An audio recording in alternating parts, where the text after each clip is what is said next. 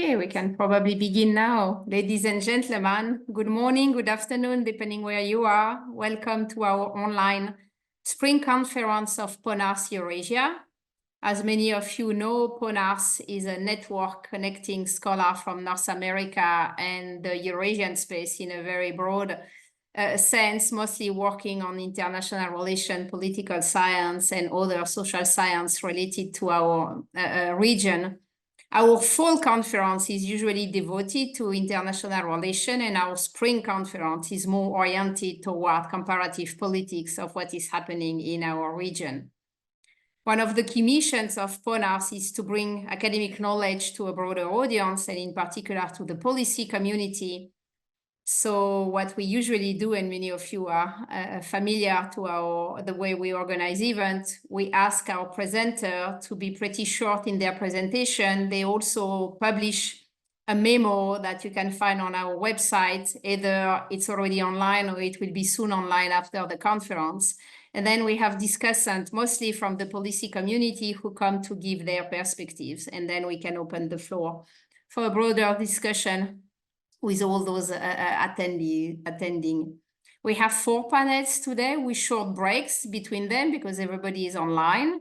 And I'm very grateful for all our speakers to be joining across continents and with really big time difference. We are going from Kazakhstan to California, so we are covering almost 12 hours differences. So that's why you can imagine the logistic has been pretty challenging, but we all got used to do that since COVID.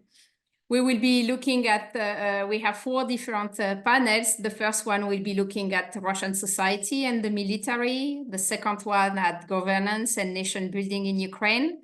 The third one on Russian foreign policy in global perspective. And the fourth one will be on public opinion and activism in Russia.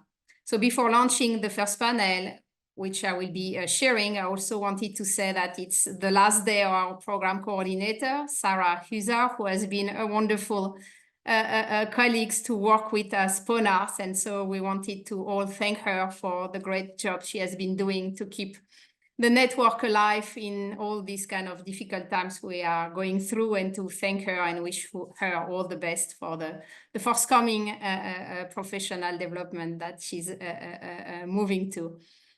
So on that, let me now move to the first panel. I will be chairing it. I realized I forgot to introduce myself. Marlene Laruelle, I'm the co-director of PONARS with David Zacconi, and a research professor of international affairs and political science at GW. So the first panel wanted to look more at the Russian state and society interaction. Unfortunately, 2 of our panelists got sick at the last minute, so we only have 2 papers, but that will give us more time for the discussion, both with the discussant and with all of you as a group. So we will begin with Andrei Semenov from Nazarbayev University, who will be presenting on grassroots urban activism and the use of digital platform in Russia. Andrei has been working with Liubov Chernysheva from University of Amsterdam and Vsevolod Bederson, independent scholar, on this project, and he will be presenting first. Andrei, I give you the floor. So you have a little bit more time than what we give usually, given that there are only 2 speakers. Yeah, I got it. Thank you, Marlene. Thank you, colleagues, for coming. Let me launch the presentation. So can you see it? Everything's good? Okay, perfect. So yeah, thank you very much again for giving this opportunity. This is the joint project with Seva, Bederson, and Luba Chernysheva. Seva might join, and Luba is traveling, so I take the responsibility to deliver the main results. But I think we'll be, 3 of us will happy to receive any comments or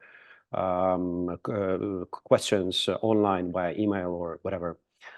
So motivation for this particular study is coming from trivial observation that activists across the world, they increasingly rely on digital platforms. But there is a lack of knowledge regarding specific use of these platforms in autocracies like Russia. So we started to think about the role of these digital platforms in a specific context of local-based conflicts, urban contention, when people, citizens, local residents engage with the land, with unwanted land use projects like demolition of local parks or infill construction or some sort of, again, infrastructural project launched by the state. And there is a lot of, I think, demand for this kind of contextual knowledge of how the digital platforms are utilized under these conditions. And we have at least three big reasons to give it a larger scrutiny. One thing is that local mobilization in autocracies like China and Russia is ubiquitous. And also consequential, last year we published a book with Regina Smith and edited by Regina Smith and Jeremy Morris, the collection of studies on Russian activism being local and being consequential. So I think it's still a very important thing for us to understand how citizens of Russia can contest increasingly authoritarian states. Another thing is that digital platforms can compensate for organizational deficit, which is usually intrinsic to any contention, but also to contention in autocracies in particular, when we don't have particular political parties or established NGOs, or these parties and NGOs are under pressure from the state. And lastly, because this is also an area of expertise by Seva and Luba, we also want to sort of investigate further the role of physical space in local mobilization. Since social movements, they're usually detached from any sort of space, physical spaces. And here we see that there is sort of an interesting connection between offline and online activities in defending specific places in the city. We were guided in this research project by these kind of three large questions with the overarching idea that collective action dilemmas and solutions can be provided by some digital platforms, but we also want to go beyond the usual instrumental approach to digital platforms, saying that, yeah, they can solve something or they're detrimental to activism. And we want to explore more the logic behind the use of digital platforms across different cities and also across different cases. Our theoretical departing point is the critical studies of the role of technology. So basically, again, we want to go beyond this usual techno-optimist versus techno-pessimist debate when we have Larry Diamond on the one hand, who is arguing that the internet provides liberating technology for citizens across the world, and in particular in autocracies.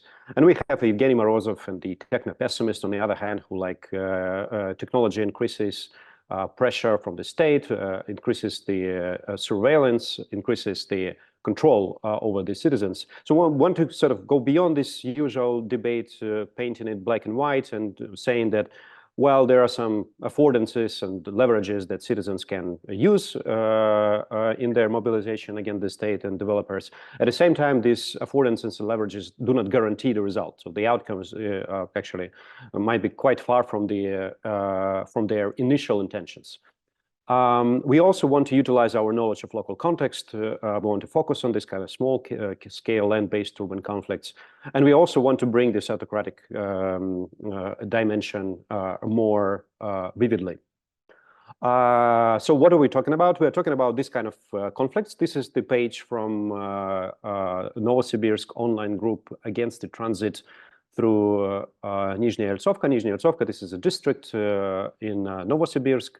A contentious one, where there are a couple of contentious communities defending their forests, but also their infrastructure from state encroachment, municipal encroachment on their land. So this particular group was against the construction of ring transit road, which would severely diminish the quality of their neighborhoods because it would bring more traffic, it would bring more pollution.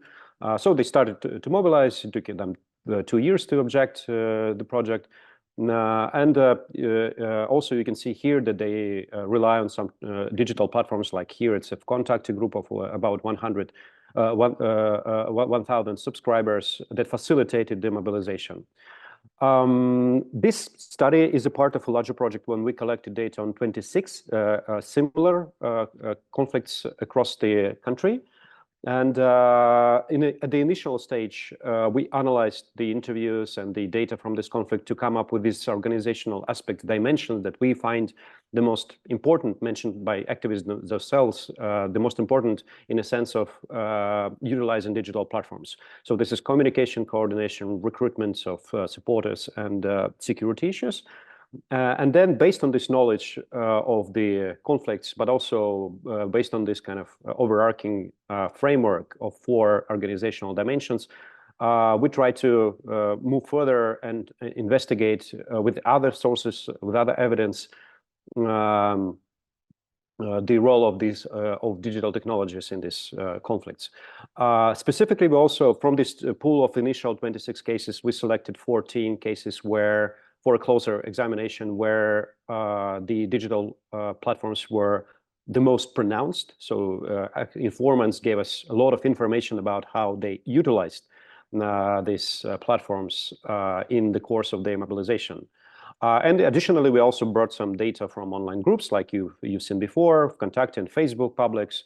And when available, we also were informed by the expert interviews who were engaged with this kind of conflicts. So, for instance, in Novosibirsk, we had a couple of informants who were engaged with multiple conflicts across the city. So we also rely on their knowledge in trying to understand how the citizens use the digital platforms, again, chat rooms and publics and digital cloud services for the sake of mobilization. So in the next slides, I will summarize each of these kind of things. Let me start with coordination. Some trivial things, of course, appeared. Like, first of all, most of the informants mentioned that the low costs of connectivity brings the digital infrastructure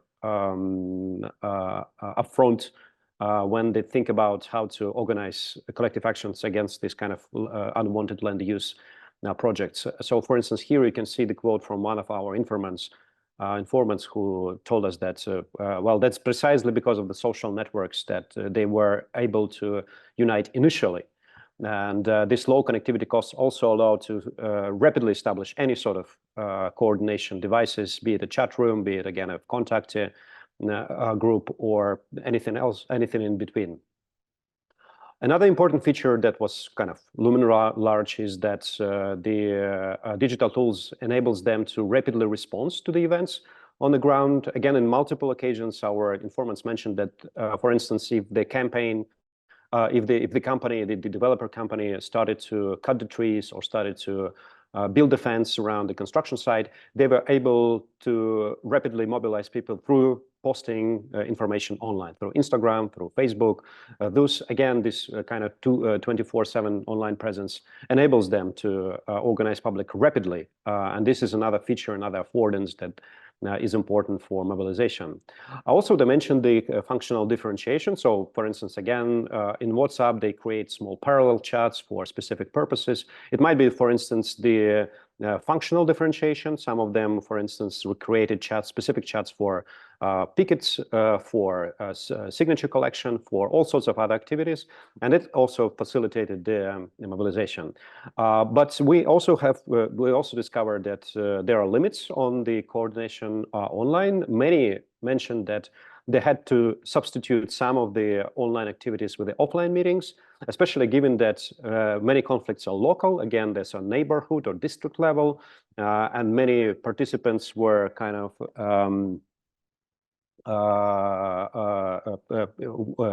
of elder cohorts, and they were less eager to discuss or coordinate online, so they opted for offline. And finally, also the questions of account ownership and management moderation was becoming political, so I can also expand on that in a Q&A.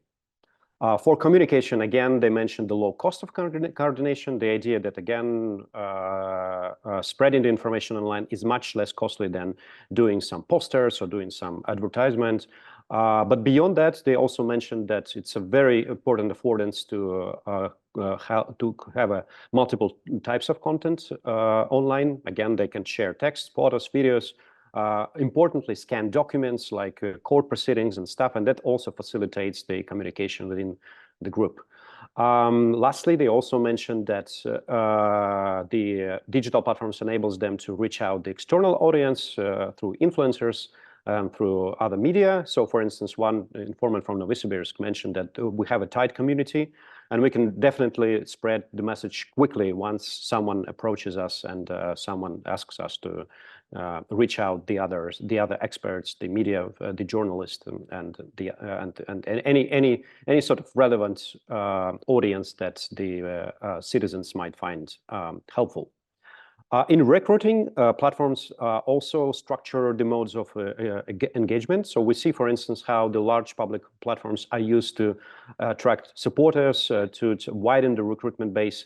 At the same time, they also use the chat rooms, for instance, to mobilize personal networks and to bring attention to in the close circles to the specific problem that they're tackling. They are strategic about their recruitment size, so activists are well aware that the larger the size of the say group or a chat room, the more difficult it is to manage. So they're trying to be strategic about that, but usually they have a very limited resources to kind of invest in this strategic management of online resources. Also, they engage celebrities and politicians very frequently, and I think it's it's a whole other area for research. Something really interesting to study further. Lastly, security. We see here that most of the informants are well aware that they have to balance between the transparency and the increasing pressure from the authoritarian state for surveillance, for control. Almost in every case, they mention that developers and governmental agents, they penetrate the networks, they penetrate contact groups, they penetrate chat rooms. So they have to respond to that. We documented several strategies. For instance, they can create multiple chats, they can try to maintain the anonymity, or they can create some proxy back channels. So there are lots of interesting developments on the ground how to tackle that kind of challenges. But the bottom line is that definitely for participants of this local mobilization, the increasing repressiveness and increasing encroachment of the state in the digital sphere presents a challenge and something that they should respond. So to summarize, I think our three takeaway point is that, yes, digital platforms have much to offer for local residents to resist the encroachment of the state and developers. At the same time, not every collective action can be solved by these digital tools. And there is no silver bullet, and citizens have to sort of find their own way how to, supplement, for instance, online tactics and online instruments with the offline. We see that platform structure for the campaign's development. So in their initial choice of a specific platform, they shape the subsequent chain of events. And this is something which I think also can be explored further. And because of the localized nature, I think our other finding is definitely that, again, offline activities are not less important than digital, that online activities and digital tools cannot replace at the moment, but only complement the offline instruments. And maybe, to give a wider picture, the implications for Russian politics, for the wider discussion. So we have three also points that local land-based conflicts are here to stay. And since traditional actors like political parties or opposition groups are under sort of pressure from the regime, locals have to learn to use the digital tools on their own. So they have to increasingly rely again on digital infrastructure. And this is a dance for two. So the state recognizes the importance of this digital infrastructure. And we believe that, again, in the future, we can expect further restrictions in the use of digital platforms to restrain and to sort of undermine the organizational capacity of civil society, especially when it comes to kind of local contention in big cities. I think I'll stop here. Yeah, thanks. Thank you so much, Andrei, for your presentation. I propose now to give the floor to our second speaker before moving to our discussant. Our second speaker is Kirill Shamiev from the European Council on Foreign Relations, who will be presenting on political causes of Russia's battlefield performance. Kirill, the floor is yours. Thank you, Marlene. Yeah, I'll just share the slides.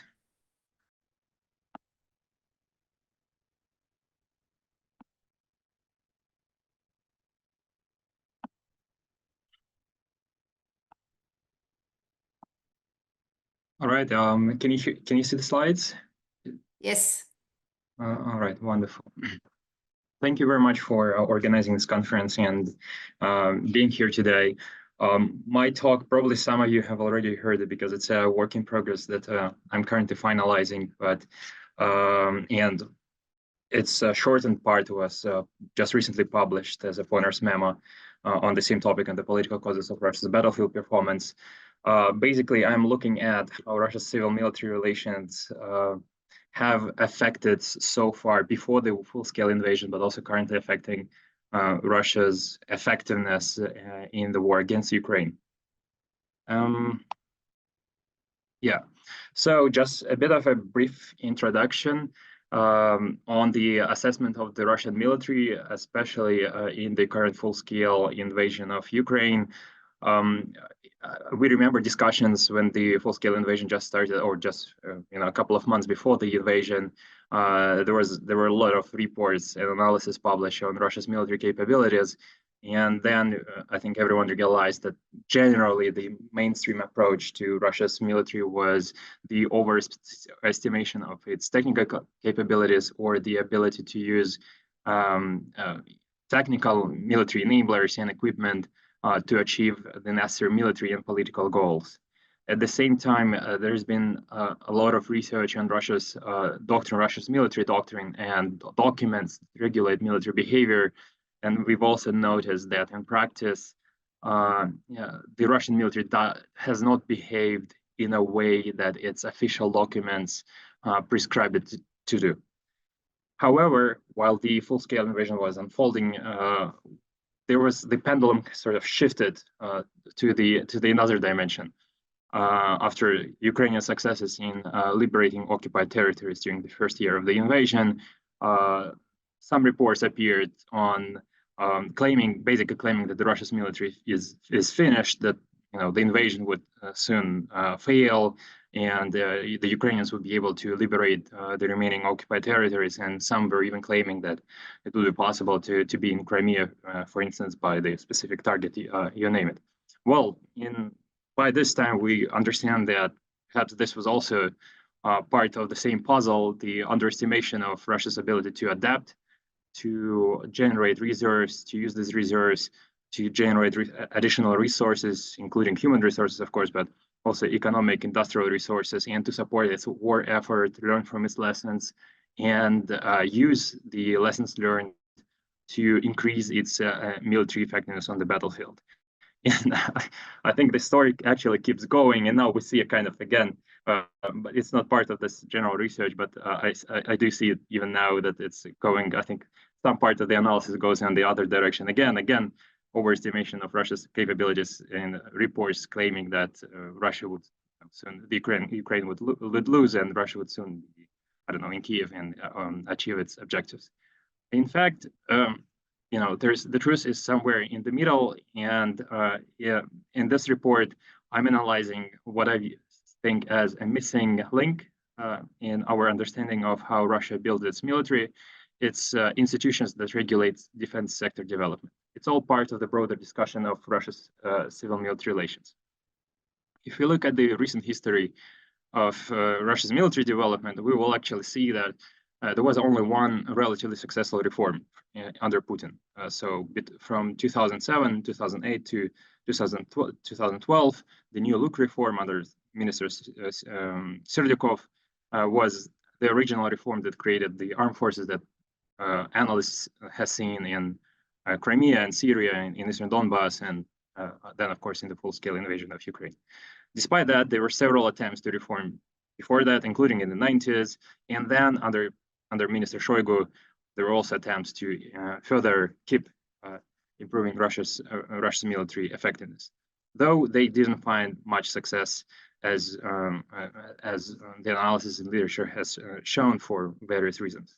Well, another dimension to this is that there's a growing literature on Russia's bad governance in general, not only in the military sector, but in the civilian affairs as well, in civilian policymaking. Basically, Russia under Putin has found barriers and different challenges to implement reforms successfully. and to achieve the original policy goals that the political leadership has imposed. Moreover, another dimension that I think it's always important to keep in mind that still the Russia's defense sector is huge, just materially because it's a big country, but even thanks to the Soviet post-dependency, the number of people and infrastructure involved in the defense sector is very big, and from the management perspective, it's hard to organize and successfully control these millions of people and billions of rubles and thousands of infrastructural pieces. And this consideration led me to thinking that actually Russia's decision makers struggle with the same problems, with the same quality of problems that we as external analysts have when analyzing Russia's military performance. How to detect and measure these non-material factors that can influence to the positive or negative extent Russia's ability to reform its armed forces or to improve its defense sector development, right, for the decision makers in the Kremlin. And in this report, I analyzed the role of institutions, expertise, and culture in the defense sector development in Russia. Originally, from the theoretical perspective, the classical question, right, of civil-military relations, who guards the guardians? In Russia, this question so far has been, the answer to this question so far has been quite straightforward. Well, the civilian politicians, although non-democratic, but still they impose such rules and have other actors that prevent the military from being engaged in politics and from organizing a revolt, for example, or a coup d'etat against the civilian authority. But the question I'm looking at is actually who and how creates these guardians, who and how creates the military, and why not they find success or fail in their endeavor. So basically, it's a report about the civilian power, Putin's Kremlin's power to shape military development, or in policy-making terms, whether policy inputs bring expected policy outcomes. Because civilian officials, as I think elsewhere, when they have some political goals that they transpose to, for instance, to the military development goals, then they organize resources and policy inputs, and expect that these resources over some time will bring some kind of policy outcomes. But in Russia's experience, that was not always guaranteed. Basically, summarizing Russia's military development in the last 22 years, there's been constant conflicts first over priorities of defense sector development, both between civilians and among military elites, military generals, who, for instance, disagreed on the necessity first, for example, to reduce the number of personnel and then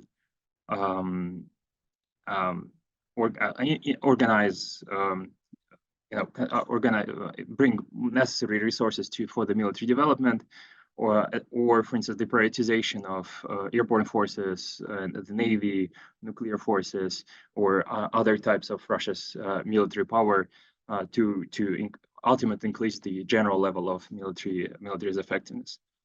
And the research on these topics, I think there are three main enablers that supported Russia's policymakers in creating the military power they wanted. First, it's the quality of internal monitoring and evaluation mechanisms, or delivering evidence to power, especially in the non-democratic settings when the alternative leadership or political actors that could deliver this information has been increasingly limited. So for the Russian decision makers, it was important to build sometimes even technical mechanisms that would analyze what's happening from the lower unit levels to the strategic levels and understand what exactly the military they want to reform. Another level is the quality of Russia's Ministry of Defense leadership and bureaucratic effectiveness. The role of the Minister of Defense and the Chief of the General Staff have been vital in defense sector development.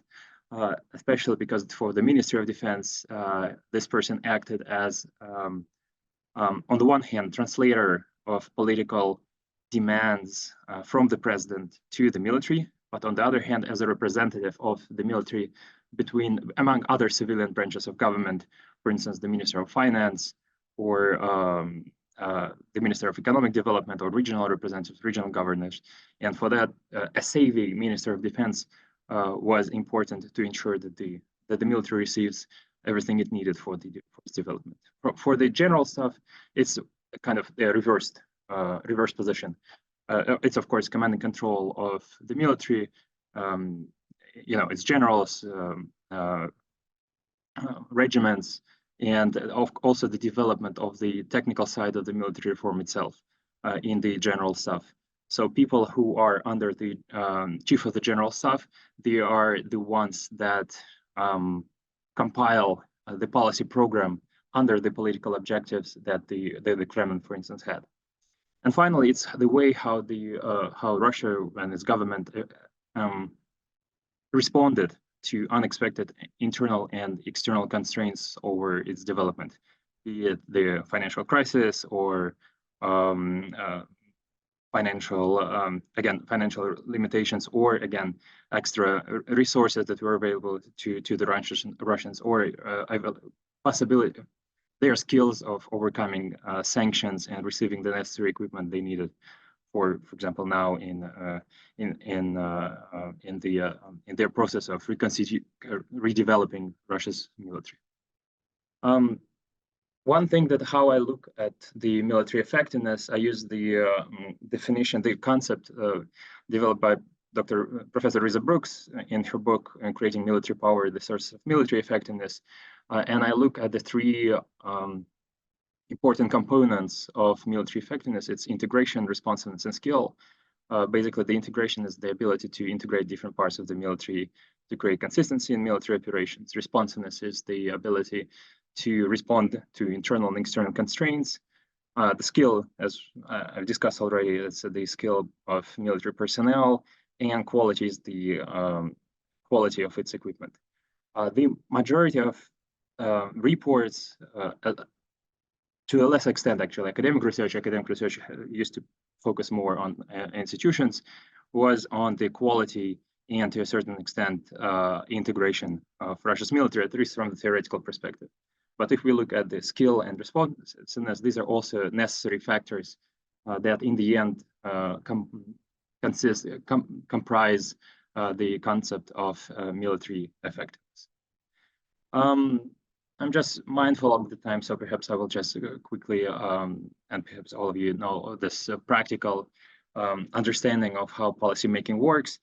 Here I'm using very standard approach to policymaking, and as I discussed at the beginning, there are political and military objectives that in the end develop necessary inputs for the reforms. Then we have activities and outputs. It's what the reform basically produces, the material dimension, and outcomes is usually the intangible aspects, results of the military reform. And it basically at each stage of this military development chain or policy cycle, Russian decision makers can face factors that would prevent them from achieving the objectives they had.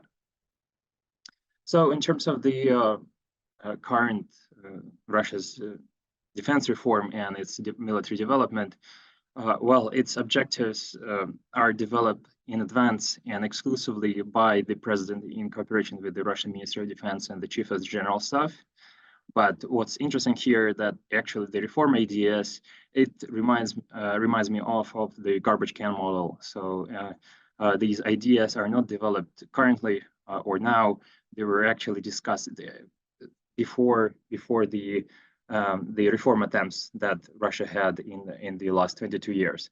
So this is good news for the analysts that are trying to understand where the Russian military would go, because most probably the majority of the reform elements have been somehow to a different degree of detailness researched, reported, or discussed in Russian military magazines, forums, conferences, including publicly available, and these ideas usually go to the top and then translated into the military reform. The Russian military defense, especially now Minister of Defense, controls the selection of the inputs and activities.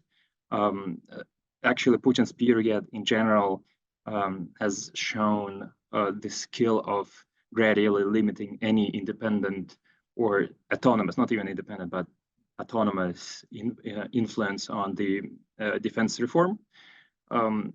Basically now actors outside the Ministry of Defense has had no access to the venues, to decision makers, to research organizations or academies that could again deliver necessary ideas to defense policymakers. The relationship between the supreme leaders, if we can say that, right, the president, the Minister of Defense, and the chief of the general staff is a key, and they should be reliable on the one hand. So there should be trust towards from the president, of course, from Putin to its Minister of Defense and general staff, but also these people should be capable of should possess skills necessary for this reform. And I call this the relation sort of like a military troika. As I said at the beginning, that the Minister of Defense, this person translates presidential demands, and the Chief of the General Staff implements and delivers feedback to the Minister of Defense, who then, based on this feedback, brings, for example, discusses or demands requests extra resources for the reform. What's important here is that they all three people share a common understanding of policy problems in the military and committed to developing a policy solution.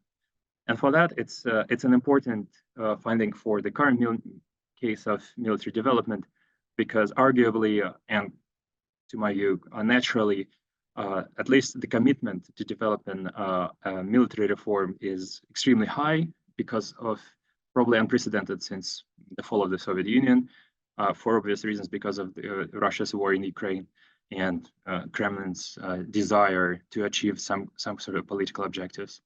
And the common understanding of problems also is increasing because of the proliferation of information on what's happening with the Russian military, thanks to an enormous set of publicly available sources, combatants, bloggers, military bloggers, journalists, including, of course, from the Ukrainian side, and international analysts, Western analysts that assess this tons of information on publicly available information on the Russian military. But at the same time, despite that, our discussions cannot influence Russia's military development, because I guess I see the 71 people in the audience. Probably none of us have access to the three people, to the troika, to the president, Minister of Defense, and the chief of the general staff. But that's why the importance of Putin's meetings with military journalists, or Minister of Defense meetings with veterans, or the general staff's visits to the headquarters is high, because this is exactly the venues where these people who actually had practical experience could share their opinion and insights and basically help the Russian government do the reform, which is more, which is closer to the reality than before.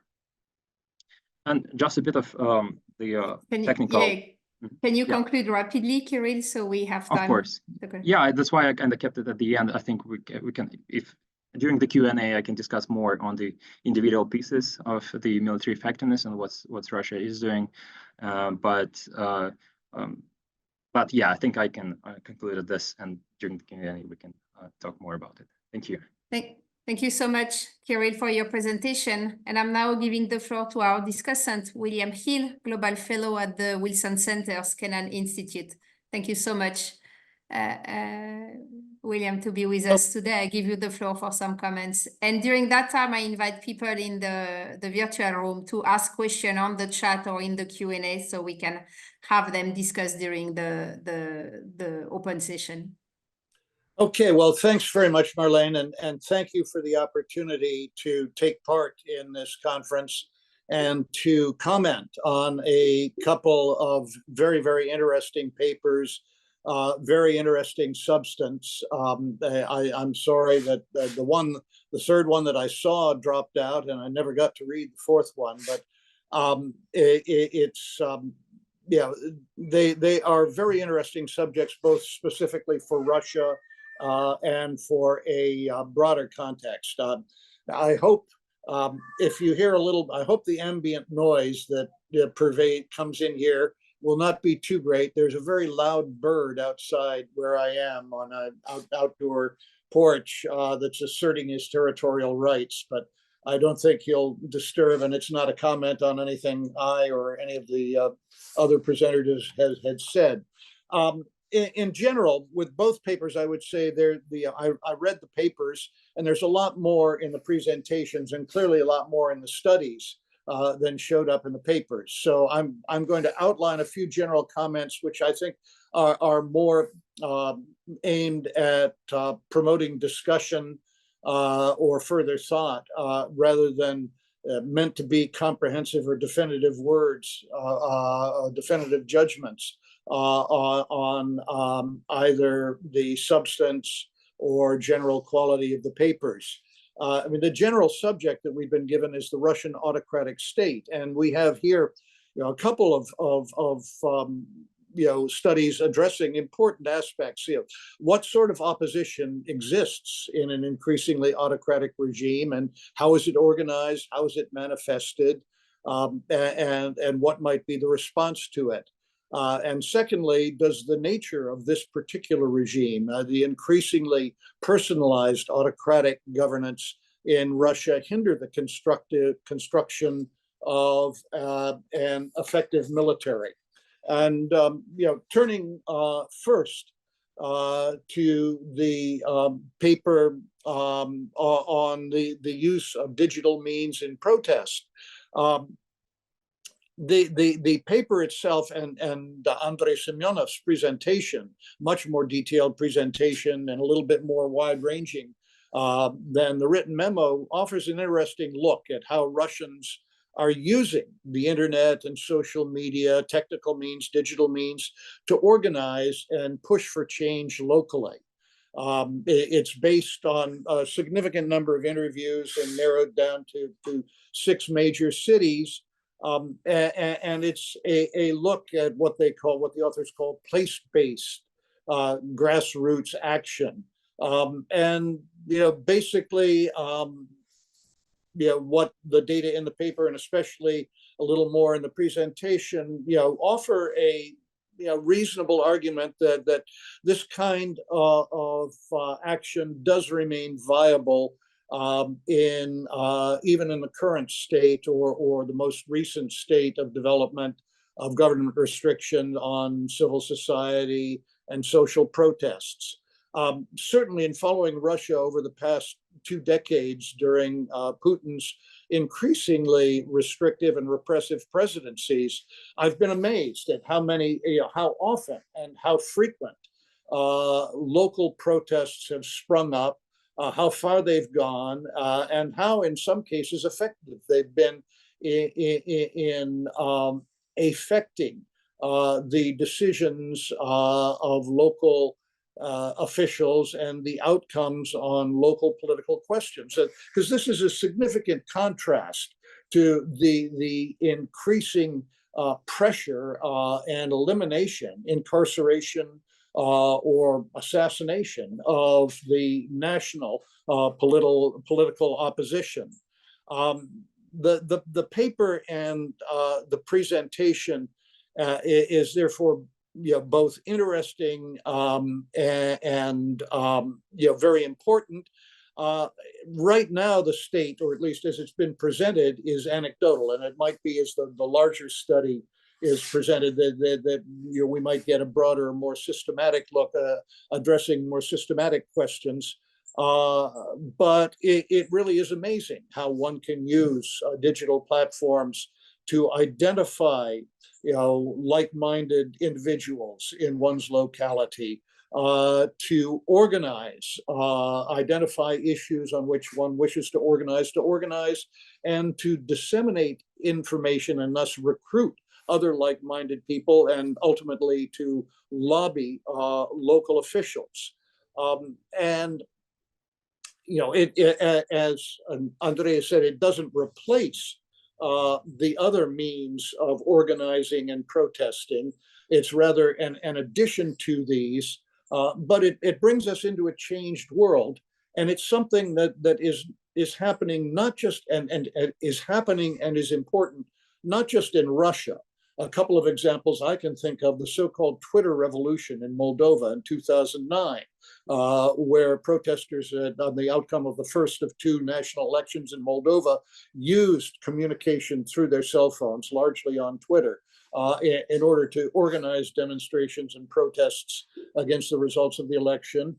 The other one is the protests in Tahrir Square during the Arab Spring in Egypt, and the use of digital platforms there by protesters against Mubarak.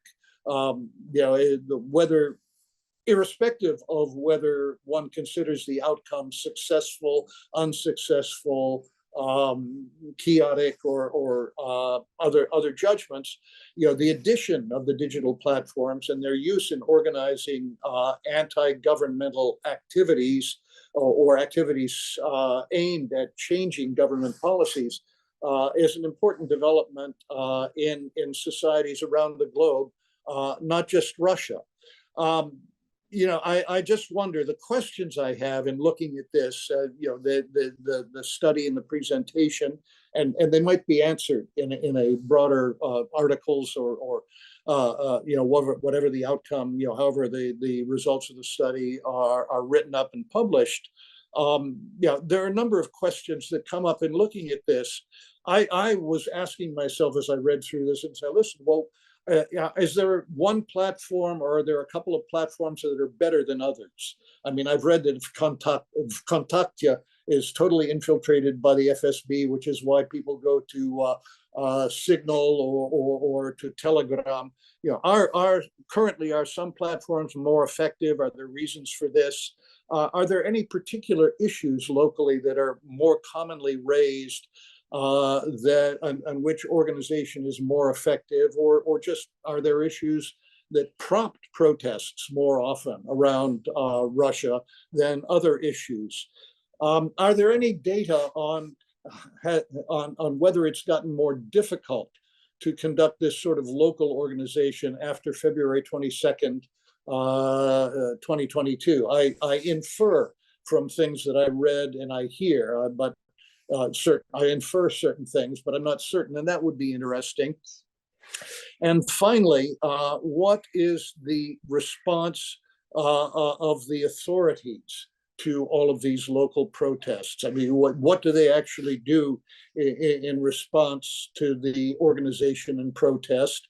Is the response the same in all 6 cities or around Russia, or are there differences in how the authorities respond with respect to the issue or in place?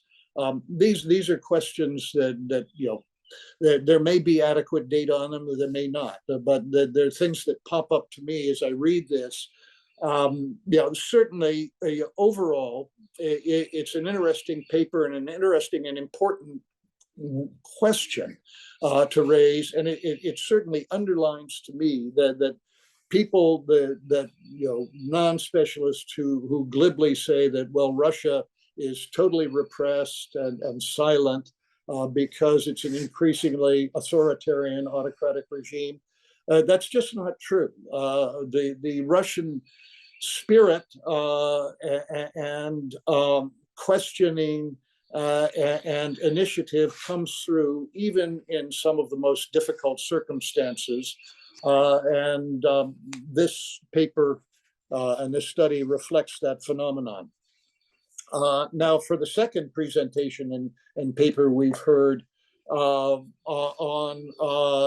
the Russian military performance and why Russian military performance after February 24th, 2022 has been so much worse or less effective than many analysts might expected or said that it would be. It's an enormous question, obviously. I mean, there will be whole books written on simply parts of what's addressed in Kirill Shamiev's paper and presentation. So I'm going to try to go through and just sort of outline what came out to me as the thesis in reading the paper and reading the presentation. And indeed, the presentation shows that there's a heck of a lot more in whatever in the longer study that's going to come out of this. The paper looks in particular states that the Russian government, the current Russian government, has placed an emphasis on the material components of the military and military effectiveness, rather than intangible things like morale, education, the less tangible, less material part of the military. Secondly, there's an argument that the increasing transformation of the Russian government into a personalized dictatorship has produced, given the nature, the personality of the man in charge, has produced increasing foreign policy risk-taking without taking into account reservations on the part of the uniformed military leadership. And finally, that in domestic policy, risk aversion in the political leadership, a 180 turn from the foreign policy tendencies, risk aversion in upset against, not being ready or not wanting to upset society, delayed the necessary mobilization, or the mobilization that was necessary for fully effective military performance by the Russian military in Ukraine. What I'm going to do here, because there's so much to talk about here that I could go on forever and use up all the time, so I won't do that. But I'm going to throw out a couple of things, a few thoughts here that are meant to be devil's advocate in looking at this, and hopefully they will promote discussion from Kirill and from those others in the audience. First of all, the battlefield in Ukraine is still changing.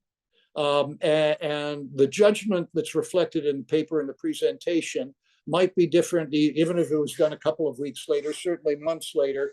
The judgments on Russia's performance and prospects, for example, are very different from one would make in December 2022 from what one would make or has made, what experts have made in December of 2023. So this is a moving target, and the totals on whether the Russian military has been effective are not really in yet. Secondly, what is effectiveness? Is effectiveness measured by the capacity of the military? That is, looking both at the material and non-material elements in the composition of the military forces, the order of battle, and the number of officers, composition of the force, and how well educated and trained they are? Or is effectiveness measured by its performance on the battlefield, which can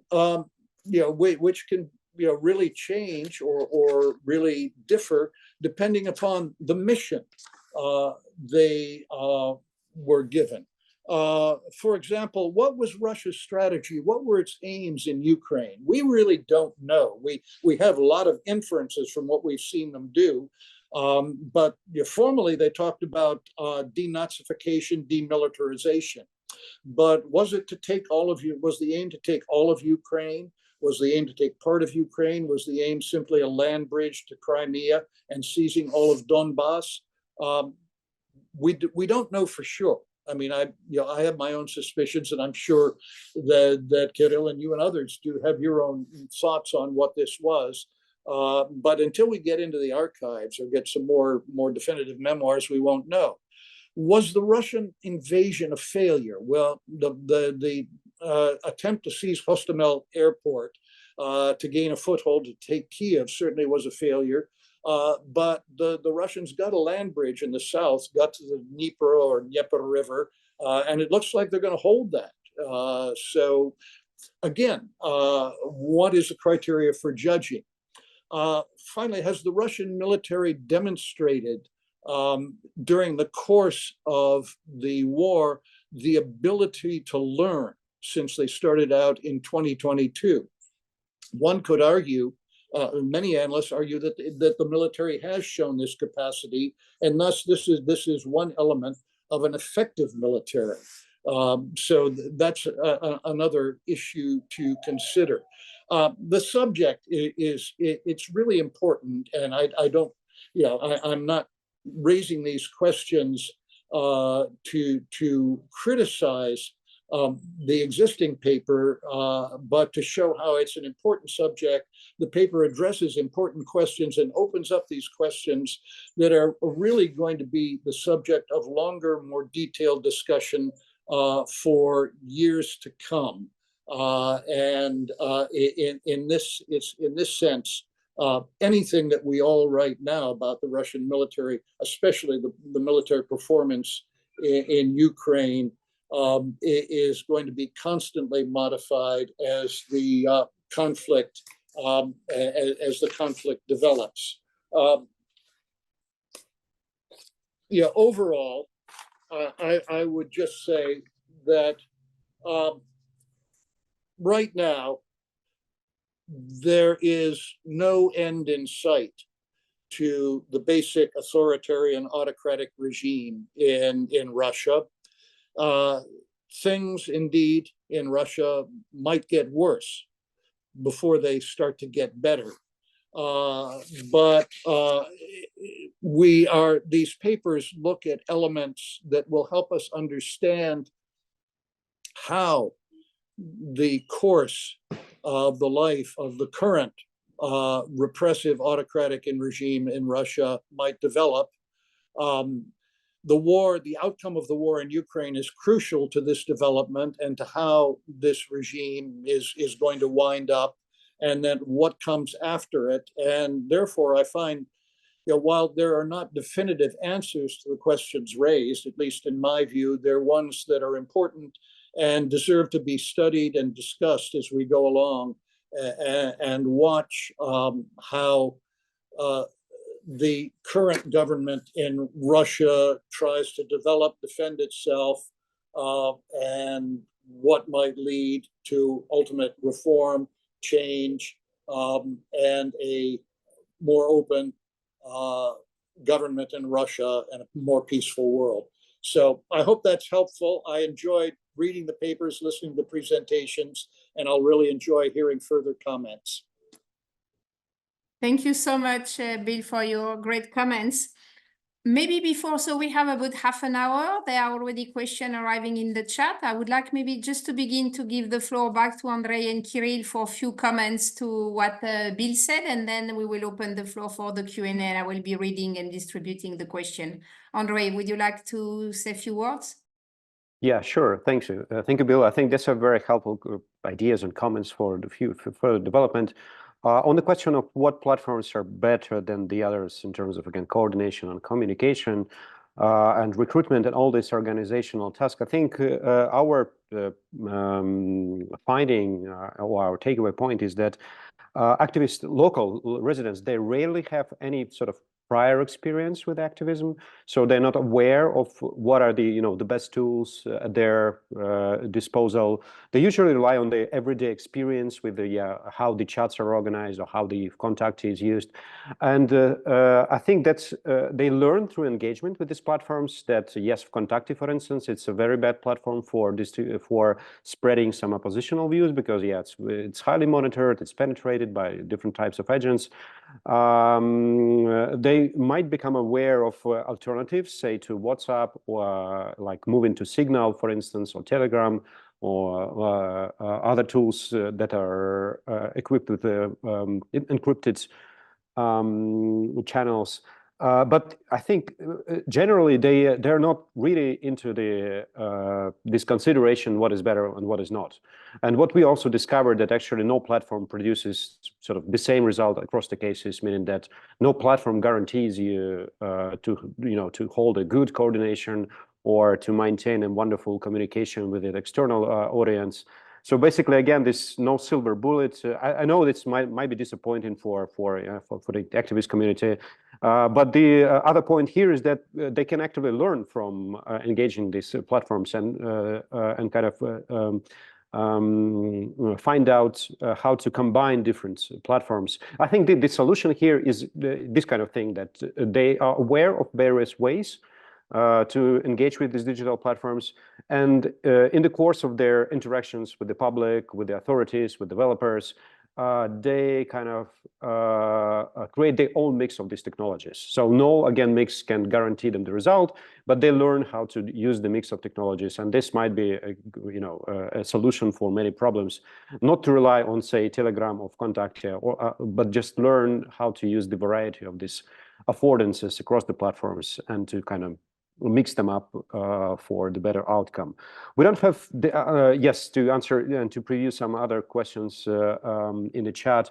Our study ended right before the invasion, so it was February 2022. We don't have data like interviews beyond this date, so we can only rely right now on the media sources in terms of informing us about how activists use digital platforms right now. But what I'm tracking on Activatica and other sources for local activities, it looks like the trend, it continues. So they do rely on, again, on chat rooms, on Contact, on other digital tools to organize, to coordinate and communicate.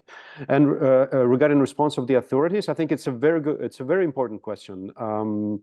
Again, there are multiple responses because we have 6 cities in the analysis.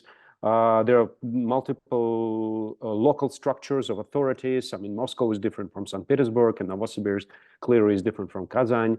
But what we find across these cases is that at least 2 things. One thing is that authorities across these cases, they track the most visible activists. So we know that they have kind of lists, or they have some people in charge of documenting these activists, trying to track them, trying to follow their accounts, trying to again have some good idea of who is doing what, and that's what the activists told us themselves. And the other one is that multiple times our informants also informed us that the authorities hire, social media marketing specialists to counter the narratives by the activists online. So they actively engage with the activist narratives online. They monitor their, again, contacted groups. So they're trying to counter the digital contention through different means. Sometimes, though, local authorities are quite responsive to local mobilization, meaning that they might support. So we have cases when actually local authorities were on the side of the local residents. Sometimes they change their attitudes in the course of the conflict. Again, there are some cases like Marinovka Park in St. Petersburg when one governor, Poltavchenko, was for the developmental project, but then Beglov replaced him, and he was on the side of the citizens, on the side of the local residents. So electoral cycles might change their reaction, or they might condition their reactions. But basically, we don't have any sort of, again, the uniform pattern in reaction of the authorities to specific causes, apart from these 2 things. So tracking activists actively and also engaging in counter narrative operations online. Thank you, Andrei. Kirill, would you like to say a few words? Yes, sure. Thank you very much for your excellent questions. I'll be short this time. That's exactly one of the, regarding the question on the military effectiveness. This is one of the purposes of the report I'm currently writing. I think in order to be able to assess Russia's military capabilities, consistently, it's important to develop a model that would help us understand Russia's military outside the context of a particular mission. There can be, of course, separate case studies analyzing Russia's military effectiveness in a specific conflict, for instance, in Ukraine, in Syria, in Georgia, or elsewhere. But in order to kind of get further away from this pendulum of overestimating or underestimating Russia's military capabilities, it's important to look at these 4 elements of integration, responsiveness, right, skill, and quality of equipment. And based on these components, evaluate whether the Russian military is capable enough or not capable enough for potential military scenarios.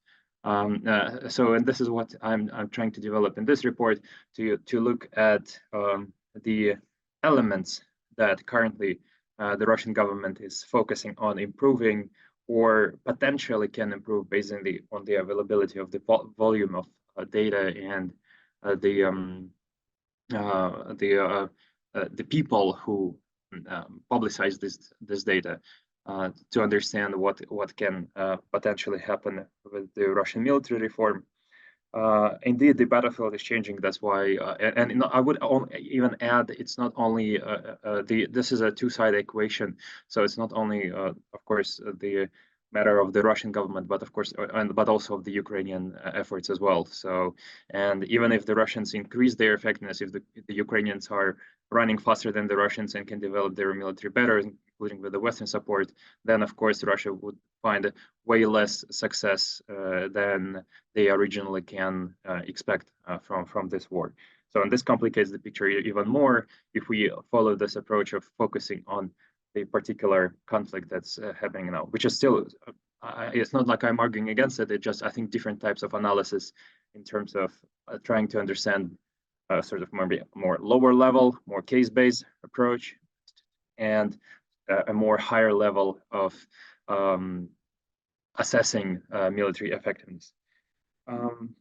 Yeah, so, and when in terms of the failure, this is I think it's a topic for a separate report. What were the political, well, military failures or political failures? First, if we're talking about the political goals, then yeah, of course, especially in the personalist dictatorship, they have more flexibility in constructing success of their foreign policy endeavors. I belong to the camp of people thinking that their original goal was to decapitate the Ukrainian government, and by the swift Czechoslovakia-style operation, put Ukraine under control. And this is a failure and probably would never happen, but never say never. But at the same time, they have capacities to change their political objectives and make at the same time their constituents and people believe that the original objectives were actually the ones that they are currently inventing. For instance, now then bridge to Crimea, whatever other horrible ideas they have there in Moscow.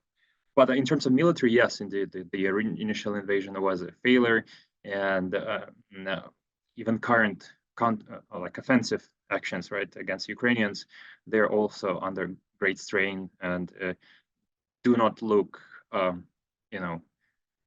spotless and super effective as probably they wanted it to be. Yeah, and in terms of the ability to learn, this is actually exactly what the element of the report that I'm working on now. What's interesting there is the division between institutional learning and personal learning. I do see a lot of innovation and learning on the personal level, including individual unit and regiment level commanders who are invested in, and it seems like they're invested in, they're interested in bringing in some innovations and lobbying also. It's important in the Russian system to lobby for letting them, use ideas they have. But on the institutional level, as a big organizational level, as a big organization, this is still lagging behind.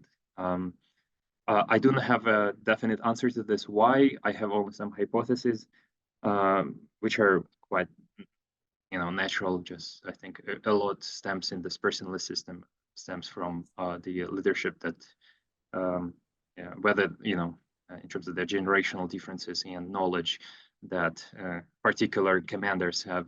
But this is just an expectation. I'm still looking for proof and some other evidence to analyze this. Thank you so much. So we now have some time for question in the Q&A. So let me select first one for each of you. One question for Andrei from Danielle.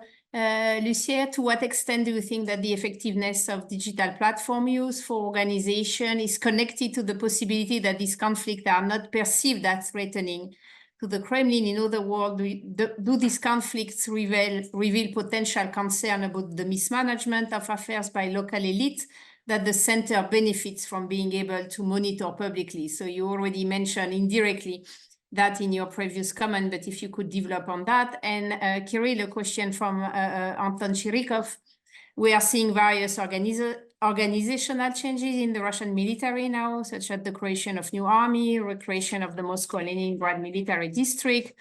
Do you think these changes are driven by long-term goals and strategies, such as preparing for a potential large-scale conflict with NATO, or is that more immediate challenges that are connected to the war in Ukraine? And then we will do a second round very quickly of questions after that. Andrei? Yeah, thank you, Marlene. Thank you, Daniel. I think it's a very, that's a fairly large question to answer. But just one caveat is that most of the conflict cases we study, of course, they're without any sort of direct engagement of the Kremlin or the federal authorities, because they're really local, even for the cities we study. So the Kremlin certainly is not involved in like it was involved in, say, Moscow's renovation or some signature projects like Lachta Center in St. Petersburg. So it kind of limits our analysis. So we don't actually know much about federal authorities' engagement. But some conflicts, though, they do have a heavy hand from some ministries or some, actors on the federal level. So we have some idea whether it affects the whole the course of the conflict. In a sense, I think our argument would be that that's exactly what the Kremlin, the federal authorities want. They want the local elites to be capable for extracting the revenues, the rents from the urban development. So for them, it's actually okay for the local elites to counter any sort of urban mobilization because it enables them to maintain a certain level of rent extraction, thus maintaining kind of authoritarian urbanism equilibrium.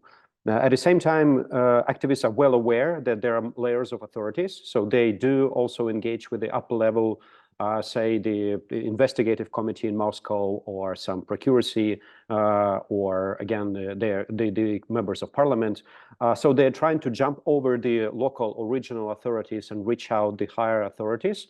These authorities sometimes are very responsive, like Alexander Hishstein. He's very infamous, but in terms of local conflicts, he was engaged in multiple cases across central Russia and beyond. So in a sense, yes, the federal authorities, they have some stakes in local conflicts. They do not engage much because for them, I think it's in their interest to maintain local equilibrium in rent extraction. At the same time, sometimes when they're like really pressured from the ground, they have to respond. And we have cases when, again, the Central Investigative Committee, Bastrykin, had to engage with the local conflicts and had to sort of moderate or mediate between the parties, even though, again, not necessarily leading to the successful success on behalf of the local citizens. Yeah, so if it answers the question, but kind of, thanks. Kirill?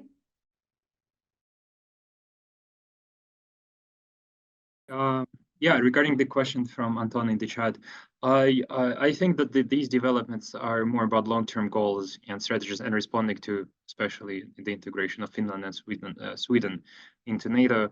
But on the other hand, the formal creation of regiments or expansion of, for example, brigades into divisions, it's one thing. Another thing is whether they'll have enough resources to man and equip these units and formations, and it will take time. And currently the priorities are focused on Ukraine, and so the formal structures are there, but in terms of the real development, people, equipment, resources, this is I can speculate here, just it's probably going to take after any conflict settlement in Ukraine. Thank you. So let's go now for a second and last round of question. Andrei, a question that maybe is kind of following up, in fact, the discussion when you were mentioning in your presentation that there were some celebrities and politicians sometime joining this online chat. So we have a question about, could you kind of develop on celebrities and kind of local politicians wanted to participate in this chat, and what does that tell us about the way there are still possibilities in the Russian political landscape currently to kind of publicized even through some personalities.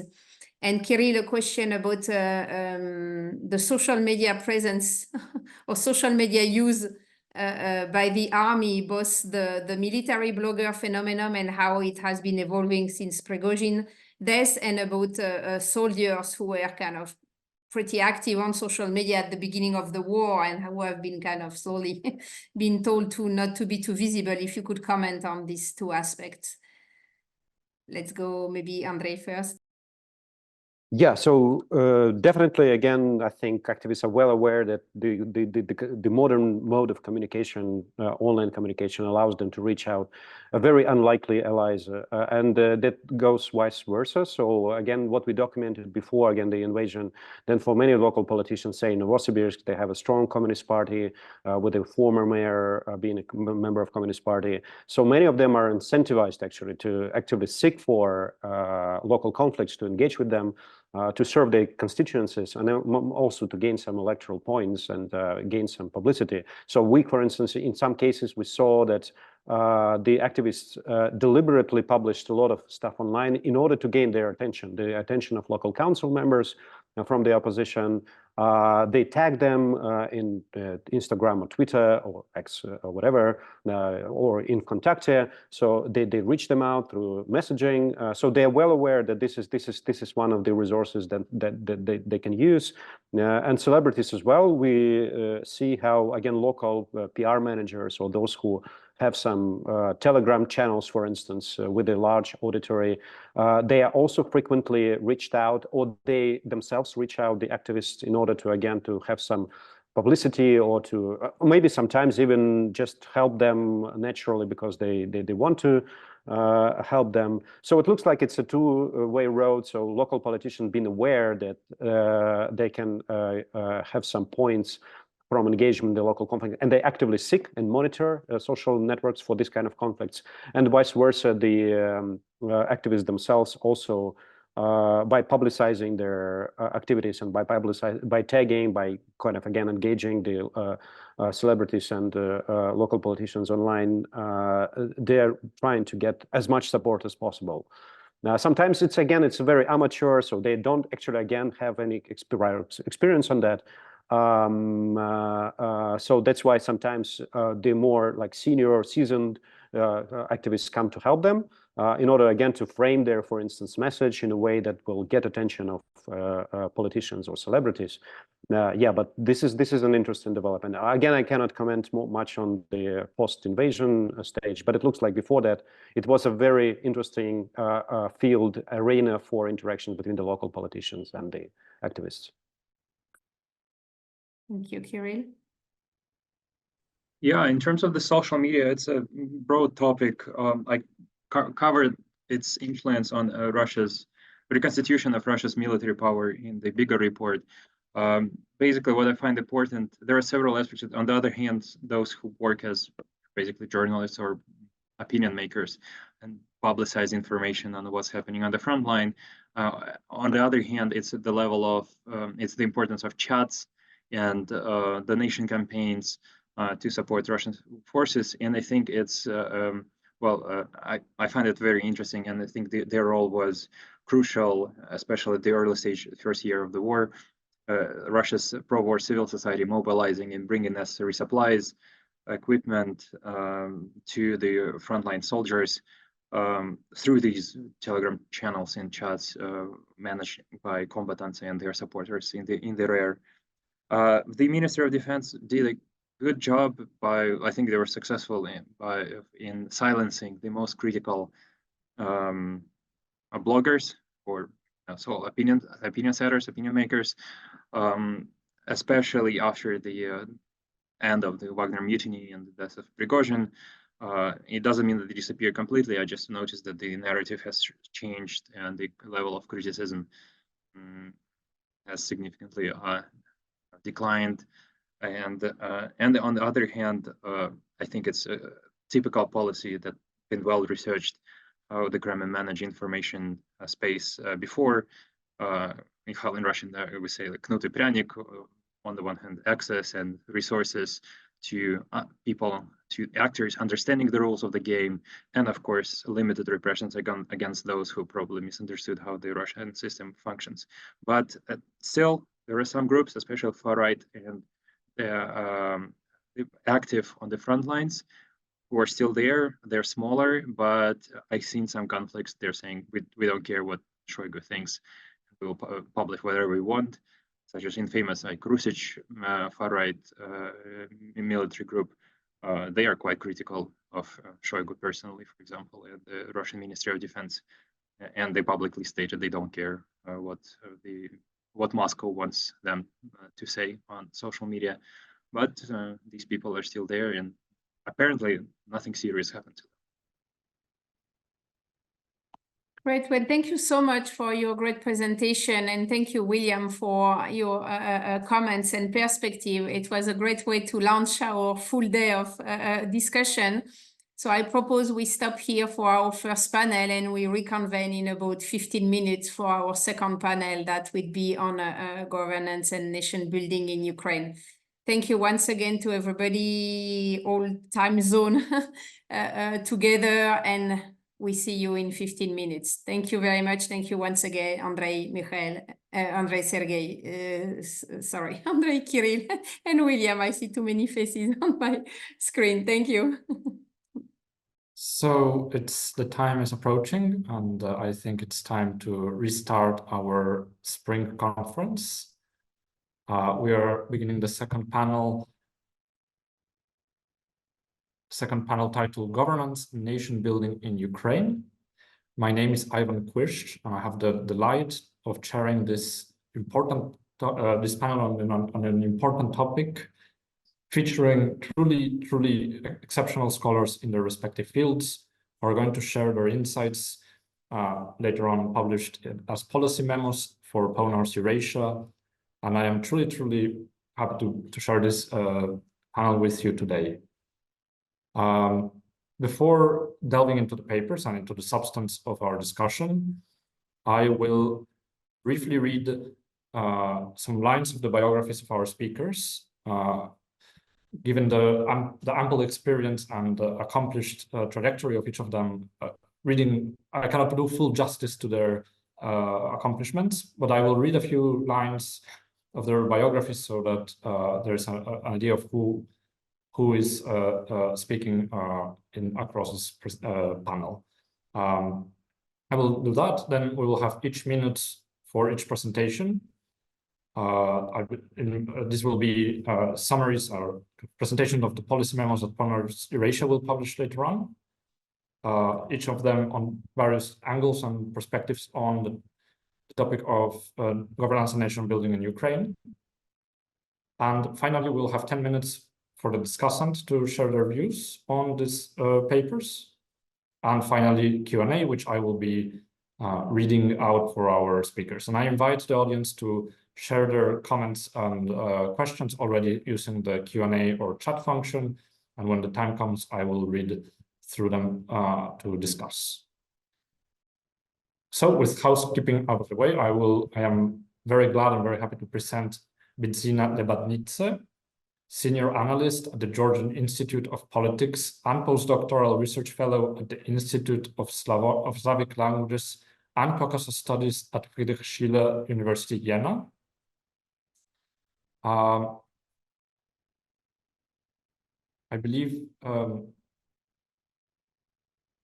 the co-author Bidzina is co-authoring a presentation with Giorgi Gvalia, but I do not see Giorgi. He's not here. He's not here. Okay. I will still mention a few lines the presentation is listed as co-authored with Georgi Gvalia, Vice Rector for Academic Affairs and Professor of Politics and International Relations at Ilia State University, Tbilisi, Georgia. Next is Alexander Koydel, Assistant Professor at the Department of Public Policy and Governance at Kyiv School of Economics. Next, we have Mikhail Alexeyev, Bruce E. Porteous Professor of Political Science at San Diego State University, where he has taught since the year 2000. Followed by Hilary Appel, the Podlish Family Professor of Government and George R. Roberts Fellow at Claremont-McKenna College. And as discussant, we have Jean Fischel, Distinguished Fellow at the Center for Security Policy Studies of the Schar School of Policy and Government at George Mason University. So I will turn now to Bidzina Lebanidze of the Georgian Institute of Politics with the topic, does war still make states? State and nation building in Ukraine and Russian aggression. Bidzina, the floor is yours. Thank you very much, Ivan, for the introduction, and good morning, everyone, or good evening, depending on your time zone. Okay, I will just share the screen.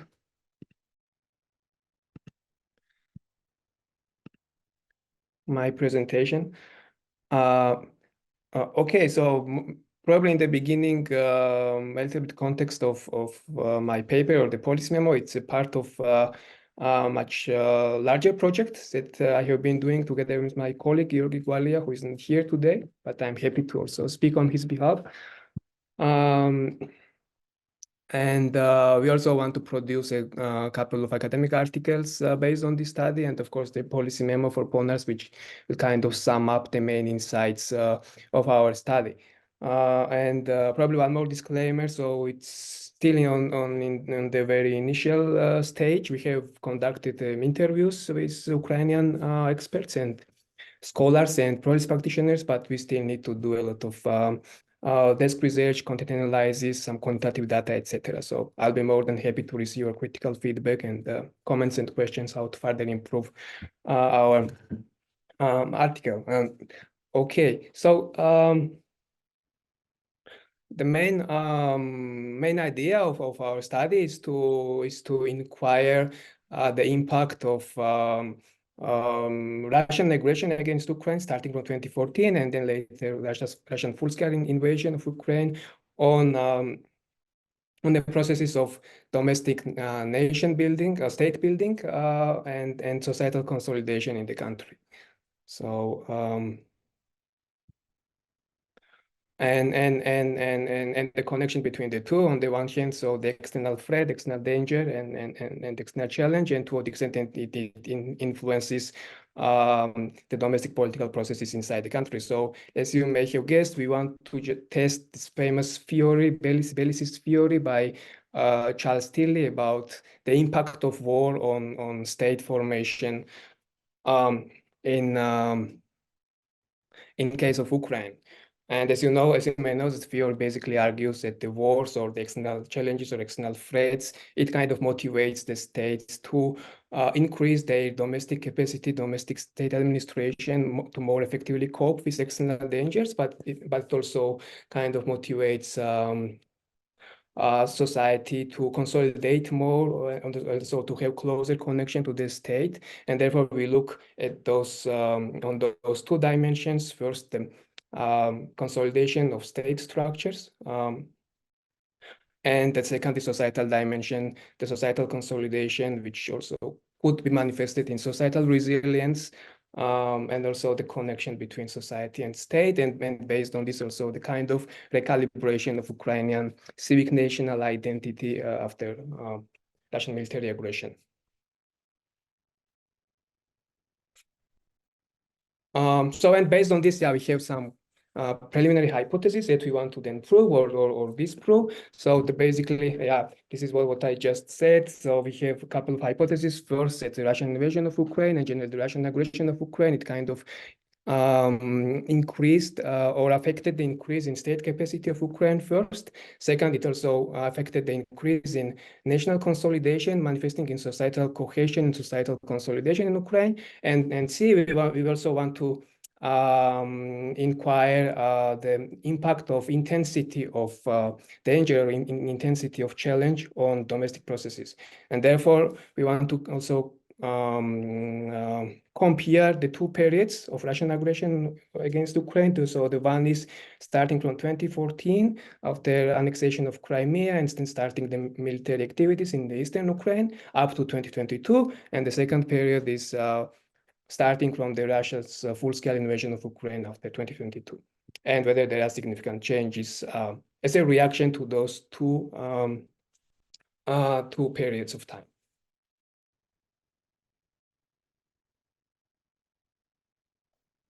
And so how we specifically want to observe it, or what are our observable implications or the factors we want to focus on in terms of change in state capacity. So we want to focus on few things such as the effectiveness of state institutions in terms of providing public goods, or in terms of tax collection system and state's extractive capacity, whether they have increased or decreased or remained the same.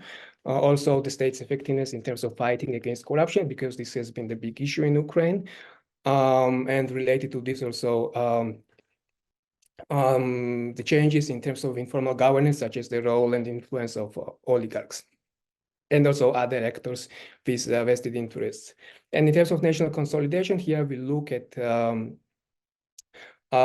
different public opinion polls regarding the public opinions about certain issues, such as geopolitical orientation or the attitude towards domestic political issues, and also the sentiments about the in-group and out-group divide in Ukrainian public. So basically how they try to distance themselves from Russia.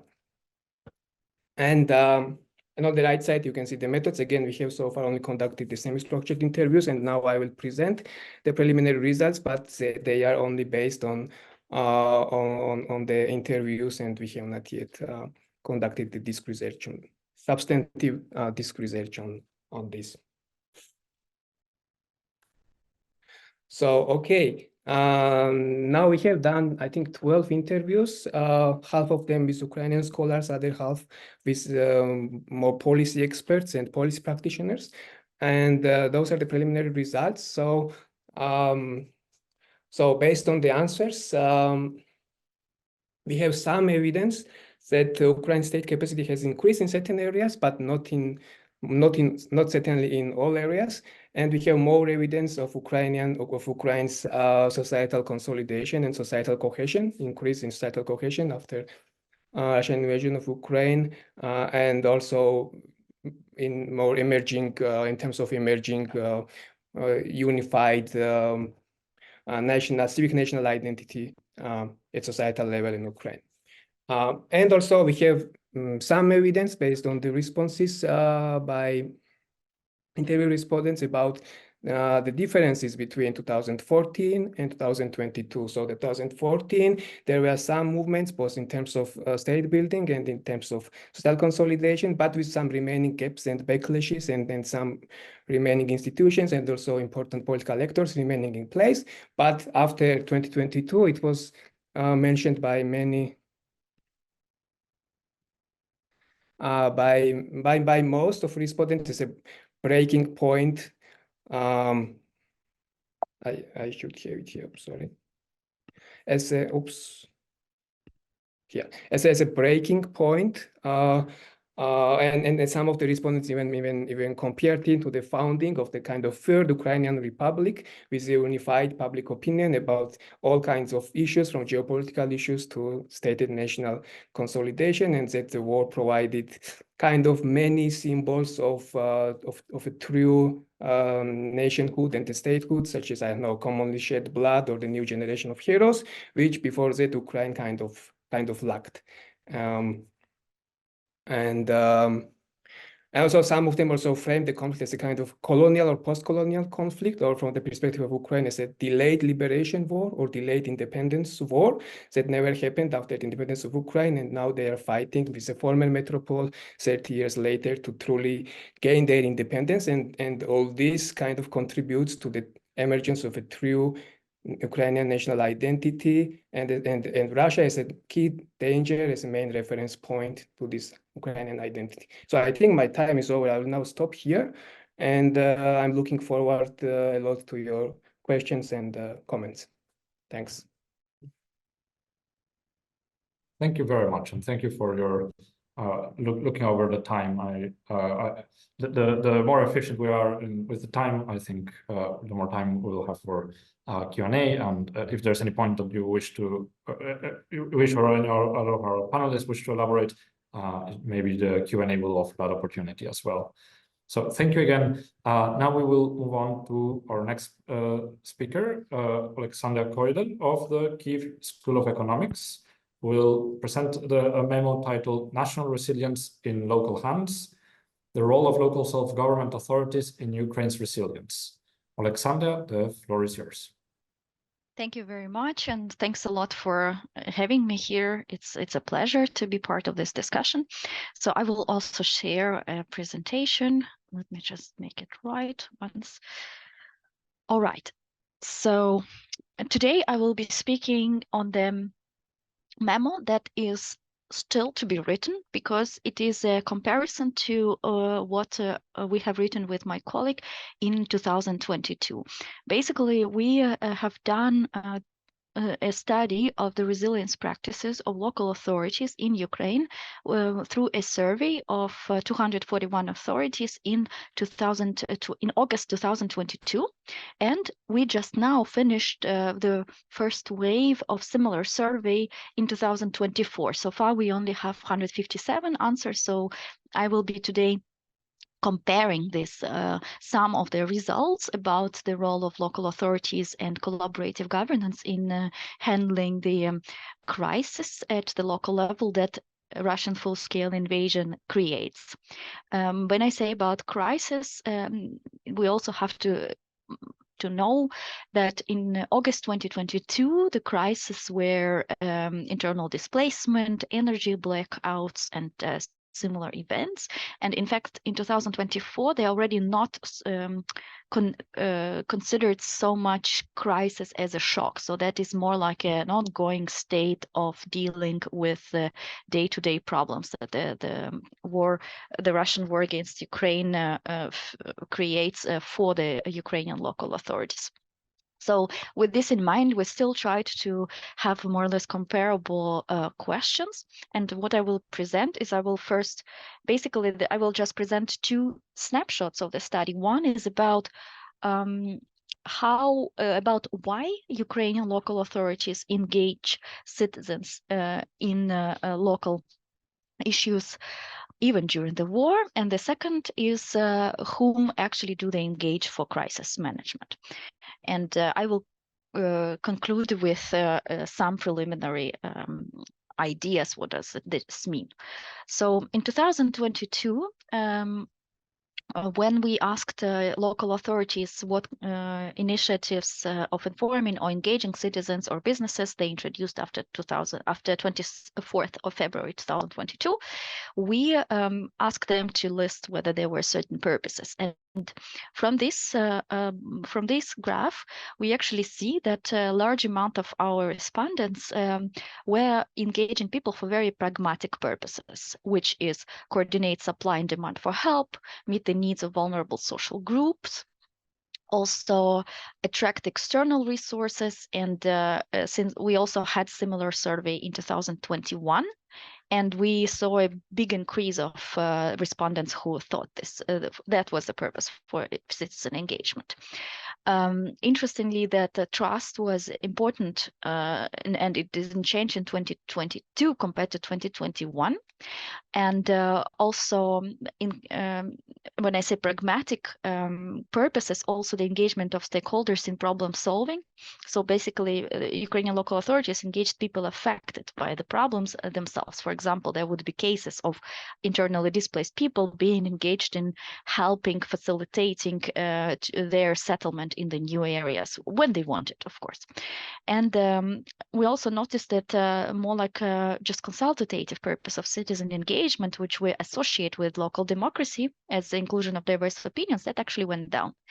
So interestingly, and anti-corruption went up. So from 2022, we concluded that first of all, Ukrainian local authorities needed resources, so they were really pragmatic in engaging citizens. Second, they were really careful to be trustworthy. So trust, anti-corruption, that's why it was important. And let's say pure consultation was not so important because there was just no time to consult. When we now did our preliminary results, what we see, sorry, the graphs don't match because these are really freshly baked.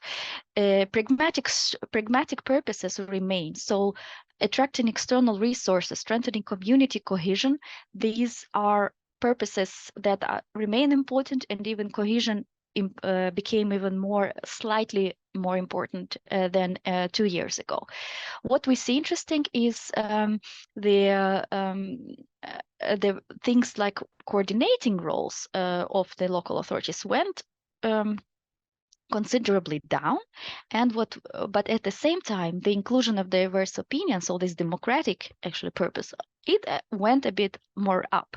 So far, our preliminary conclusion is that there is happening a shift. So we are observing some snapshots of a shift from more like pragmatic involvement, problem solving, to perhaps more thinking about the future, the keeping the country together, the social cohesion, and that's why consultations become important. At the same time, what we so far couldn't fully explain is why there was a decrease in those who said increased community trust. So we don't know so far whether they think that they're still trustworthy or whether they don't think this is less important. Maybe they think it's less important than trust. But we also asked whom was involved. In 2022, we saw a great deal of involvement of non-traditional actors, which are entrepreneurs. So this is the violet pillar. We see that in the actually business involvement increased substantially from 2021, and in the area where it was about co-creation of solution and co-delivery of public service. And this came from, building shelters, giving trainings to soldiers on how to use javelins, for example. The IT sector in Lviv elaborated a special software for this kind of trainings. So there were really interesting, diverse ways of how entrepreneurs were engaged. And we saw a decrease in engagement of experts. So in practice, on the ground, this looked like quite a chaotic movement when those who were willing to help, they would come to the local authority. And usually these were local businesses or just civic activists. In 2024, we see an amazing a change, because entrepreneurs, despite all their resources, they went down on all levels of engagement. So what we think is happening is there is a specialization. So business is starting to do business. Maybe there is some social activities of the business, but this is not anymore this kind of coming, bringing resources, let us help you, and so on. So this is more structured. But what we see an interesting observation is internally displaced people became the most growing category in all. This is in red here, who were engaged in all spheres, and we see it from creating internally displaced people councils to them actually co-delivering, those that are a bit more active, who have more capacity, they co-deliver public services to those that have a bit of a less capacity. So just some preliminary conclusions and outlook. So what we saw is that why we ask that the national security in the local hands is a question mark is because we see that their daily work ensures that the public service is provided, and so the statehood is kept. So the civil society in Ukraine is, we know it's quite active, but without also the local level that channels this activity into the public service delivery, we would not have been able to talk about keeping Ukrainian statehood amid the war. At the same time, also we saw that this collaborative governance, so sharing resources and ideas, enables crisis response also now, but we see specialization. And what we see here is that there is an increased expectation that local self-government should provide the services, and it's on both sides. On civil society expects them to do it, they themselves expect that this is their job to do it, so they assume ownership. The problem is that they have capacity gaps, and how they solve it, they are becoming a bit more strategic in with whom they engage and how. There is some institutionalization happening with councils for IDPs, like I already mentioned, but also we see a potential for efficiency among all stakeholders. So also the business is not trying to be everywhere, but trying to be more smart in using their resources. So I'm happy to discuss further. These are just very first snapshots. Thank you so much, Alexandria. We have our next speaker, Mikhail Alexeyev from San Diego State University, presenting a paper titled Out of the Cold, Support for Democracy and Victory in Ukraine Through the Winter War. Mikhail, the floor is yours. Thank you very much, and very nice to talk to you all. I am at the airport, so if there is an announcement of some kind on security, I may mute for a second and then I will resume. So please bear with me. This is also reporting the ongoing research almost as we speak. For the first time in years, I don't have the slides, but I'm going to present the results so far. One question that may be asked, to what extent public opinion and attitudes toward democracy may relate to issues like state building? Well, actually, recent research shows there's direct and very important relationship. And it bears on the question, what kind of society Ukraine may be, let's say, if the war ends and it retains its territorial integrity and sovereignty. Very important that it's democratic. There are studies now showing that a very simple question asked in opinion polls across more than 100 countries over decades on whether people prefer democracy to any other form of government, or whether they consider democracy to be important to them, seems to correlate with actual fortunes of democracy in countries strongly and significantly, which means countries may undergo a lot of turmoil, like Ukraine goes through turmoil during the war, but as long as people maintain that diffuse general support for democracy, there's a strong ground for optimism that other problems can be resolved and Ukraine will emerge on a stronger democratic trajectory afterwards. So with that kind of thought in mind, and with that theoretical background, I am the principal investigator on a project which is funded by the National Science Foundation, and we're now in the fourth wave of surveys that tracks the same respondents whom we started to interview back in November 2021, which was part of a different project, but we built on that. And also last summer in June, we interviewed new respondents because there is panel attrition to make sure that the representation continues and we can have confidence in the general reliability and validity of what we study. I am going to report mostly on what we see changing from last summer to today. what we observed from 2021 to 2022 was a massive surge of democracy support. And I used various statistical techniques. It was incontrovertible evidence that the onset of the war triggered massive support for democracy, the importance of democracy evaluation rising from the 60s to 80% in the public, and it rose across the entire population in all regions, regardless of linguistic, socioeconomic, and other differences. So clearly that was an increase and an amazingly encouraging development, the sort of the bedrock of Ukraine's spirited resilience and resistance to Russian brutal aggression. But a lot happened since then, and particularly the last half a year or so have been very hard for Ukraine. We have seen diminution of US military support, for instance. We saw Russia taking more ground in the east, including Avdiivka, a symbolic place where Ukraine resisted since 2014 against Russian forces.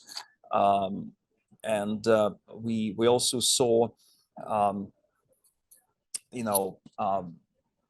problems with deliveries of ammunition and manpower shortages on the front lines. So you can see those darkening shadows, and we had our last wave of surveys in December and January 2023-24. In fact, those were affected by the war because when we started that wave, everything was set to start it, and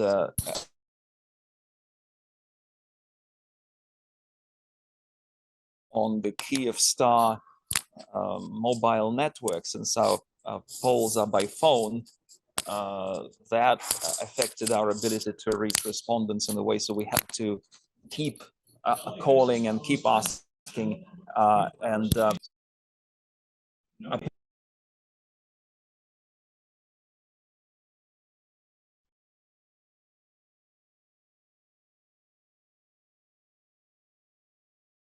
I understand that there's an announcement over at okay, so now, okay, well, you can see that there is it should be over now. So we have seen also in the surveys that people, so compared to June 2023, what we see in December, January of this year, December last year, January of this year, we see definitely the rising hardship. The number of people reporting their family members killed in the war rising from 13 to 19%. Those who report their family and friends wounded in action rising from 34 to 46%. Those who experience some form of loss rising, if you think of health, property, people displaced, from 80 to 87%. You basically see that only 13% of respondents in our survey, which are broadly representative of Ukrainian population, do not report some kind of major impact of the war. And we also see one significant change here is the fear of abandonment, the fear that vital international support is waning. We ask if they feel that military support is sufficient, and only 17% now said that it is, down from 31% in June. Economic assistance perception sufficiency is down to 40% from 53%. Also there is realization that war is going to be longer. So most respondents now see Ukraine fighting between 1 and 3 years. 50% of respondents say the war will last from 1 to 3 years, and 20% more than 3 years, which is about a 10% increase of those categories. So this means that it's much harder for people to even think about it, to think how long is this going to last, to kind of hope for the best, and yet they do. 93% still say Ukraine is going to win. The hardship is felt. Those who say completely agree with that, down to 58% from 78%, but it's not increasing very much the number of people who disagree with that. So only 4.5% said they didn't believe, and 2% said they completely didn't believe that Ukraine would win. So that remains a socially dominant norm. Also, about the same number of respondents, around 80%, still see victory as regaining all territory of Ukraine within international borders. And we had an open question in the survey, and I just finished 4 focus groups this week, where we also talked about this question. And there are basically 3 reasons why they insist on all the territory. First, it's basically the claim that this is Ukraine's territory. They say, this is Ukraine, this is our native land, these are the borders within which independent Ukraine emerged. And then another one is international law. They basically say, you know, this is international norm. If states are allowed to grab other people's territory, where we'll move on to World War III. They also are very cognizant of the fact that Ukraine gave up nuclear weapons in exchange for security assurances back in 1994. And they say, you know, that internationally recognized borders should be honored, and we're kind of paying a high price. We trusted in that system, and so it would be just justice to restore it. And then, of course, there is a huge sense of shared sacrifice. Too many people died for us to give us this land, they say. And one respondent said, because my son died defending the whole of Ukraine, not just a part of Ukraine, but the whole of Ukraine. And so, of course, there is also fear. In the last focus group in particular, yesterday, you know, participants were talking about saying that, you know, even if there is some kind of armistice, some kind of ceasefire, in a year, Russia will just claim more. In fact, it would encourage Russia to go for more. And so it's better, no matter how hard it is, to fight now. They also say we already gave up territory in 2014, and look what it led to.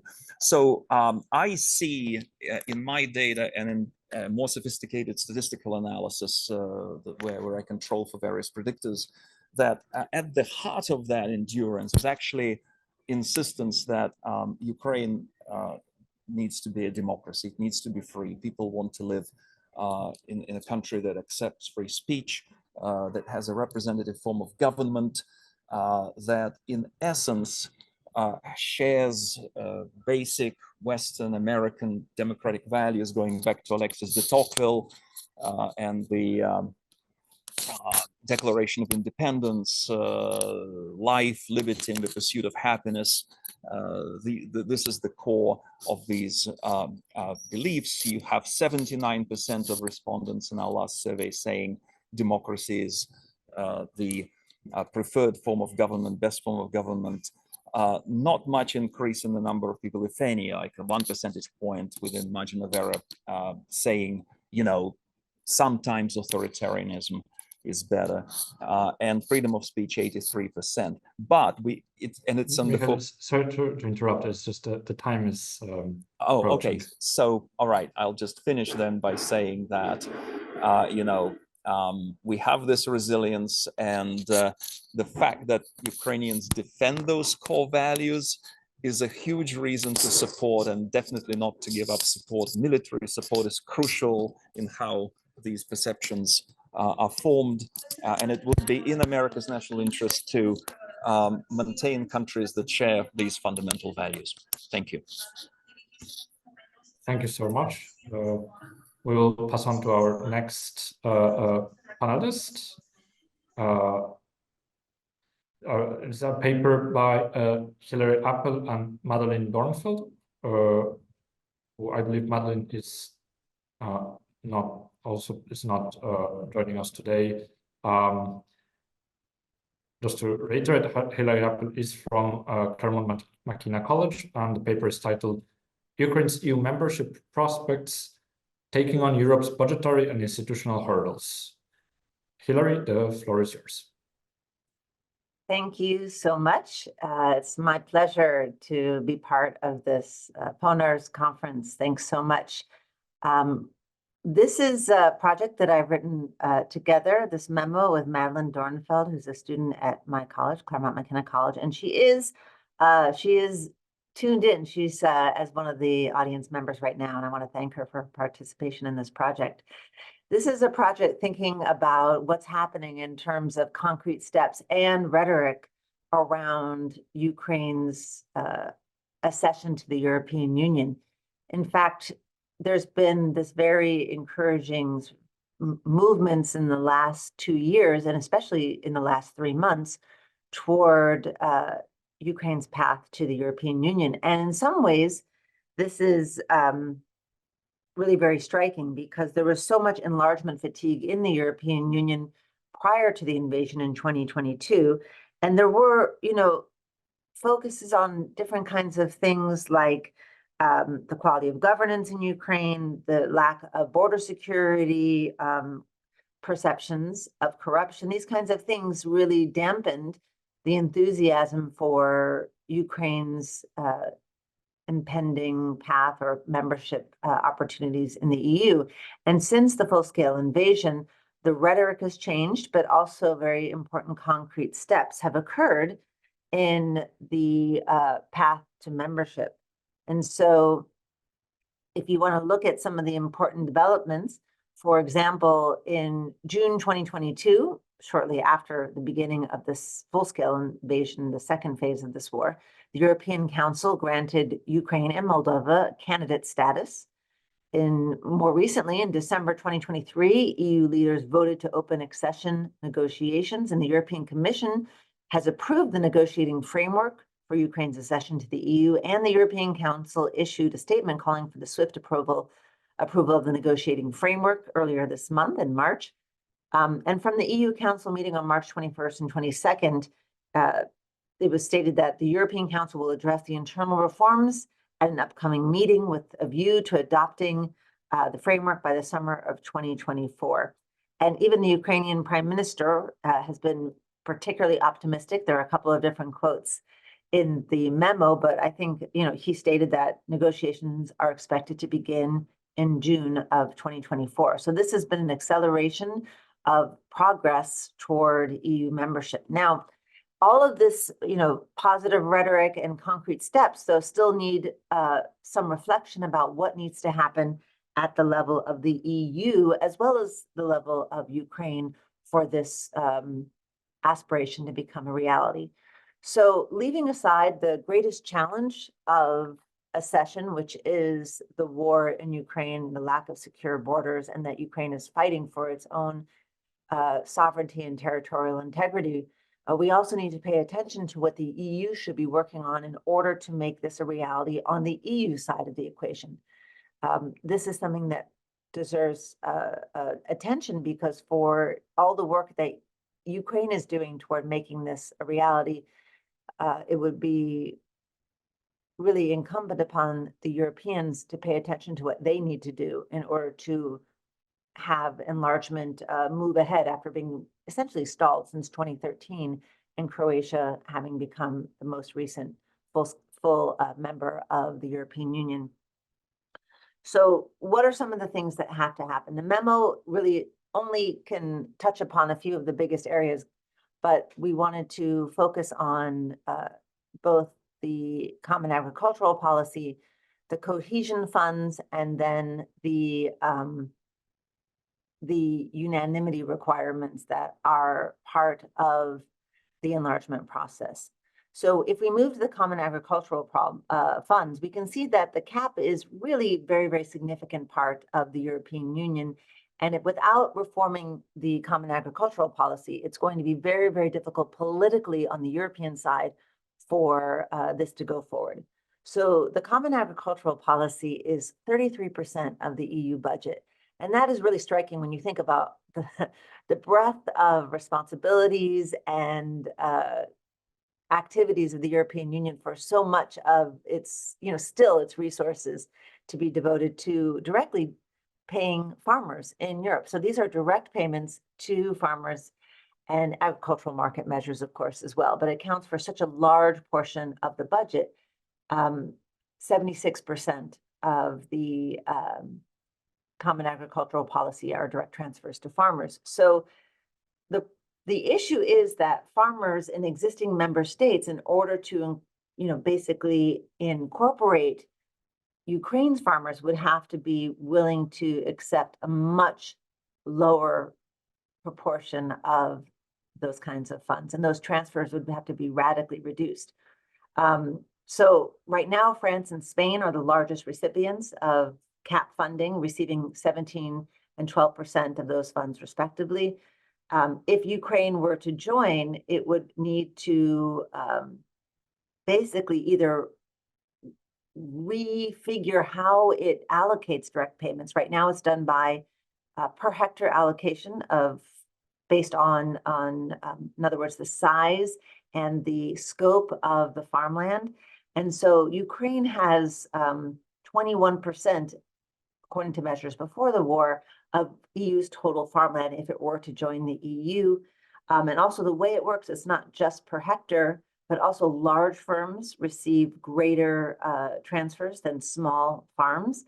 And this would, again, favor EU's farmers because the agricultural lands in Ukraine are highly concentrated, so that 71% of Ukraine's agricultural output is produced by about a dozen different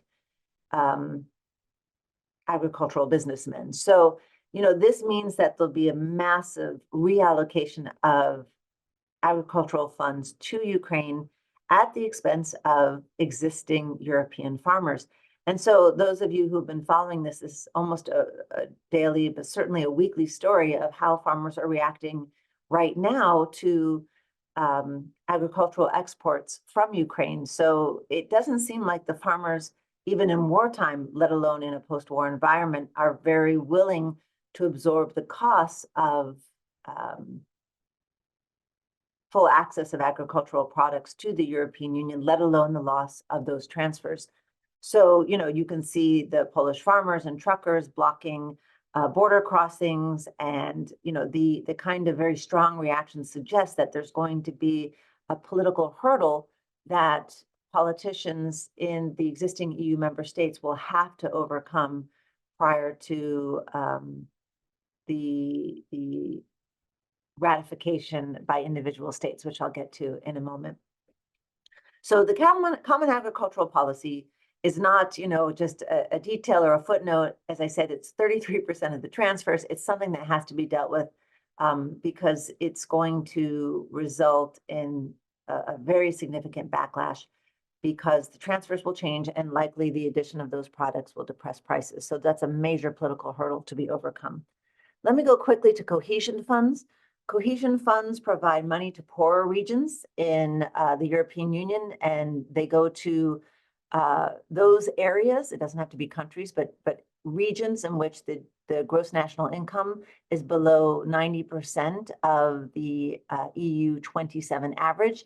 And even before this devastating war, Ukraine would have been the poorest member, and its GNI is only $13.3 thousand compared to the EU's average of $39,600, and this is before the war. So in other words, all of the regions are likely, no, all of the regions will qualify for cohesion funds.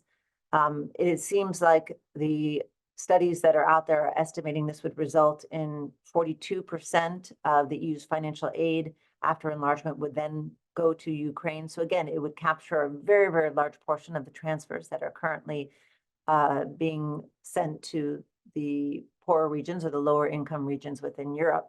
So, after, Ukraine receiving 41%, 42%, Poland would be the next one, receiving 12% instead of its current 30% of the cohesion funds going to Poland.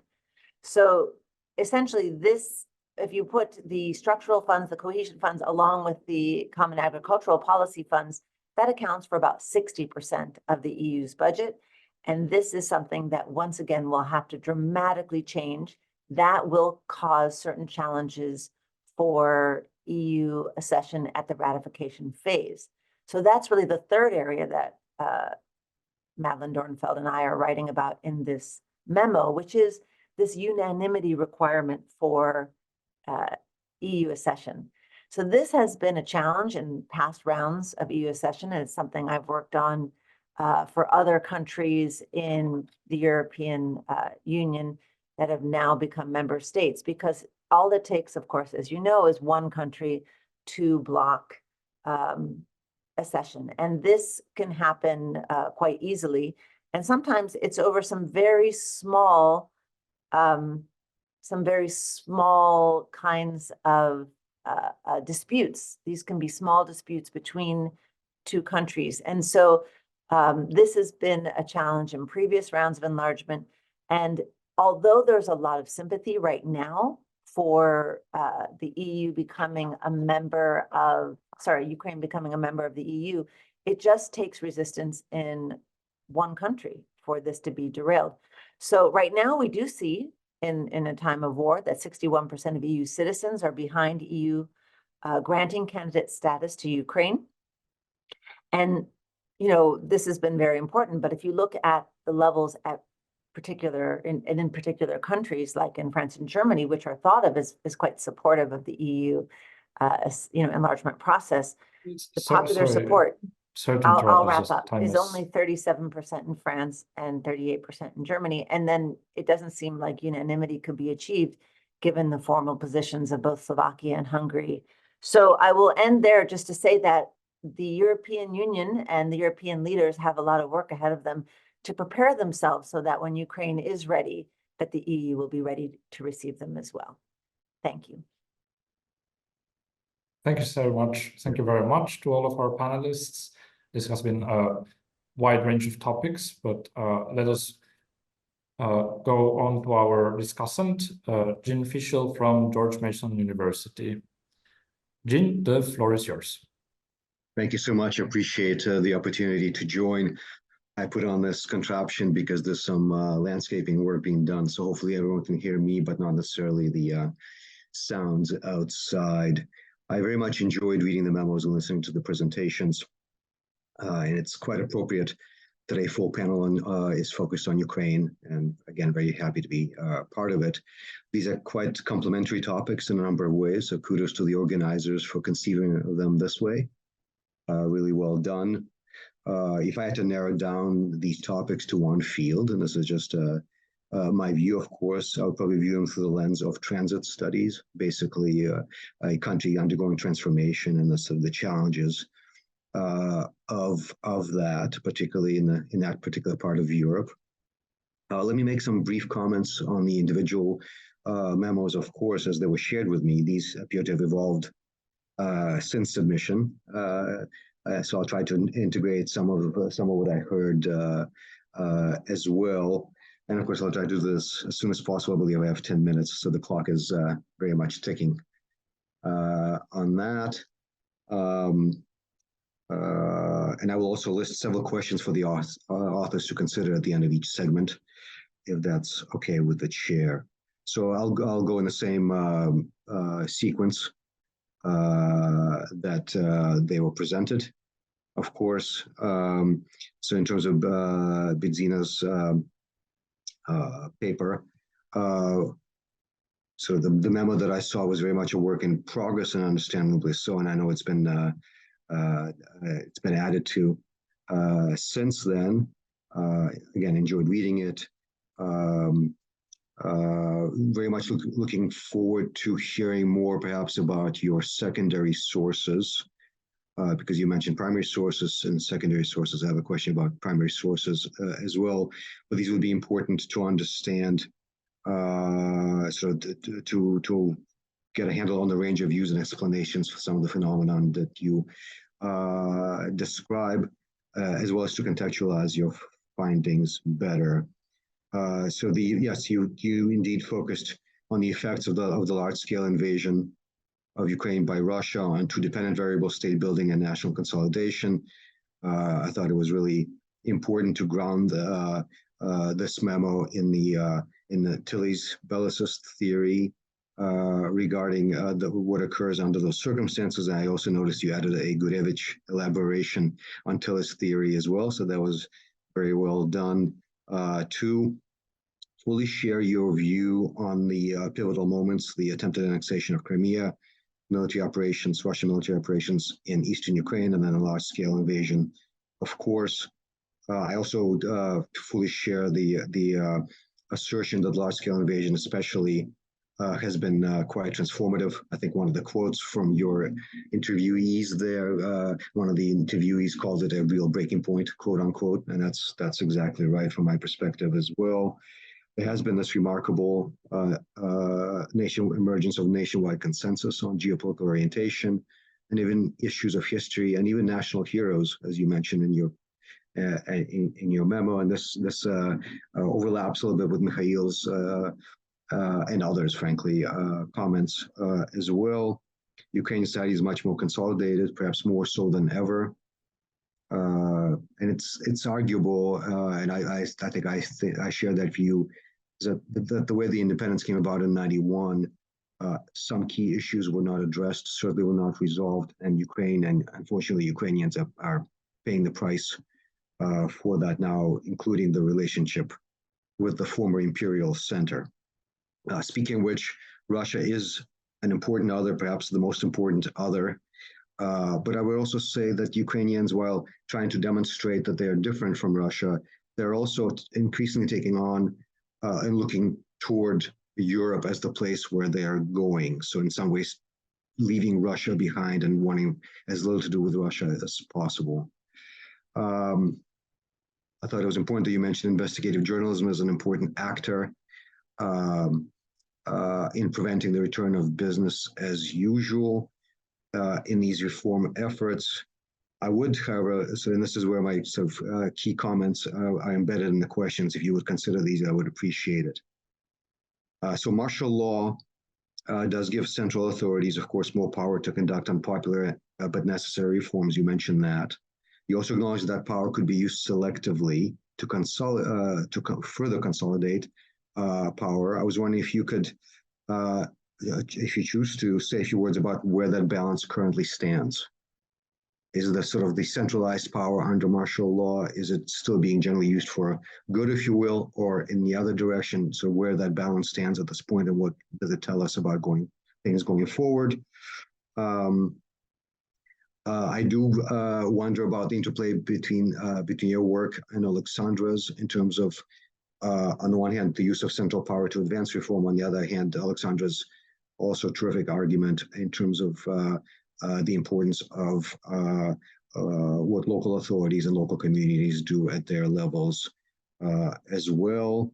In terms of your primary sources, if you could say a bit more about who these experts / scholars and practitioners were, to the extent that you can, obviously. And then finally, in terms of Tilly's theory, it would seem to me that it's important to consider such additional independent variables as impact of the passage of time, as a temporal aspect, in other words, the perception of external support, and then the belief in elite transformation. In other words, the extent to which there's a general public understanding of the elite truly being transformed and therefore being able to guide the country through this very critical period, especially under martial law. And if these variables change any of the potential takeaways in your work. In terms of Alexandra's paper that she did with Oksana, I believe, yeah, I very much appreciate the additional data that you provided in your briefing, Alexandra. Certainly the notion of decentralization as a component of national security may be counterintuitive for some, but it's very important to consider and integrate. I think many of us would agree that bringing decisions affecting people to the lowest level possible does indeed increase resilience, as well as societal buy-in, making additional decentralization an important policy priority. This is true during peacetime. I suspect it's especially true during a wartime when responding to external aggression. You mentioned the important period between 2014 and 2022. Of course, that was important for many reasons. In other words, from the start of the Russian invasion to the large-scale attack 8 years later in 22. Obviously, the Ukrainian military had a chance to grow during that period and become more effective. But it's also true, as you assert, I think, of the time this afforded to local authorities and communities to develop competencies and grow connective tissues independent of the central authorities in Kyiv. Several questions for you to consider if you choose to. So first of all, as you intimated elsewhere, and I appreciate that, you could indeed use a somewhat more robust and direct link explaining the connection between collaborative crisis governance and security, sort of security in a traditional sense. I think it would help those who focused on that traditional understanding of security to understand how your ideas can be rooted in that or complementary and interwoven actually with those as well. Because I think it's important to focus even more explicitly on resilience and societal mobilization. And by that, I don't mean military mobilization, I mean societal mobilization as critical components of national security. Let's see, how would you, I think more work could be done, obviously not for the purposes of this memo, but something longer, kind of accommodating network-based security alongside with hierarchy-based security, which is the more traditional perception of security, since both are likely to be present in almost any crisis. How common is the phenomenon of local self-government authorities treating public stakeholders as partners? Are there circumstances in which this is more apparent or comes through more than other circumstances? In terms of, such independent variables as geographic location or maybe some other aspects. And then finally, and I'm just giving you a range of questions, but you're welcome to address any ones you like. The increase in the anti-corruption value in Figure 1 that you mentioned. How striking is that in the context of the establishment of centrally controlled military administrations? And in general, what could you say about the interaction that you may have observed or may be aware of between the community authorities, sort of bottom-up authorities, and then the military administrations? I think I would appreciate if you could say something about that. On Mikhail's paper that he did with Serhiy Dembitsky, yes, I think you're quite convincing, Mikhail, in terms of what the Ukrainians are enduring at this point. The important role of the fears of international abandonment certainly is not helping the situation. But despite all of this, the impact on the will to fight has been relatively negligible, at least so far. You demonstrated this through the commitment of the restoration of the 91 borders, the internationally recognized 91 borders, I should add. There was one, I think the point that you made, and it's one of the quotes in your research there, that Russia won't stop unless it loses.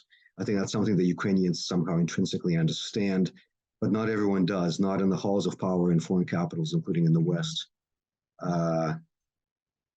That's my reminder that I should be wrapping up. So a couple of questions in that regard, if you don't mind.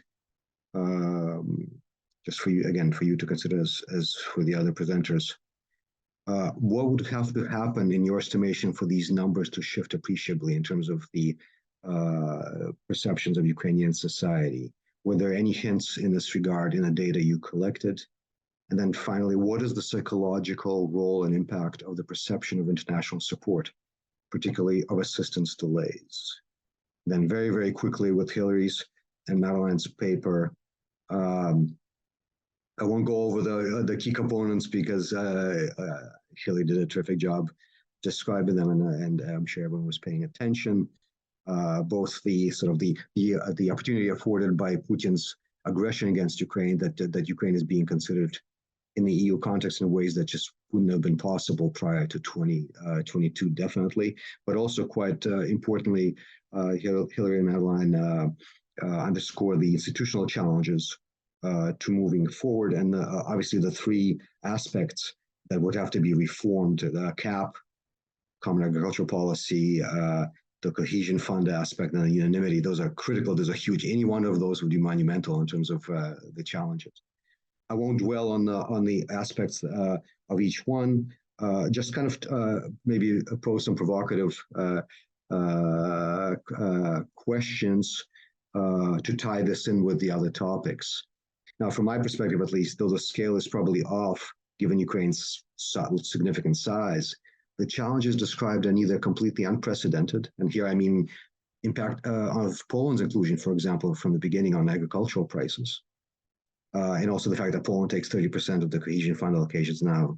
Anyway, not without precedent, although the scale may be even greater, and also not something that ought to be considered only in the context of Ukraine. And here I mean the unanimity of decision-making on key issues. And there are other challenges within the EU that even if Ukraine were not seeking membership, would have to be addressed at this point. So if you could comment on that. And then finally, what about those who say, look, the EU has its rules and there's a reason to focus on cohesion, on internal cohesion and stability, but history is knocking on the door, on the front door, and the EU is opening the microwave. Basically, this is a historic opportunity to significantly remake the European continent. So why are people looking at Ukraine at this opportunity in a conventional way during a highly unconventional situation? If you could say a few words about that, I'd really appreciate it. I think that's it for me. Thank you so much. Thank you so much, Jim. Thank you so much to our discussant. I think we have a very rich and very wide-spanning discussion with much to touch on now in our last section of our panel. For this last section, I remind our audience about the opportunity to ask questions. Use the Q&A or the chat. We already have one question, but I would like to use the first portion of our Q&A section to invite our panelists to react to our discussants, to Jim's questions and comments more broadly, and just to speak about the different points raised. But you can also mention things that you've picked up from other presentations that you would like to touch on, so that this can remain a dialogue. And then following that, we will address the questions by the audience, which I repeat myself saying that there is already one. So I would like to, if I may, I would like to actually reverse the order this time and start with Hillary to then proceed in the reverse order, if that would be okay. So Hillary, please, the floor is yours. Of course. Thank you, Jean, for your comments. Thank you, Ivan. I absolutely agree that we should think about this in a non-conventional way. And I really hope that European leaders continue to do that. There's no other way to explain the progress that has been made lately.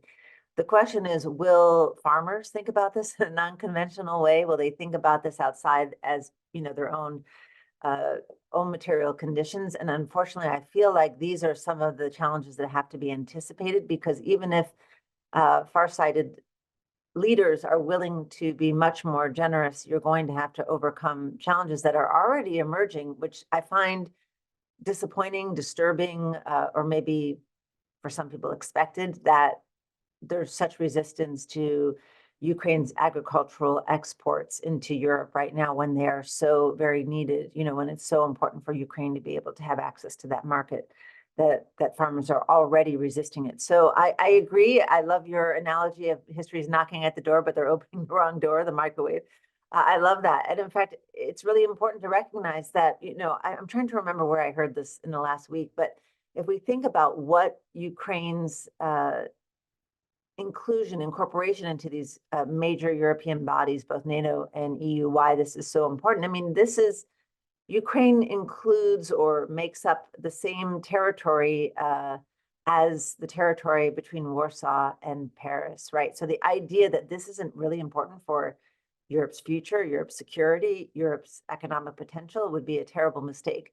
But unfortunately, politics could be petty, politics can be local, and the institutions of the EU are structured in a way that really allow for very self-interested, narcissistic political considerations to be captured by populists who will then block a process. So my point is not that this isn't possible, but that this can be anticipated. This can be something that is worked on well in advance of when the moment comes, right? So that's the spirit of the paper, is to think about not whether this is worthy of reforming these kinds of major challenges, these major institutional hurdles, but to work well ahead of when that time comes. And I do appreciate the encouraging language, the comments that this is, around the corner, and this is, Ukraine's future is in Europe, does require that the Europeans put their money where their mouth is as well and come up with the resources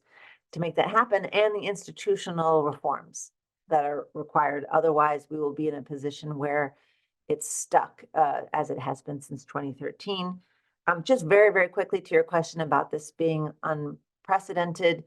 It's unprecedented if it all goes through and works, because I feel like a lot of what has posed as major challenges for Ukraine were challenges, or have been challenges, for Turkey. And Turkey has been trying to join since 1987. And it does have the difference in gross national income levels, population size, territory, lots of challenges. And EU leaders have not done what's required to have moved that along better. But, Ukraine may be a different kind of impetus to do that. I'll end there. Thank you.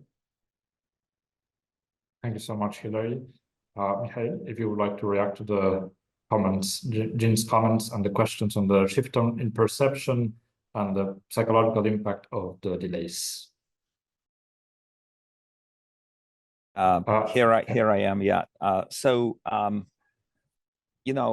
What would have to happen for these numbers to shift, and my sense is that Russia would basically have to physically take over for these numbers to shift on things like democracy support. This seems to be such a quintessential value. In the focus group discussions, we actually talked a lot about the kind of psychological effects of assistance delays. People are extremely depressed. They say we feel boxed in, we feel this monster Russia on one side, and then Polish farmers blocking the border on the other side, and US Congress kind of dithering on assistance, and we are laying down their lives for basically entire Europe, and this is not appreciated. Nobody is expecting us in NATO, in the EU, etc., etc. But then on the other hand, they complain like that, and yet at the same time, then they bounce back and say, well, we can form alliances with other countries, we can develop our own industries, there are some positive things. Our officials, some of them are corrupt and they're not serving their children in front, but they're working to get more weapons for Ukraine and things like that. So you see that kind of interesting dynamic. It's almost like a pendulum. Push and then rebound, push and then rebound. So I see those because ultimately it's almost like my co-collaborator in Ukraine, the director of the Sociology Institute, who said to me, he was raising the toast, and I called him a couple of months ago, and he said, Mikhailo, we will win. We have no other choice. So that is the but our panel's name is actually very hopeful and optimistic. It assumes that Ukraine actually survives, that there is some support to help Ukraine withstand the invasion, that there is some nation building in the end, that it's not like 3 or 5 years down the road, Ukraine is whittled down through gradual Russian advances and then ceases to exist. So, but that's what Putin counts on. And I actually, now on the question from John on chat, very quickly, on rallying, in the statistical analysis, yes, there is still a rally effect when I use within subject effects with linear mixed models.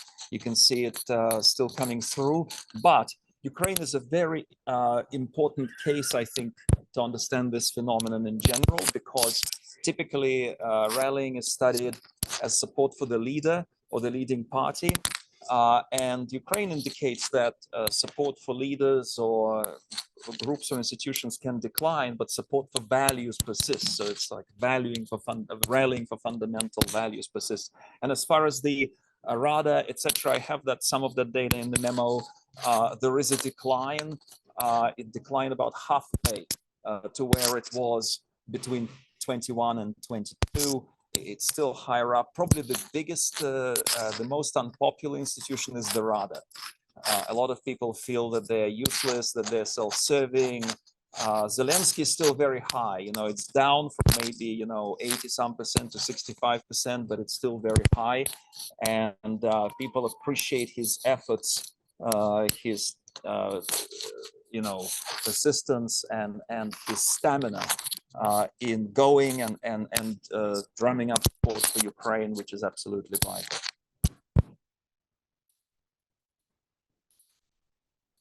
Thank you for that, Mikhail.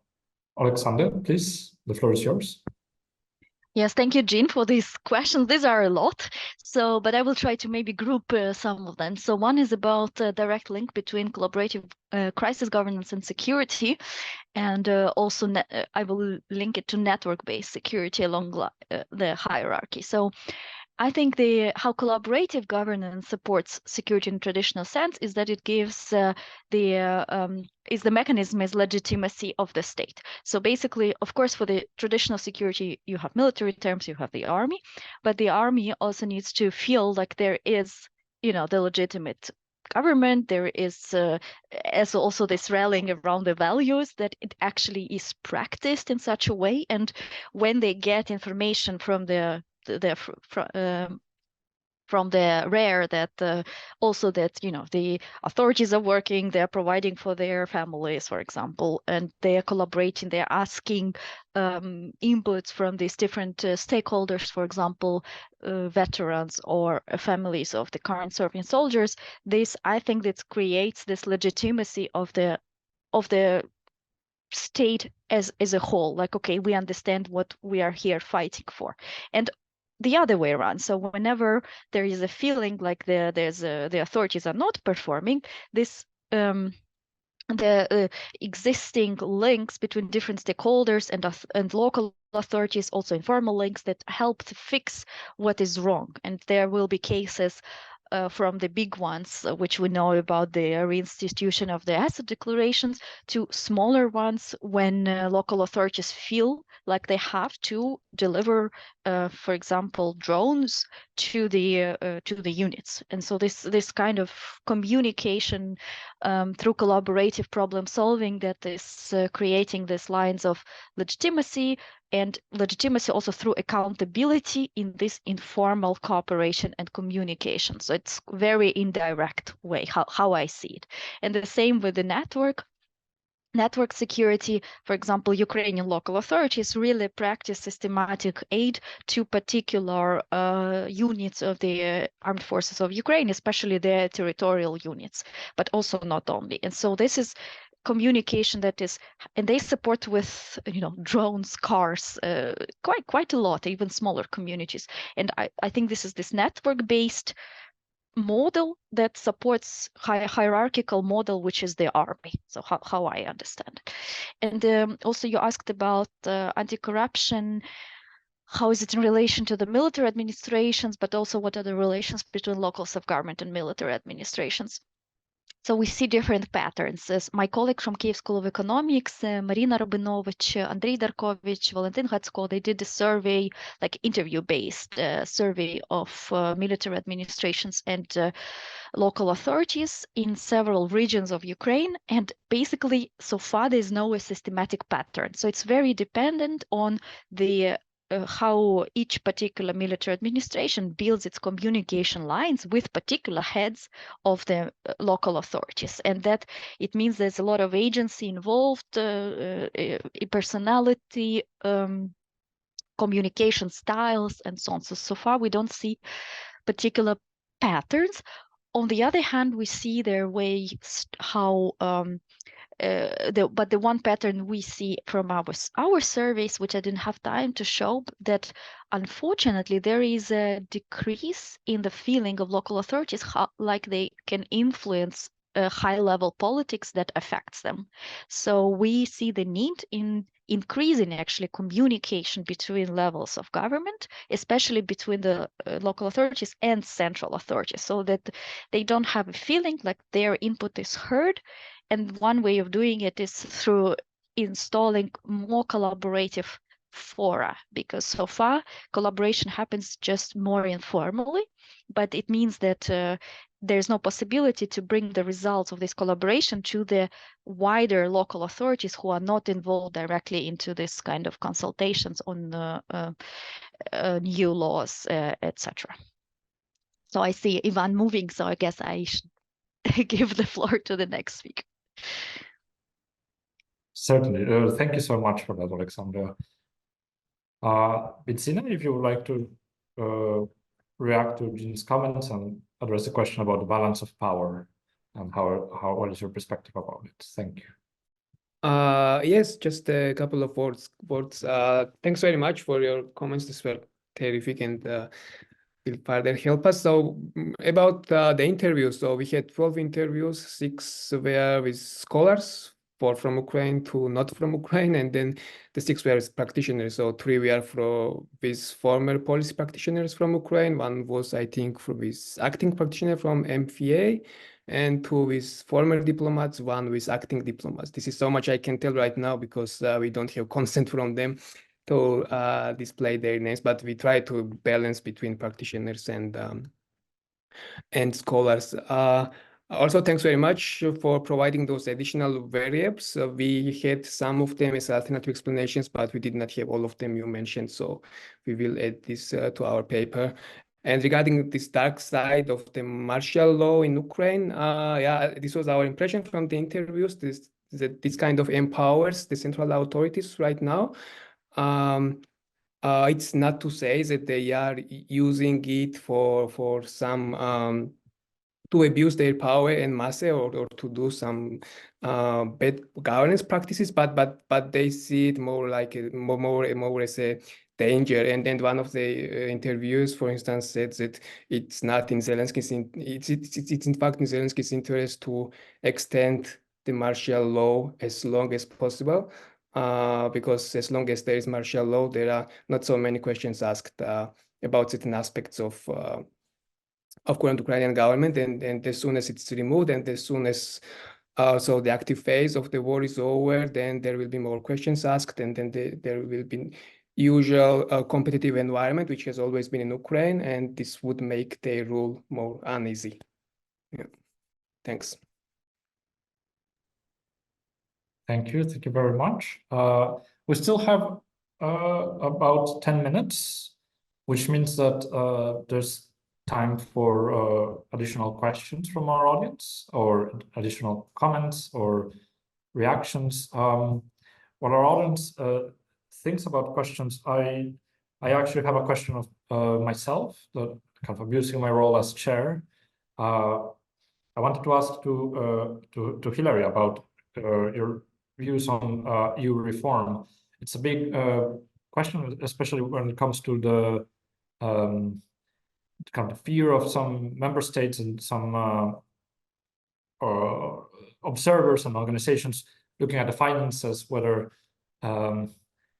Ukrainian admission would so-called bust the budget and break the financial, kind of radically change the financial landscape of the European Union. And you already mentioned about the agricultural sector and the transfers, the cohesion funds. What is your view about the state of the debate nowadays? You've already mentioned some elements of that, but I would be very intrigued to learn more about your views about the state of the debate about the EU budget when it comes to Ukraine's accession.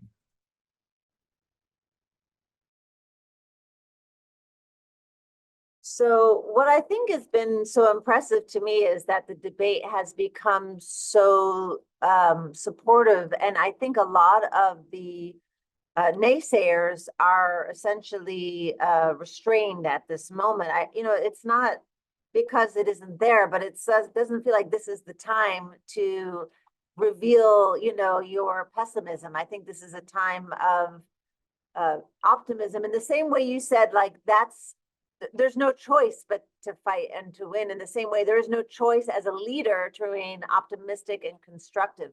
So I don't think that the debate, there are a lot of naysayers. And then those that are naysayers, when I think of, how it was handled with Orban's resistance. So he's clearly a naysayer. Of course, we could always hope that eventually he gets voted out of office, right? His 5th term, that he was voted in, especially after the war began. Somehow or another, as the memo mentions, and as many of you know, he was willing to step out of the room when the vote was taken. That's the reason it was moved forward, was because he was willing to, decide it was time for a cup of coffee, which was suggested to him by Schultz. So, I think that there are people who are resisting, there are leaders who are resisting, but to say there's an active debate doesn't feel quite right. So thank you for that. We have a question from Daniel Luciev to Bidzina. I will read it out loud. In your analysis, how do you account for the fact that Ukraine no longer holds control over all of its territory? How does protracted inability to govern Crimea and other territories due to Russian aggression affect state building? Thanks for the question. Well, of course, this is a very important aspect of our analysis, but we exclude we focus on capacity of Ukraine to govern the rest of the territory. Of course, we exclude the areas that are either in a state of war or out of territorial control of Ukrainian government.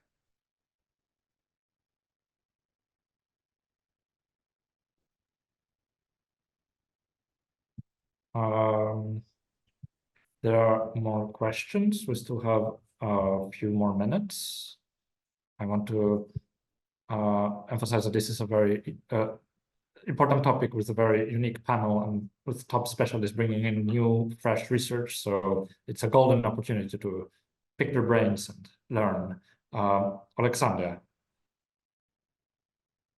Since there is a little bit of time, I just wanted to answer once more to Jean's question about corruption and anti-corruption, because it's very interesting that at the local self-government level, the local authorities are quite sensitive not to appear corrupt. They want to be trustworthy, and they explain it because they say they need resources, but also they need we already mentioned here, Bidzina also mentioned that there is certain direction towards centralization, which is quite understandable at the time of war and martial law. And so local authorities understand that they need societies, their communities behind their back. Also, when that happens, when there are certain pressures on them coming from the regional administrations, for example, or from other authorities. So actually, we are now in a situation when there is a possibility of having some kind of balance of powers and democratic checks and balances, which come not from direct, horizontal level, parliament, government, judiciary, but more that comes from the multi-level organization of power in Ukraine. And that's why it's very important to argue, like whenever you think about how to support Ukraine, is to support decentralization reforms. And for example, in terms of anti-corruption, local authorities organize themselves in integrity coalitions. Some are preparing certain transparency tools, for example, to show how they use humanitarian aid and other things. At the same time, regional administrations are also feeling like they have to show the action. So they are also trying to audit the local authorities, and local authorities are aware of the audits. So there is this maybe it is again going for the argument of wars make states, but there is now an option for establishing this multi-level governance with perhaps more or less reasonable audit if local authorities are sustained their fiscal competences and revenue sources and can access more of funding and that their competences are not cut in any future. Thank you, Alexander. Mikhail? Yes, since we have a couple of minutes, I also wanted to add a couple of things to Jean's question, because for the survey waves from 21 through June 23, I also ran some statistical analysis, and one of the issues I explored was whether, for example, perception of international aid relates to support for democracy, and I didn't see a significant relationship there. So, in other words, they will continue to support it even if they perceive that the assistance is inadequate, which of course puts more strain. It doesn't mean, oh, you know, no need to support them at all. But then another one is on resilience, and the first part of the question, like what would have to happen. One of the issues is passage of time. So that's what I constantly ask, and that's why there's this longitudinal project, and we will have another survey wave in a month or two. But there is a relationship, statistical relationship in my last test for between 21 and 23, that people who feel that the war is going to last longer are less likely to trust government institutions like the Rada and the media, police, and the president. But again, no statistical relationship to support for democratic values, for importance of democracy, and for freedom of speech. So, which kind of makes sense to me, because they hold these institutions accountable. They want them to win. They believe that maybe they can do better. If they do better, if they mobilize resources better, if they get international support better, if they prepare the military better, the war can end sooner. So that's my sense of that. Thank you. Thank you, Mikhail. We have a couple of questions coming in for Hillary. I will just read them out loud. One is from Joseph Matvienko. How does Moldova fit into Ukraine's EU accession negotiations? Does the EU view that both should join at the same time? And could Transnistria pose a challenge for accession when the war ends? And we have another question by Lila Goldan, also for Hillary. Thank you for a very interesting presentation. Would you please comment on the similarities, differences between Turkey's and Ukraine's respective processes of accession to the EU? Hillary, please. Thank you for your question. So I think that Ukraine and Moldova don't have to join at the same time. And in fact, Moldova is an easier case, although that doesn't mean it's an easy case at all. It's just that it's easier than Ukraine, certainly. And, you know, the question of settled borders is something that if you had asked me a few years ago, I would have said, yes, that's part of the reason that Russia's foreign policy is to create these unsettled borders, is because it makes it very hard to accede to these organizations. However, you know, with the passage of time and the challenges that exist, you start hearing more and more examples of ways to be creative to get around those limitations. Now, I don't know that I'm going to say they're fully credible, but they, you know, will start to cite all sorts of examples, not least of which was the fact that Germany was divided, with East Germany not part of, you know, EU or NATO for that matter, and still allow of those organizations. So it's not that, you know, this is considered an absolute criterion that has to be met, that you need to have full control, especially for the case of the EU. But I'd like, you know, we'd have to see it in practice when that turns out to be, you know, the case. So I do think that the moment of history knocking on the door has created an opening for Moldova as well. And I think it's certainly in many ways more realistic that Moldova could join first, but the particular challenge you point to is real. And I think it would have to be creating an important precedent in a meaningful way for future enlargement. So that could be something that will be important to think about in the future. In the case for Turkey and Ukraine, so as I mentioned briefly before, you know, Turkey has been trying and frustrated in its efforts to move ahead. Sometimes it's able to negotiate certain dimensions of greater integration with the European Union.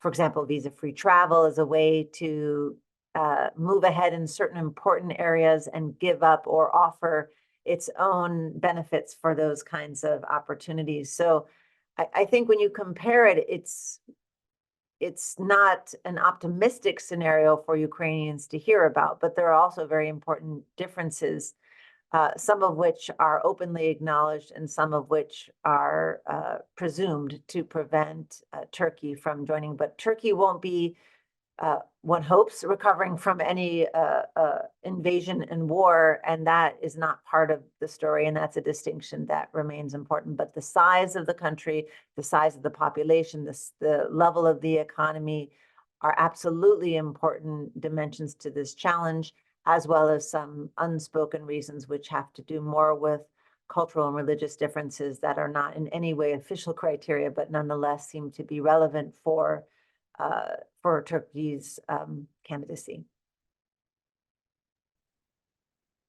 Great. Well, the time is upon us, and I want to thank our panelists and our four presenters and our discussant. Thank you, Bidzina, Alexander, Mikhail, Hillary, and Jean. I will just offer 20 seconds for kind of closing thoughts.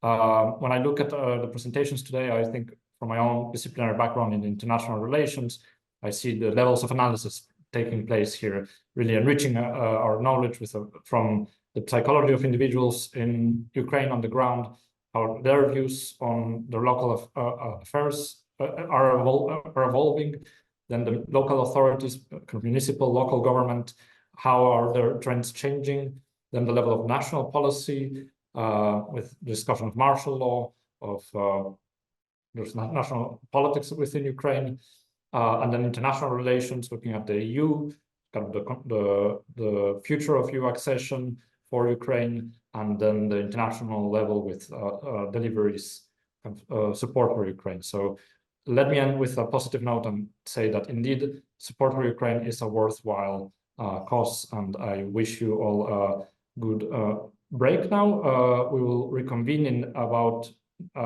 slightly less than 30 minutes at 1:45 in local DC time. So thank you very much, and please have share a digital applause for our panel. Well, thank you very much. Thank you. See you guys. Everyone, I am happy to welcome you to a second half of our PONARS Spring Virtual Conference. My name is Danielle Lucier, and I am zooming into you from Grinnell College in Grinnell, Iowa, and I have the great pleasure to chair our third panel today, which is on the topic of Russian foreign policy in global perspective. So where I am, it's still morning, but I imagine for most, I've got probably a few people here for whom it's still morning, but for most of you, it's afternoon, evening, or really quite late into the night if you are joining us from on the other side of the Atlantic. So we appreciate your being here with us today. So we have 4 presentations, and what I'm going to do is we'll go in all of our presenters are here. We're going to go in the order that's listed on the agenda. Each presenter is I'll introduce them right before the time that they're going to speak. Each presenter will have about 8 minutes to talk.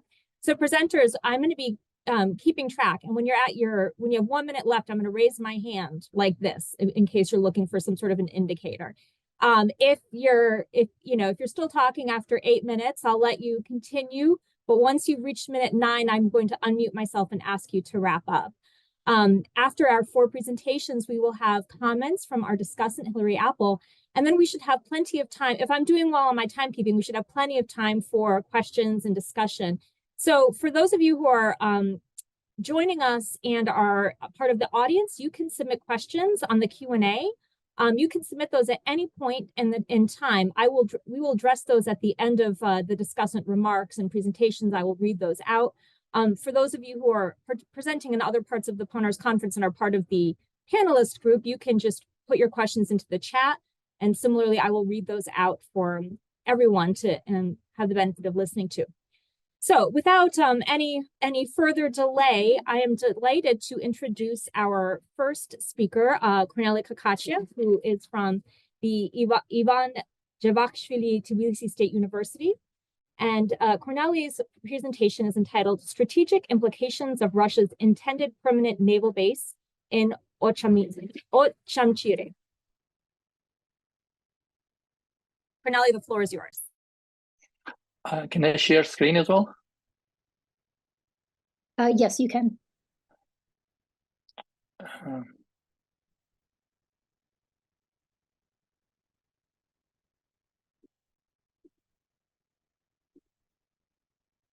I don't see that I can. Just give me a minute. I'll try another.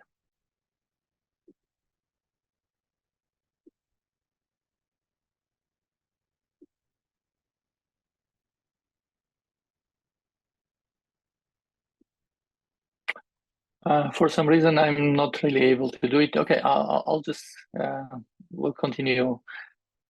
First of all, thank you. Good afternoon. It was really great panel. I just listened to the previous panel, and it's kind of a little bit the continuation of that one, but from different perspective, of course. Today, my and my colleague Salome Nistashvili's memo actually is related to the Russia's intended naval base in Ochamchire and implications for Georgian and Black Sea security. One of the issue recent months or years we're hearing after Russian full-fledged invasion into Ukraine is that whether Russia is getting weak in post-Soviet space. There's a lot of debates about whether Russia actually losing the influence over post-Soviet regions, including South Caucasus, Black Sea region. Some people think that because of the involvement in Ukrainian war, Russia is not able to influence the post-Soviet space, and although there's some other opinions that actually, even though Russia doesn't have so much flexibility right now, it's still trying to, push towards more influence in some regions. And this is one of the case where actually Russia, even though involved in the war in Ukraine, is trying to consolidate its naval superiority in southeastern part of Black Sea. And actually, this is very important for not only for those people actually who watches Russia's activity in Black Sea, but it's also important for just to understand the local dynamics, especially in the southern Caucasus and the Black Sea region. Basically, this intended naval base in Ochamchire is, this was a former Soviet base there during and after breakup of Soviet Union. Russia actually, dropped these facilities. But then after Russian-Georgian war, 2008, 2009, after recognition of Abkhazia, Russian government actually made a special agreement with local authorities to use these naval facilities. But then there was a lot of discussion in Russian political elites whether they should try to use these facilities. But then, as you all remember, there was Yanukovych government in Ukraine actually who allowed Russia to use the Crimea, the Sevastopol port. And because of this, Russia kind of lost interest towards the Ochamchire port, which is located in Abkhazia, near to the city of Ochamchire. But recently, especially as we see that Ukrainians actually managed to push Russian fleet out of the Crimea, basically there's a increasingly more vulnerability from Russian side, and they, as we all know, they relocated some part of their navy to Novorossiysk. But even that, even though they've done this, there was no guarantee that Ukrainians could not reach them. And that was one of the reasons why they considering Ochamchire as a kind of more safer kind of facility for some part of the Russian Navy.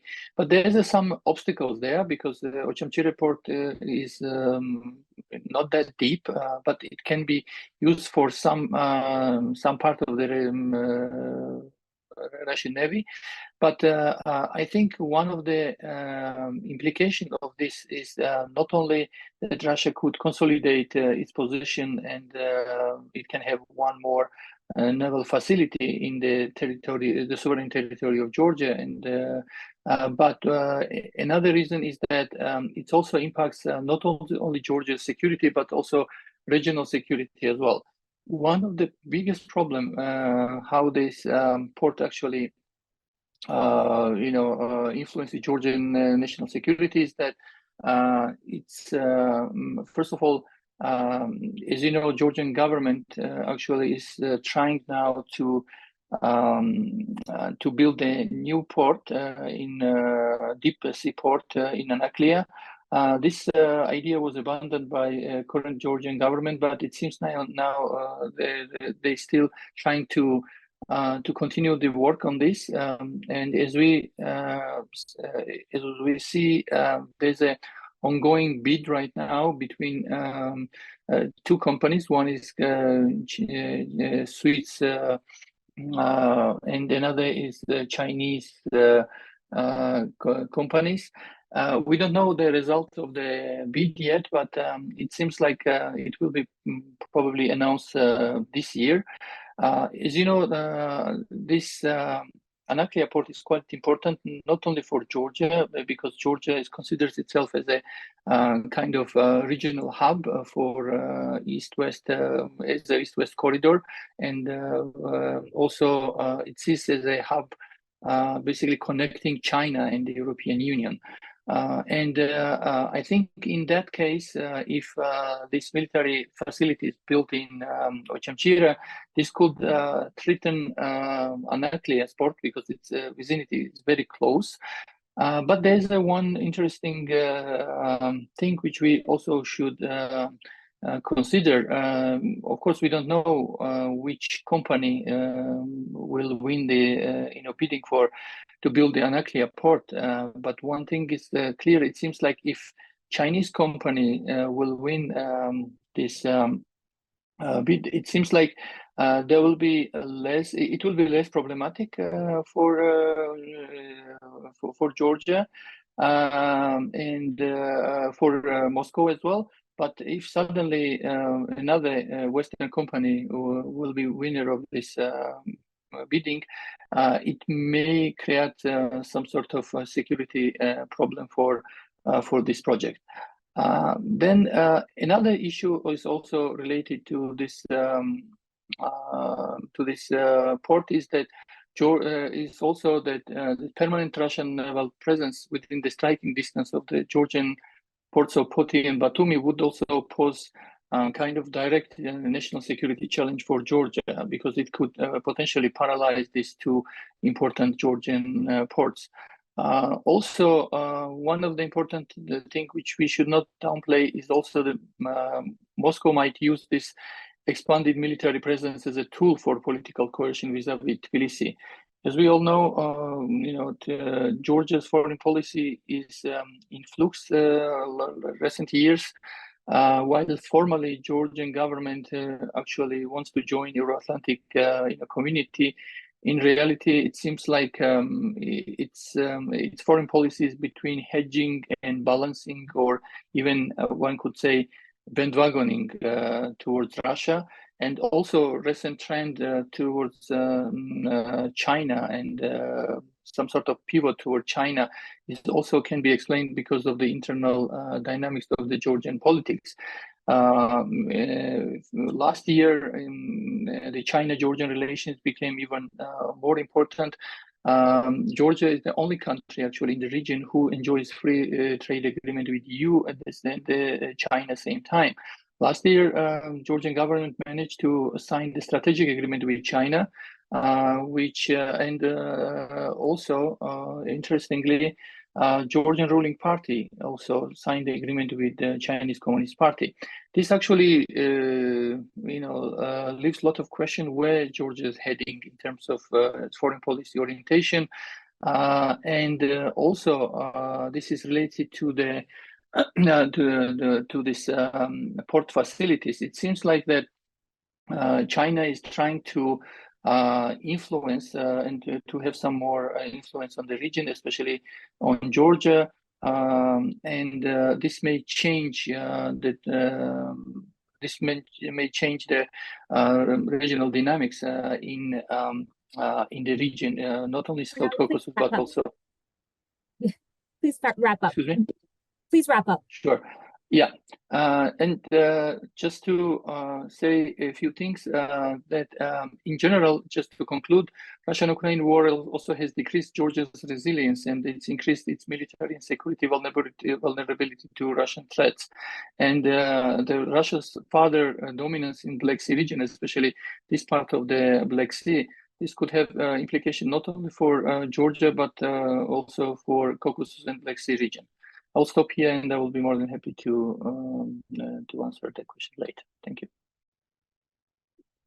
Great, thank you very much. Our next speaker is Peter Rutland from Wesleyan University, who is presenting on the topic, the Hamas war and the Russia-Ukraine war. Peter, I think you have slides. I hope you can share your screen. Yep, here they come. Is that working? Okay, so I'm in this presentation, I'm trying to make sense of the crazy world that we're living in. It's such a multi-dimensional series of conflicts, which are, each conflict has its own logic, but they're all being pitted together and being manipulated by Russia as well, kind of sowing chaos across multiple dimensions. And obviously the flow of events is just very hard to follow. So what I'm trying to do in this 8-minute presentation is to pull together some of the main threads. So let's remember that while there's the war on the battlefield and the strikes on cities, there's also a political struggle in Russia and Ukraine to maintain a consensus, to continue fighting. And then third dimension of the war is the struggle for influence with other countries. Very important, not only in terms of votes at the UN, but also in terms of trade flows and weapons flows. And while there's something of a stalemate or not much movement in 1 and 2, I think that the third area is the area that's the most dynamic, and where the future course of the war will depend on who wins the struggle for support in other parts of the world. And in this presentation, I'll focus on Russia's pivot to the south.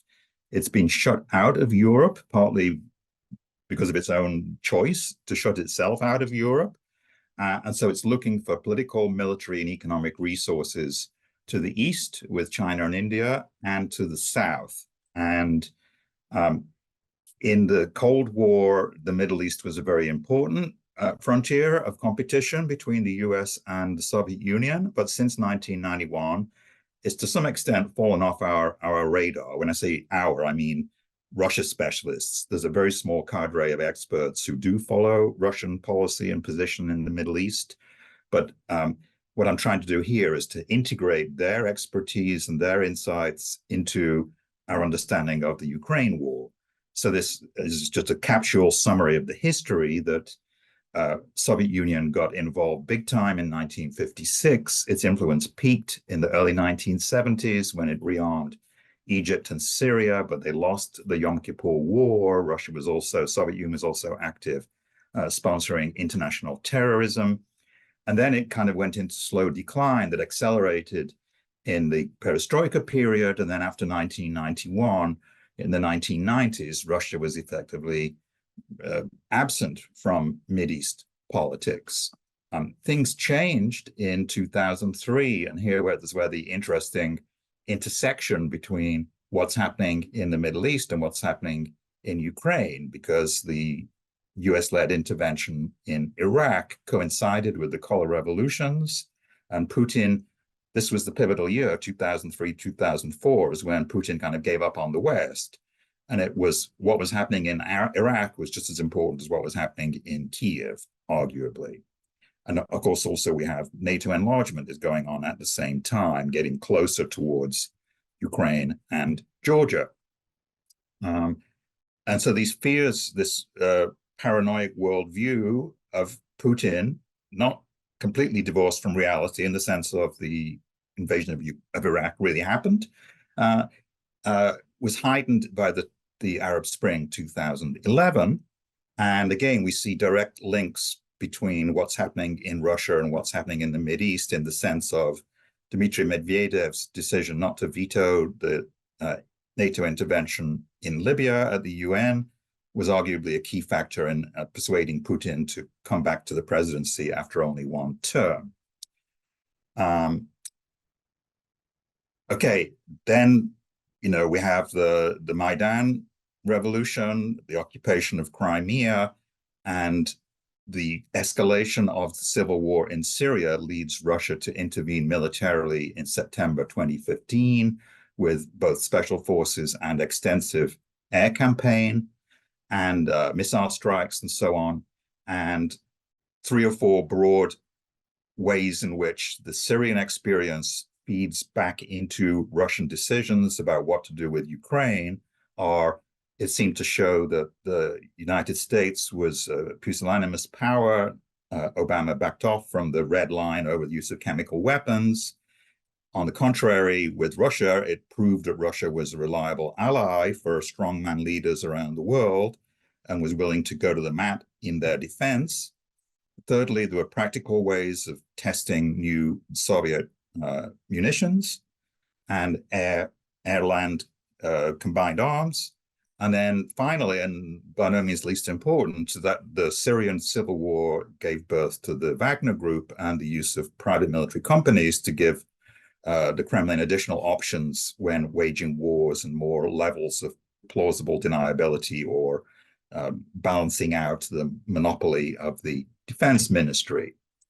A sidebar here about Israel. One part of the story of Russia's re-injection of itself into the Middle East is the souring of relations with Israel. Initially, Putin was very pro-Israel, was the first Russian leader to visit Israel, and things started to change after the Crimean annexation, when the rhetoric of Kiev being run by neo-Nazis entered the Russian, well, accelerated in the Russian political lexicon.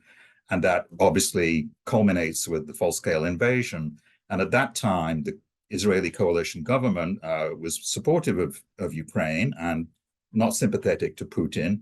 After Netanyahu became prime minister again in December 22, Israel somewhat backs off from support for Ukraine, in part because they're trying to avoid Russia blocking Israeli airstrikes in Syria.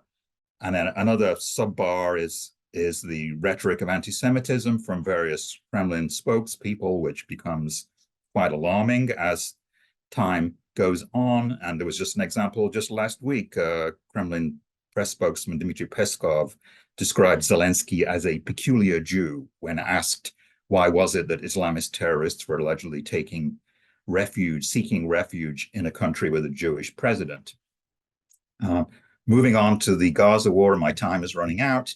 Gaza has been a global opportunity for Russia to redirect world attention away from Ukraine. It's not only Putin who has to worry about being accused of genocide, but it's Israel who's being accused of being genocide. It reinforced the Russian narrative of the dangers of US hegemony, and it coincided with other troubling developments for Ukraine. And my final slide here is where I'm looking at Russian attempts to conceptualize what's going on by evoking the global South or world majority. I discussed the paper by Trenin and Karaganov, and also a panel presentation by Trenin earlier this month. Most of these topics are familiar to this audience. I'll conclude with my final slide where I critique this global South conceptualization of Russia. It doesn't hold water. I think Russia's portrayal of itself as a state civilization contradicts the idea that all the countries in the global south are equal, because Russia is claiming a leading role as a state civilization. And secondly, the global south countries, including China and India, are just not interested in a military confrontation with the West or with a trade war with the West.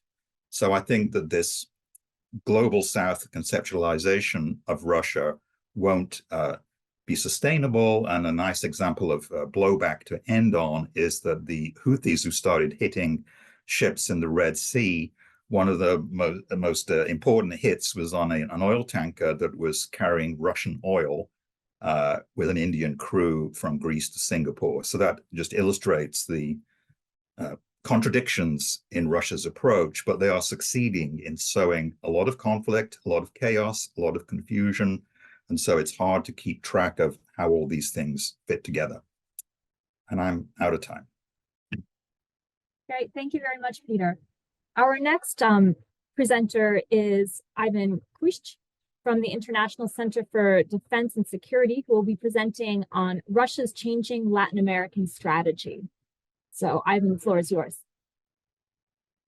Thank you, and thank you everyone. Thank you everyone for joining today. I am very happy to share the. I see there's some problem with my camera, but I will imagine that it'll fix itself on its own. I'm very happy to share this paper that PONARS published last month regarding Russia's current approach to Latin America.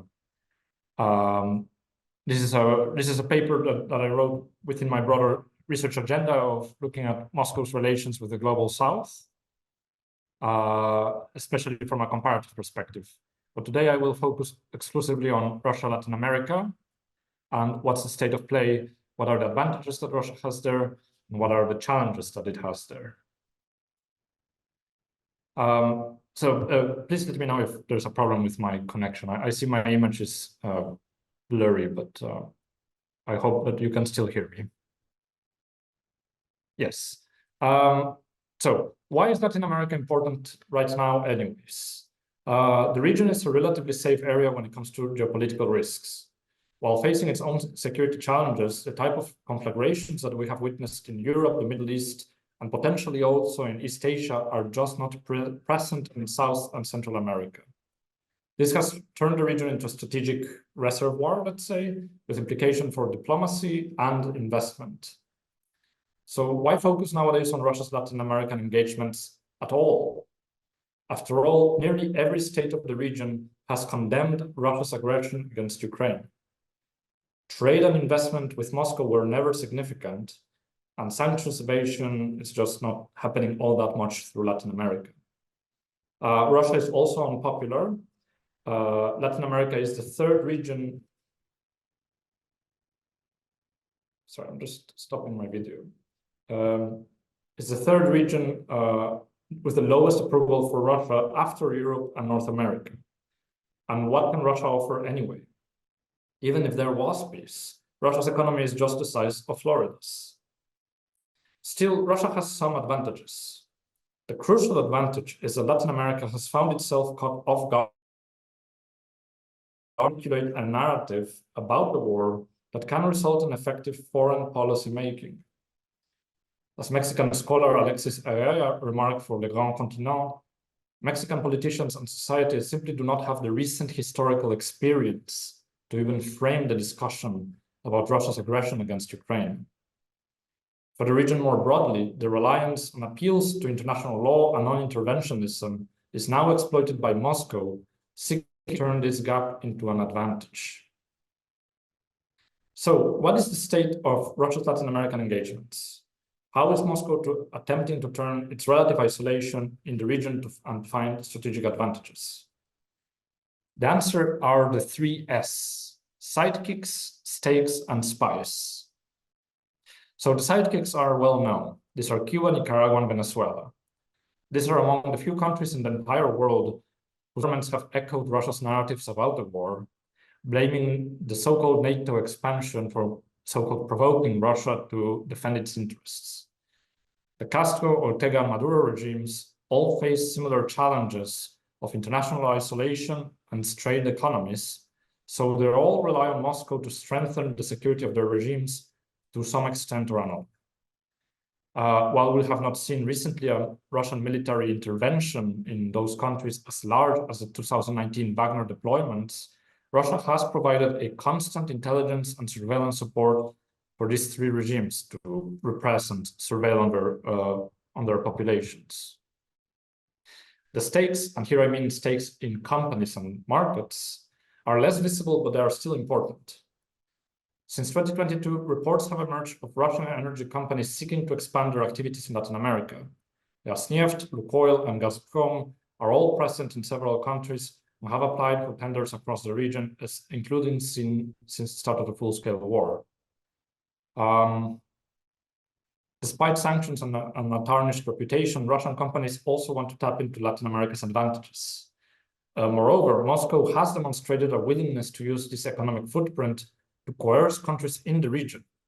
A visible case was the economic coercion Russia used to thwart Ecuador's arms transfers to Ukraine in February of this year.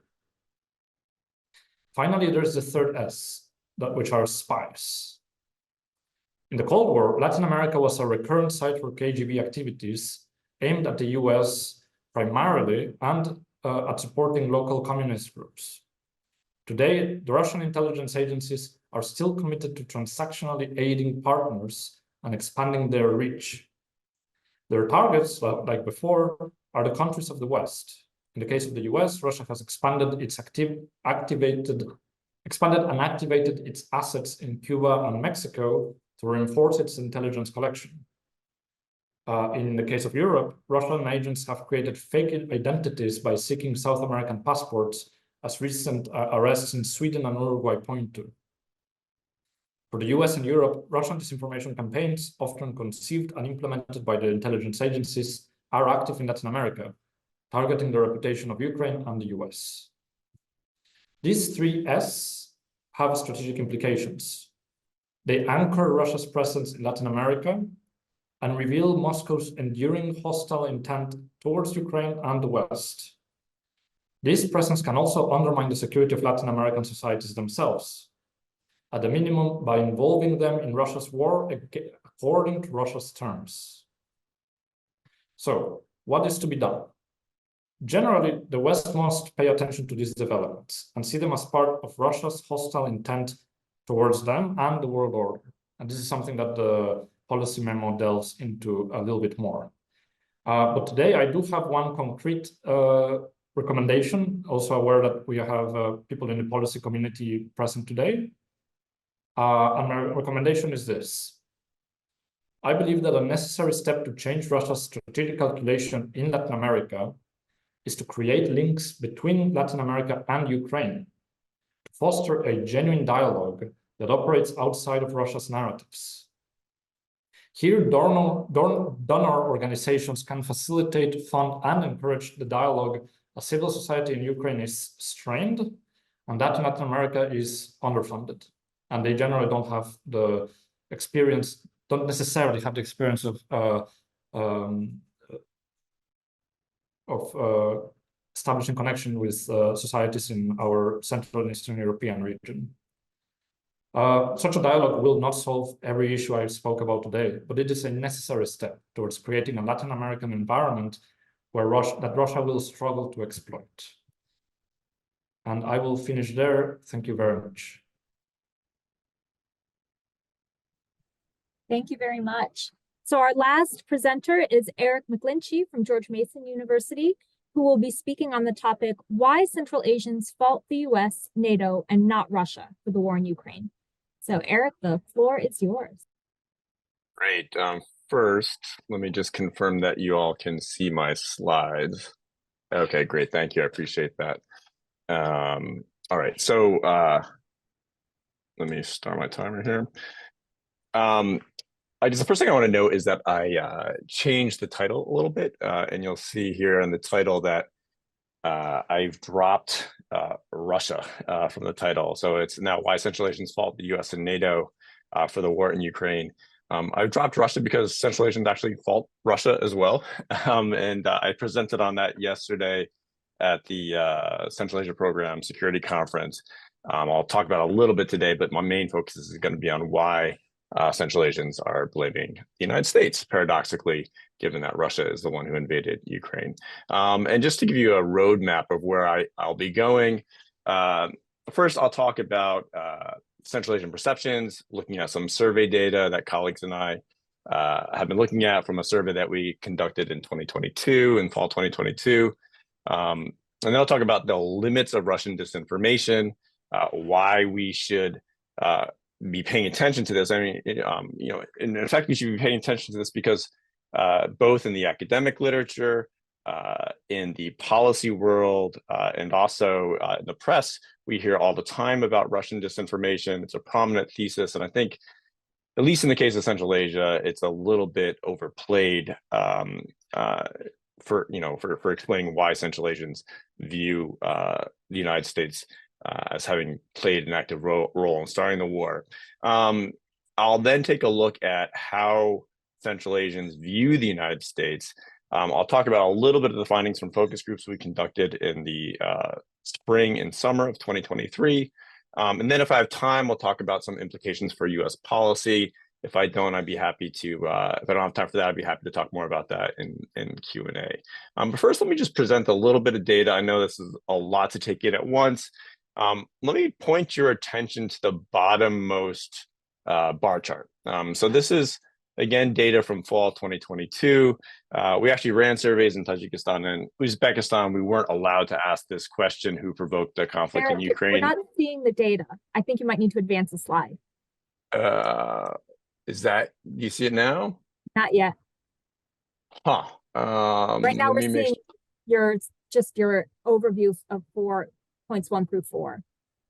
Huh. It doesn't seem, let me stop share and start again. Don't worry, I'll give you an extra minute. All right. Is it, do you see it now? Okay, great. Thank you. I apologize for that. So it's the, and I appreciate the extra minute. The bottommost slide here is, this reflects Kyrgyz and Kazakh perceptions of who provoked the conflict, and in particular, did the US government provoke the conflict? 76% of Kyrgyz and 60%, 59% of Kazakhs said yes. This is a startling number, and I'll go into why I think this is the case. But just one thing I want to say first about why I think we should be somewhat wary of the Russian disinformation thesis. If you look at the second stack chart here, I think it's striking that 40%, more than 40% of Kyrgyz, 39% of Kazakh view Russia as having provoked the war. So this is not something that's suggestive of Russian effective disinformation. I don't think we'd expect to see that high a response if Russian disinformation really were as effective as some people are claiming it is. Well, let me give you a few other reasons for why I think we should question Russian disinformation as being effective in Central Asia. And some of this relates just to the statements that the Kremlin spokesmen have been putting out. Klyszcz has this infamous YouTube video where he questions Kazakh state sovereignty. Medvedev had this infamous Kontakte post where he similarly questioned the state sovereignty of Kazakhstan. This caused a lot of consternation among the Kazakh population.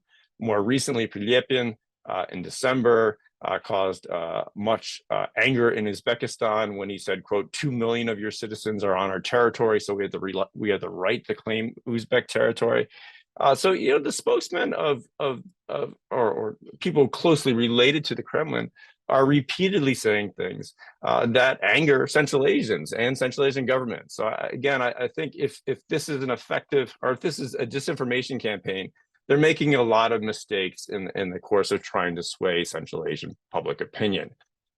What I argue in the memo, and this is really taking the lead from the focus group information that we got in last spring, is that Central Asians, they question the United States not because they're simply parroting the talking points of the Kremlin media, but because they have real reasons to question the United States.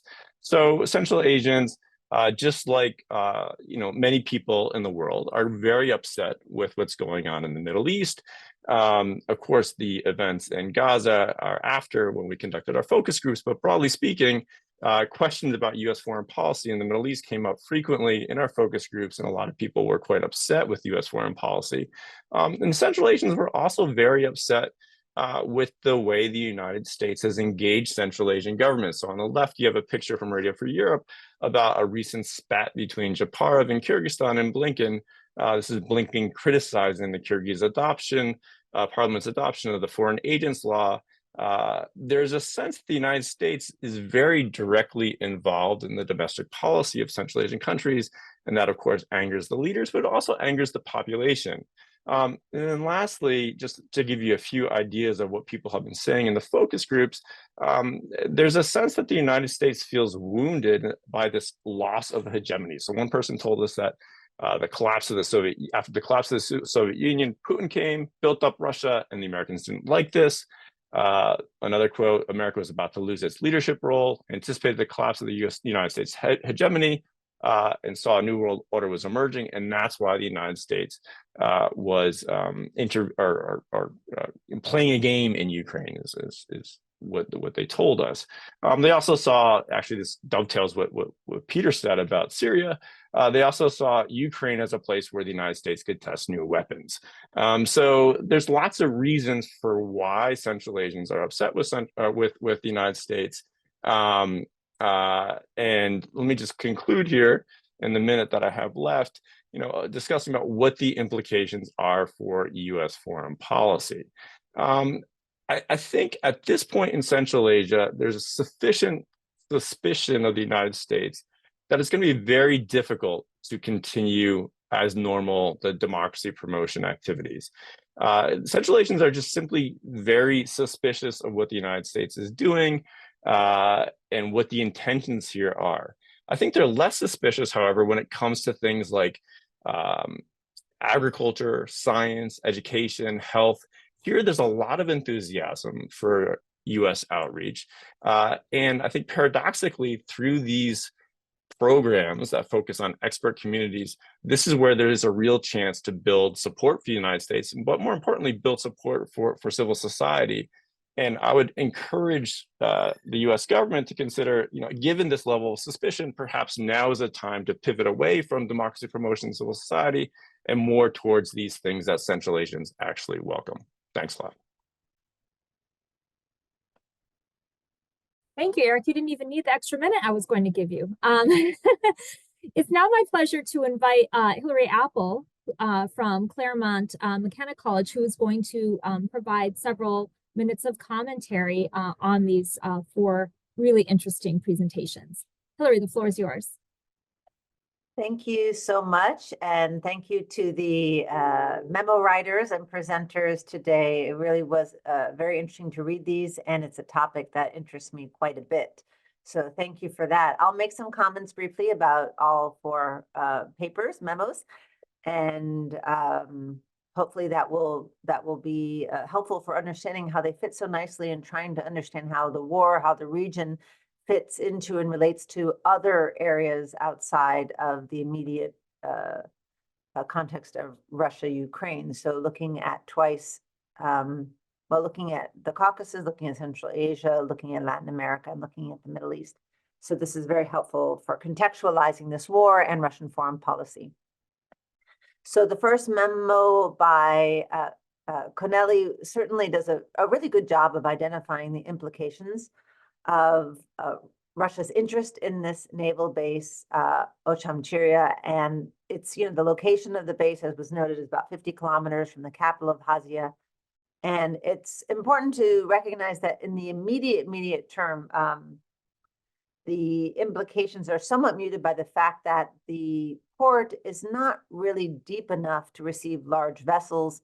And so a lot could be changing as a result of the additional construction that's going on for this port in order to be capable of receiving large vessels, trade, military, otherwise. So something that I would have appreciated was a little more information about, what needs to be done, how long this might take. So just, I think any more details that could be provided, I think would be helpful for understanding the urgency of this issue, because the implications that the memo brings up are very significant. And a key point is that this base creates a possibility or an opening for the movement or potentially even the expansion of this war in Ukraine, moving the battlefield to the east, right? So that's one of the implications discussed in the paper. And so, to have some sense of the timeline for this construction would be helpful.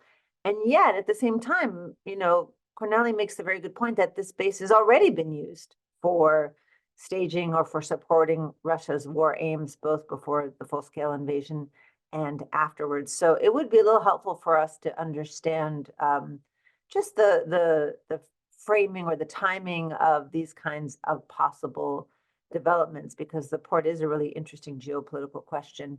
The other area is that I do understand why this would be of importance and even helpful from the Ukrainian perspective for this focus to be moved to the east or for the broadening of the conflict. But certainly, I don't see how Russia has an interest in using this base as a means of broadening the conflict, given that it is spread so thin in Ukraine and has sustained so many losses. So that's interesting to me. If Russia is the one who's investing to try to deepen this port and to make it more useful for large vessels, what does it mean for Russia's actual interest in extending its commitments? Because Ukraine would be able to retaliate. It will be able to strike potentially vessels in this port, which would then bring Georgia more directly into the conflict. So those are just a couple questions I have for you. The next memo is Peter's memo, and it does an excellent job of highlighting several different developments and trying to link them to Russia and its relationship and its ability to increase its leverage in the Middle East. So it does this in many different areas, some of which are clearly linked and some of which are contemporaneous, perhaps. So a couple of areas that interested me that I thought were well done. I thought the coverage of how President Putin's relationship with Israel has evolved.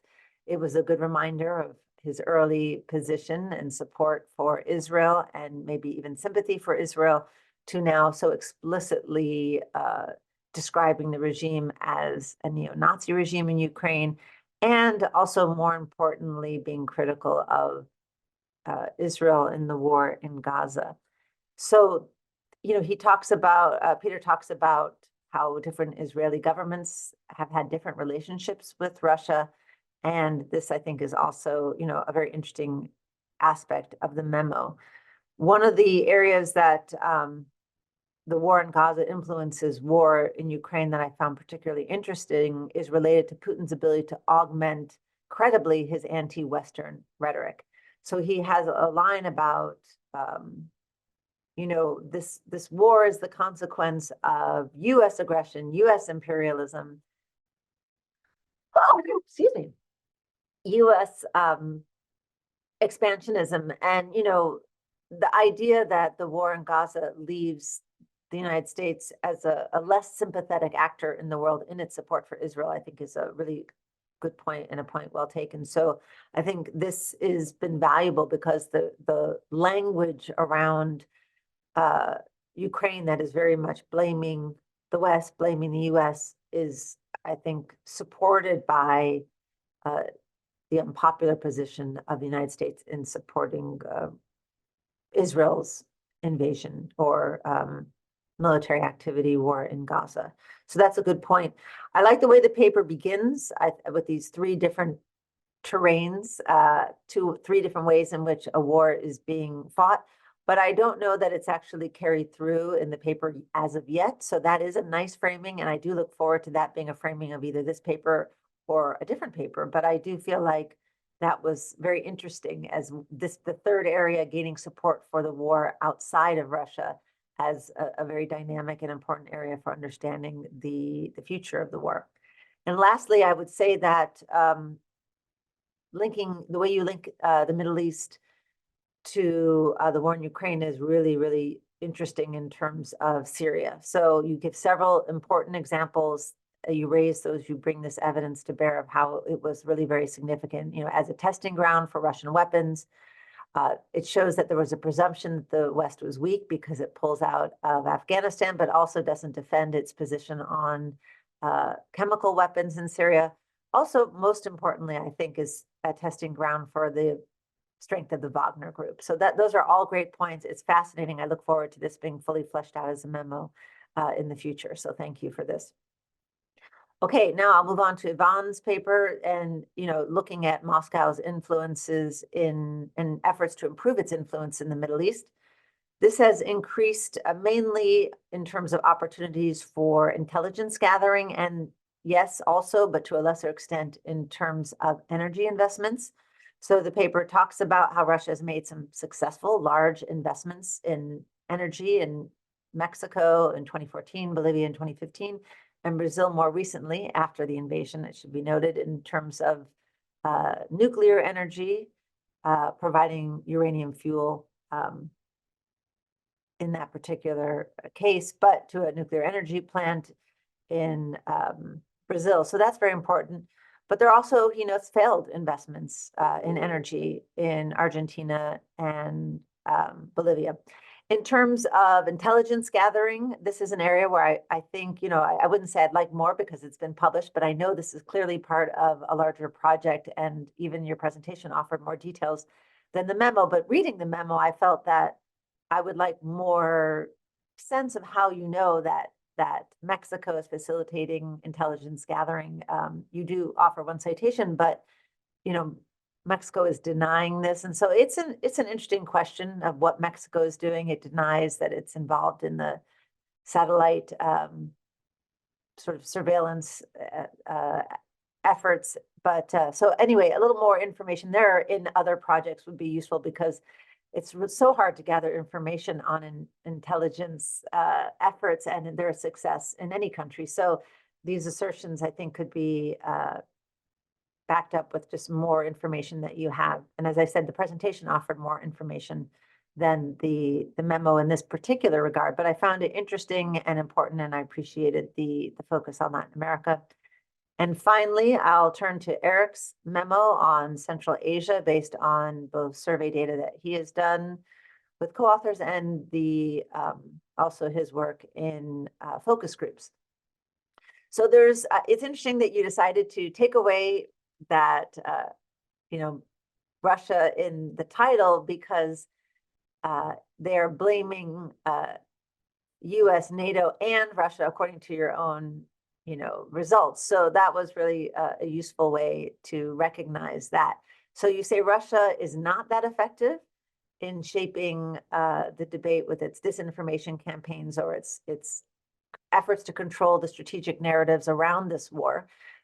I actually thought that, we could also see it as somewhat effective because it shocks me that Central Asians would not be more frustrated with Moscow, given these statements that challenge the region's sovereignty and territorial integrity. And you give those examples for Kazakhstan, especially by Kyshtyn and Medvedev, which are really powerful, but it's not only Kazakhstan, it's, the examples you give in Uzbekistan, for example. So these are striking that they're not very nervous or much more focused in on those claims to control over the region.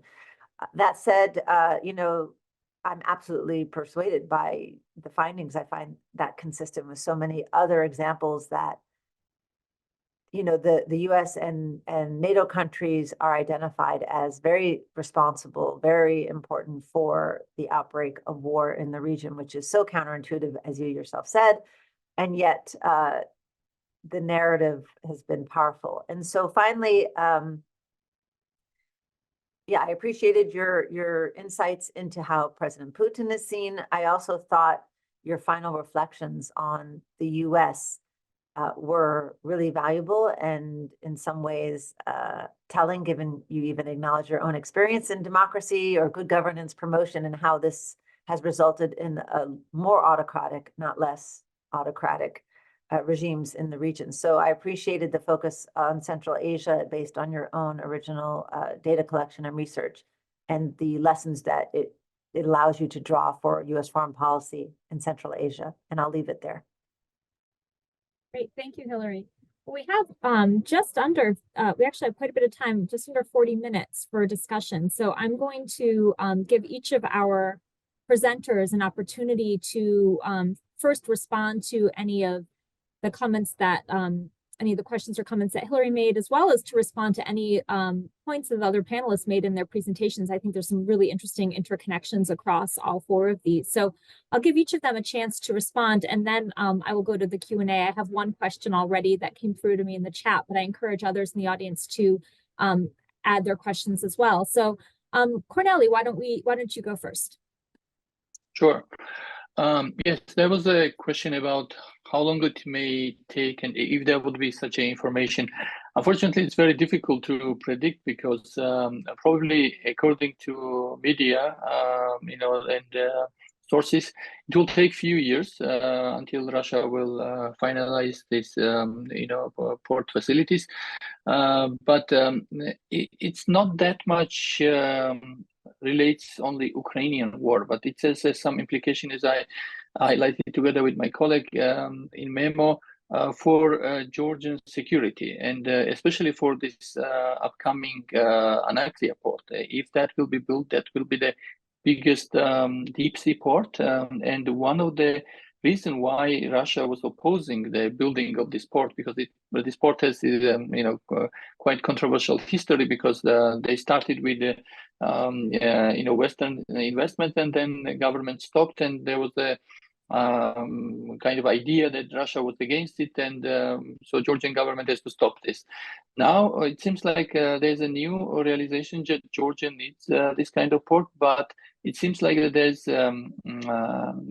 Georgian government feels that under Chinese auspices, this construction of this Anaklia port would be more important, because one of the fear which Russia has that the West, especially the United States, could use it for its own, for military reasons. So that was one of the fear Russia had against the Anaklia port, and in that sense, the location of the Ochamchi report is very important in many ways. And also, as I said, Russia very easily can disrupt some strategic projects like Georgia has, especially to become some sort of hub between China and European Union. And another question was about how the Russians, Russia is of course not interested right now probably to do anything there, but it depends also how far the war goes, and if Ukrainians will manage to get F-16 and maybe some other weapons. They, as it was stated by President Zelensky, they will use all means to basically to bomb this port. So of course we don't know if that will be the case right now, but this means that if there will be this kind of scenario, this will be kind of irony for Georgian government, which actually wants to stay kind of neutral in this conflict. But it seems like, and there was a lot of propaganda from Georgian government lately that basically accusing West, especially United States, European Union, that they want to drag Georgia into the war. And it seems like in that kind of scenario, Georgia will be kind of somehow drawn in the conflict. So this is the kind of like one of the scenario which could unfold. It depends also how the things will go in the future. Thank you. Peter. Yeah, I echo some of the points about democracy promotion that Eric made, because that obviously is part of the Russian propaganda around the Maidan revolution, is to portray it as just a US plot. And I don't think that's the case. I think the Maidan revolution was overwhelmingly domestically generated, but it's certainly true that US officials tried to take credit for it. And so we fed the Russians the photo ops, the giving out the sandwiches on the Maidan Square that then came back in Russian propaganda. So I think there is a pattern here of democracy promotion being re-engineered into an anti-American narrative.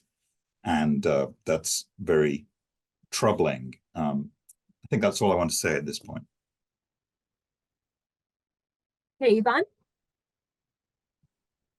Certainly. Thank you. Thank you, Hillary, for the comment, and apologies for my technical problems. I will just respond to Hillary's comments on the question about sources. Well, when it comes to sources, when it comes to Mexico specifically, there, indeed, it's very hard to research intelligence activities, especially of a foreign country in a third country, and so there's kind of layers of distance.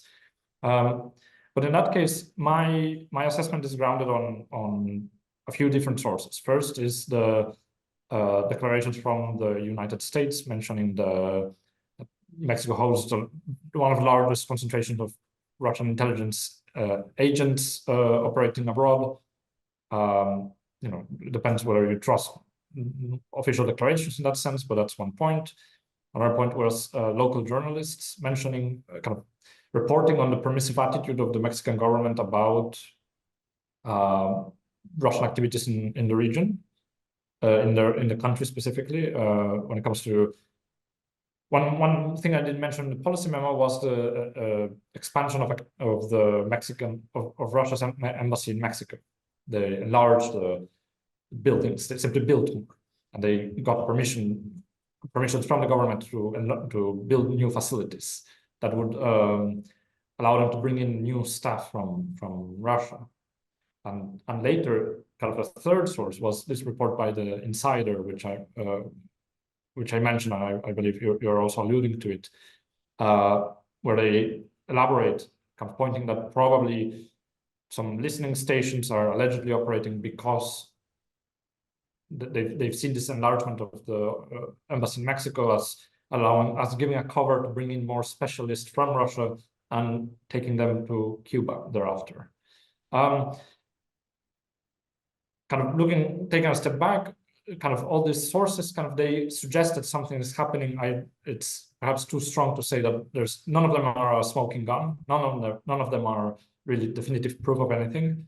But when you couple this with other elements that I bring up in the policy memo, such as the cooperation with Venezuela, with Nicaragua, the illegals programs that launder their identities through South American passports, then a broader picture begins to emerge that I kind of summarize in today's presentation as just spice. So thank you. Eric. Yeah, great. Thank you, Hillary, for your comments. I mean, your point about not thinking that maybe Russia disinformation is having an effect because it's only 40% who are saying that Russia has a role in provoking the war is well taken, right? I mean, from where we sit, we know that Russia invaded, and of course, you know, Russia should be viewed as culpable, right? So it would be great to run the counterfactual, right? What would it look like in the absence of Russian disinformation? What would the numbers look like? To a certain extent, we can do this with the survey data. We can look at consumption of media. It's a little tricky though, because Central Asian media is, there's a lot of Russian media in Central Asian language media. So it's hard. What I presented yesterday at the Central Asia program at GW, that gave me a little bit more confidence in removing Russia, not blaming Russia, because in the focus group stuff that, you know, the stuff that we're seeing is Central Asians are really critical of the Russian government and of Putin. So yeah, you know, they call Putin a narcissist, they call him senile. They look at Russia doing this and Putin doing this as a way to secure his legacy. So they don't hold back in the focus groups. So one of the things that most struck me was in the Uzbek focus groups, where one of the respondents, and I remember we weren't able to ask this question in the survey, but in the focus groups, we actually didn't ask the question either. It just kind of came up in the focus group. One of the respondents pointed to Uzbeks coming back in body bags after being forced to fight with Wagner. So there's these very compelling narratives in Central Asia, at least are coexisting with Russian disinformation and having a real and measurable effect. I guess what I'm trying to do here is one, to point that out and to make us question a little bit the Russian disinformation thesis, which people are using to explain everything from public opinion in Latin America, as Ivan's saying, or in Central Asia with regards to the war, or the potential outcome of the 2024 US elections, right? We're invoking this for so many things, and I think that's we're exaggerating. And then the other thing that I want to do, and this gets back to Peter's point, and my own painful self-realization as someone who's been engaged in democracy promotion activities, is the United States deserves some degree of responsibility for having promoted an image that is permissive of the kind of views that we're seeing in Central Asia. And if that prompts us to pause and reflect on what we're doing, perhaps that would be a good outcome. Thank you. So we have one question that's come up in the chat that I will read out, and this is from Anton Shirikov. This is a question for both Ivan and Eric. To what extent do you think receptivity to the either pro-Russian or, in the case of Central Asia, broader anti-Western spin is an elite-driven story versus a story driven by mass attitudes? Ivan, for example, focused on strategic interactions between Russia and Latin American leaders, but I wonder if these leaders are constrained by public opinion or somehow prompted to take a pro-Russian stance because of public opinion. And in the Central Asian case, on the contrary, I wonder to what extent these anti-Western attitudes are persistent because domestic elites promote them versus being persistent popular attitudes which leaders themselves have to acknowledge. Now, before you answer, I'm gonna assert my chair authority to ask Peter a question. So I'm gonna ask this so that Peter can think about it while you two answer. And this goes back to sort of drawing on these different parallels that you've identified with the Middle East. And I'm wondering, specifically about a Hamas parallel and whether or not you've seen this brought up, right? So there's one way of framing the role of Hamas within the broader region more broadly, and this is a framing that precedes October 7th, right? And Hamas is a national resistance group, that this is a group sort of pushing for a nationalist narrative in an unrecognized state. And one could make a similar argument that this is what was happening in Eastern Ukraine between 2014 and 2022. And I'm just wondering to what extent you have seen any rhetoric or media that's making that sort of parallel. Okay, so I will go in reverse order this time. We'll let Eric go, and then Ivan, and then Peter, and then we'll see if we have more questions. Anton, thanks for that question. I think it's a really important one. And to answer, I think it's both. I think it's both elite-driven and mass-driven. And you can see that based on the narratives that rise to the top. So I gave you the example of Japarov responding to Blinken's letter that he sent saying that the United States was disappointed that the Kyrgyz parliament adopted the foreign agents law. And Japarov sent the letter back. I haven't actually seen the original text, but I've seen the Facebook text of the letter, where he criticizes the United States for intervening in Kyrgyz domestic politics and says, you know what, the United States has a foreign agents law as well, and our law is not really all that different from your law. So this is kind of silly. So that's very much a case of the elites leading a conversation about U.S. meddling in domestic Central Asian politics. I should say that it's, as you allude to, it's a message that resonates in the population, and we find that in the focus group responses. So that would be elite-driven. But there's other things that are very much society-driven. So just two examples. The first one is particularly prominent under President Obama, when the United States adopted the promotion of LGBTQ+ rights as a part of U.S. foreign policy. That created a massive uproar in Central Asia. And that uproar wasn't based on Putin's kind of playing on this. It was actually based on deeply held traditional values, traditional in quotes, right, that Central Asians have about this topic. And many people were upset by this. Actually, LGBTQ+ activists in Central Asia were upset by this as well, because it just made their life more difficult, right? Because they were seen to be in cahoots with the US government. But that was a very much society-driven response, anti-US narrative response. The other one is with regards to Islam. Central Asian autocrats are reluctant to go in the direction of Islam. In Uzbekistan, we've actually seen Central Asian autocrats use radical Islam as a way to repress. But Islam resonates within the Central Asian population, very deeply held views about religion. So even though the Central Asian governments themselves steer clear of this topic most of the time, when there's stories about innocent civilians dying in the Middle East or Pakistan as a result of US drones, that is a societal response, and it's a real one. Again, it's not propaganda driven. So the short of it is it's both. It just kind of depends on what the topic is. Ivan. Thank you.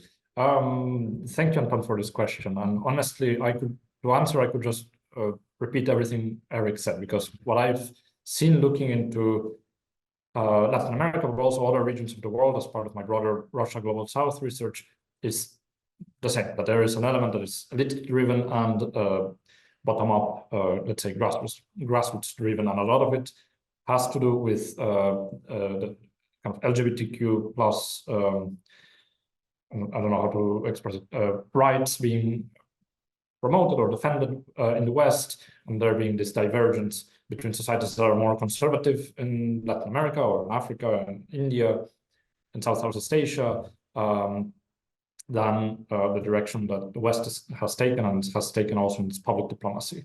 Kind of looking beyond the challenges that presents for diplomatic engagements, I want to point that that's actually one thing that kind of underpins this in regions like Latin America, but also Africa, that I've seen in polling and kind of qualitative studies as well being published, is that often this is how to say it, symbolized or captured by the image of Putin and Putin's own popularity in these regions. He's seen as this strongman who defends traditional family values, again, also in quotation marks, against this supposed Western imposition of human rights, supposedly against civilizational values that are supposedly in all these different regions of the world. So I think if you dig, it's a similar picture when it comes to these attitudes. I will also highlight that when it comes to anti-Western perspective, you can find it across many countries in Latin America, because it is entrenched in national narratives as well, of standing up to Spanish or colonialism, thinking about Mexico again. And you can see it also in other regions of the world that were formerly under colonial rule. So I think that that's also an element that needs to be considered, that this kind of anti-Western draws from colonial heritage. Or as a response, well. Of course, there's also a lot of compartmentalization. So all these countries trade with Western countries. The people hold the United States and Europe in good regard generally. So kind of these are realities that coexist in public opinion for what I've seen in polling and other sources. Thank you, Peter. Yeah, on this question of Anton's question of elite versus mass opinion, it reminds me of an observation from a few months ago from South Africa, that the opinion polls in South Africa showed that the ordinary people are indifferent in the Russia-Ukraine war and don't support the Russian narrative, but it's the ANC elite who have the political legacy of the anti-apartheid struggle. They were the ones who kind of were most vested in the Russian narrative of US hegemony as the problem. So moving on to Danielle's question about Russia and Hamas, on the one hand, Russia is very close to Iran, and Iran is kind of main sponsor of Hamas, although I'm not sure to what extent Iran can kind of control Hamas. One thing that's fallen through the cracks for Russia is its efforts to be a kind of broker of peace, right? Because one thing that Russia was always saying was, well, we have good relations with everybody, so we can try to bring the conflicting sides together. But that given Russia's role in Syria, that's less and less plausible. So they do meet with Hamas delegations in Moscow, both before and after October 7th. So they're trying to feel a way towards playing a kind of peace broker role, but it doesn't seem to be going anywhere. I mean, when the Saudis wanted to make peace with Iran, they went to China. They didn't go to Moscow. And Moscow was too close to Iran to be trusted. So I think it's a fiendishly complicated set of relations, and I'm not sure that the tide is going in Russia's way in the long-term diplomacy. I think the Abraham Accords, the activation of the Saudis and Qatar is more important than Russia's role. But in the short term, the images coming out of Gaza and the narrative of the US is backing the Israeli occupation regime that's killing Palestinians, that's a very powerful narrative, which Russia is happy to see distract global attention away from what they're doing to Ukraine. Thank you.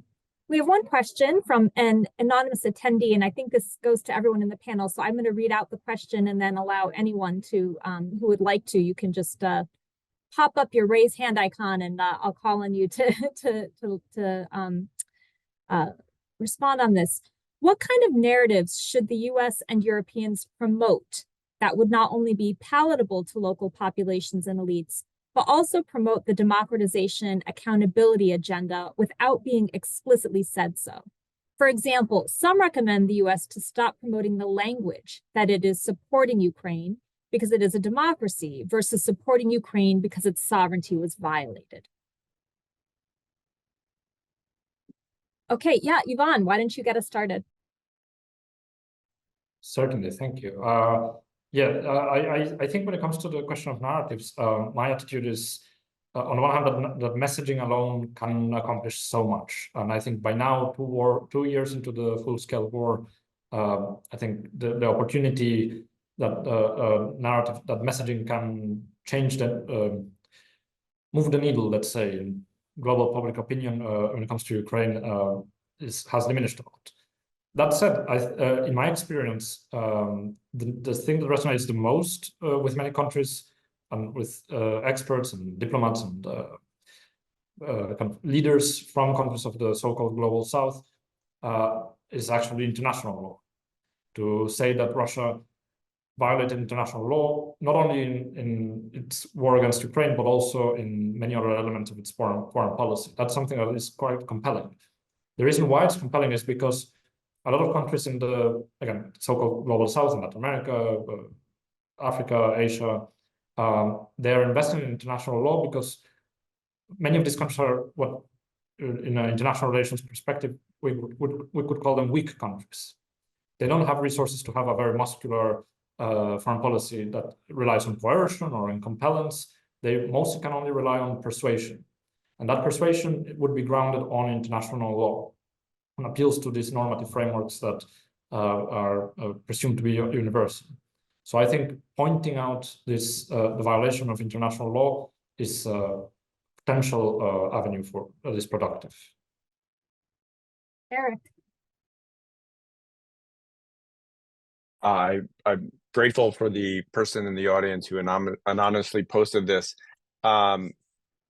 Yeah, I think this democratization narrative, as Peter's example again of handing out the sandwiches in Maidan, this is really problematic. I do think something has to change.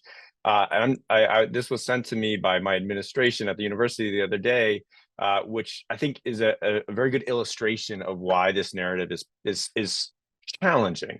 And again, this is coming from someone who was engaged in this democracy promotion enterprise in the past. So I'm also criticizing myself here, but here's a call for proposal from the State Department. So DRL announces an open competition for organizations interested in submitting applications in response to strengthening civil society resilience in the Kyrgyz Republic. In this challenging environment, DRL aims to maintain civil space and build civil society resiliency. The project's primary objective is ensuring Kyrgyz civil society organizations have the tools, training, resources, and support to remain safely and effectively engaged in their work in an increasingly repressive environment. This is a good objective, right? This is something that we all support. The reality is Central Asian governments read this stuff. They see how the United States engages with what the government says professional civil society organizations, and they very easily demonize the very people that we're trying to support. An alternative would be to work with communities of expertise, right? So agriculture, technology, education, health, and support agriculture, support health, support education. And it's going to be much harder to turn these projects around on the US government because a lot of people are going to embrace them, including the governments themselves of Central Asia. And my expectation is, at least I would hope, that through these projects, some of the civil society stuff that Washington is quite rightly trying to promote in places like Central Asia will come about, right? But they'll come about in a way that's not the US defending civil society activists and promoting their work against the repressive governments, but come out through a kind of partnership. It'll be slow, but we've also been engaged in this for 30 plus years, and we're not seeing the results. So maybe it's time to try something different and change the narrative away from active civil society promotion to focusing on these very specific technology, education, health kinds of projects. Before calling on Cornelia, I'm once again going to assert my chair authority to comment that Eric's comment that was just made ties in really nicely with the presentation that Hilary Apple gave on panel 2 earlier today. That was just, for those of you who were not present, was discussing sort of some of the challenges that Ukraine may face in gaining entrance to the EU. And one of the points that came up in Hilary's presentation, and luckily we have Hilary here if she wants to comment further on this, but I think came up also in the discussion, is that there's always going to be a gap between what high-level policymakers want up at the top versus how people on the ground perceive things. And so this, there seems to be a recurring theme here about who on the ground is impacted by policies, and then the extent to which the governments of those states are responding on an overarching level. Okay, Cornelia, the floor is yours. I just want to actually continue what you said, that in case of Georgia, which is a EU candidate country officially, I think it should be a little bit different than in Central Asia, because we definitely need US and European Union support, especially with emerging authoritarianism in Georgia, which doesn't really fit with this Europeanization project. So I think what is happening in case of Georgia is that basically we have a government which is ruling country already for third term, and they want to continue this for fourth term, which is unprecedented. And just imagine they so far successfully managed to marginalize political opposition, and only one part of society which they could not marginalize. This is civil society. So that was the main reason why last year Georgian government tried to bring the similar law in Georgia. Of course, it didn't work. The main role here was played by civil society, and especially young people and youth. And I think how we can imagine if there was no support from US or from European Union, because the civil society actually plays quite important role in terms of democratization. Of course, I'm again saying in Georgia, in Ukraine, and Moldova, and I think in that sense, this is vital to support. But what we see, unfortunately, is that there's a lesser kind of engagement, especially in terms of Georgia, because US as well as the European Union, because of geopolitical reasons, because of the ongoing war, they don't want to push much the Georgian government toward China or towards Russia. And that's a kind of fact what we see right now. But it doesn't mean that we should not support civil society. At least this is the one part which still kind of cares about democracy and human rights. Okay, I don't see any further questions, but we do still have several minutes. So I invite any of our panelists to, offer any other comments, any other bits that they didn't have a chance to share in my tight constraints on time, offer an opportunity for our discussant to weigh in a little bit more. So please just raise your hand. I'll hold the space for a minute or two while people gather final thoughts, or if any last minute questions come in from the audience. Well, I'll just respond very quickly to your point, you know, tying the two panels together, and in particular, the presentation that I made. It was really responding to this, the discussion at the end, where, you know, you may very well think that this is a big moment in history where the sort of vision and aspirations of leaders are enough to carry you past the finish line, but that, you know, there can be a very important split between the population. So I think Peter's example of South Africa is a very good one. In fact, there were divisions even within the South African government before they decided how they had to unify and get their act together in terms of presenting a more united front, even within the government. So, you know, as much as I've been very focused on understanding why this very straightforward fact in my mind that one country has invaded another country and, you know, violated the territorial integrity, that's not a more powerful narrative around the world, has been a really interesting question. And I don't think I've spent as much time differentiating at which level that is a more compelling narrative, because in fact, it might be very easy to make assumptions that, oh, I don't know, back to Brazil or Latin America, that this is where, you know, these countries fall into this equation, right? Peter's third area of contestation. But in fact, these are very complex environments where there's disagreement within, you know, the elite versus the population, and then of course within the population. So it's a good reminder for all of us as we try to summarize how this war is understood around the world, that there's so much nuance and variation, and that just, you know, makes it incumbent upon all of us to try really hard to be nuanced ourselves as we frame the global reception of these particular events.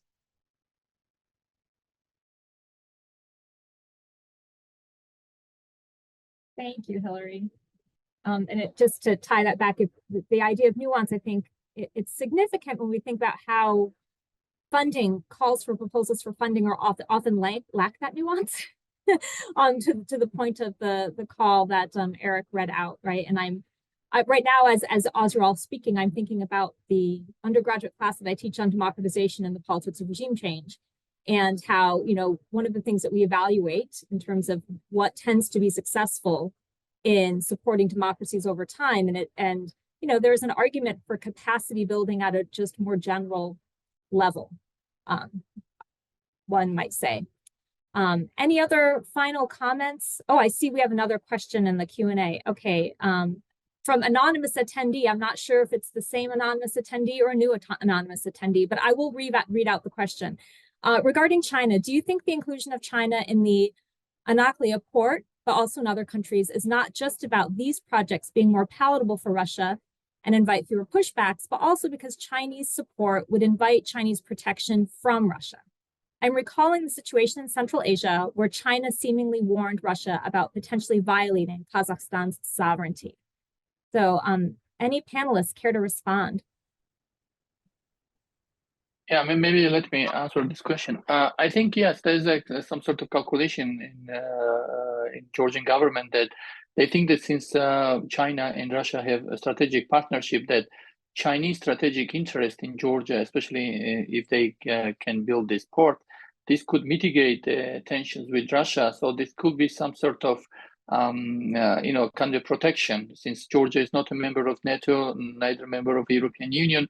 So basically, that's the kind of calculation in Tbilisi. But I'm not sure how important the Georgia is from Chinese perspective, because Central Asia is actually a little bit different case because it's very close. But in terms of you know, like Georgia, I don't know from Chinese perspective how valuable will be that. And so there's a lot of questions about this, even though the Georgian government tries now to build not only interstate relations on strategic level, whatever that means, but also inter-party, like the relations between ruling parties in China and between Georgian dream. But I think that more important is that there's a less knowledge about the China in Georgian society, and there's some sort of, I would say, propaganda about the good side of China, but there's a less and less information about the more kind of negative trends of Chinese investments and like interference in other countries.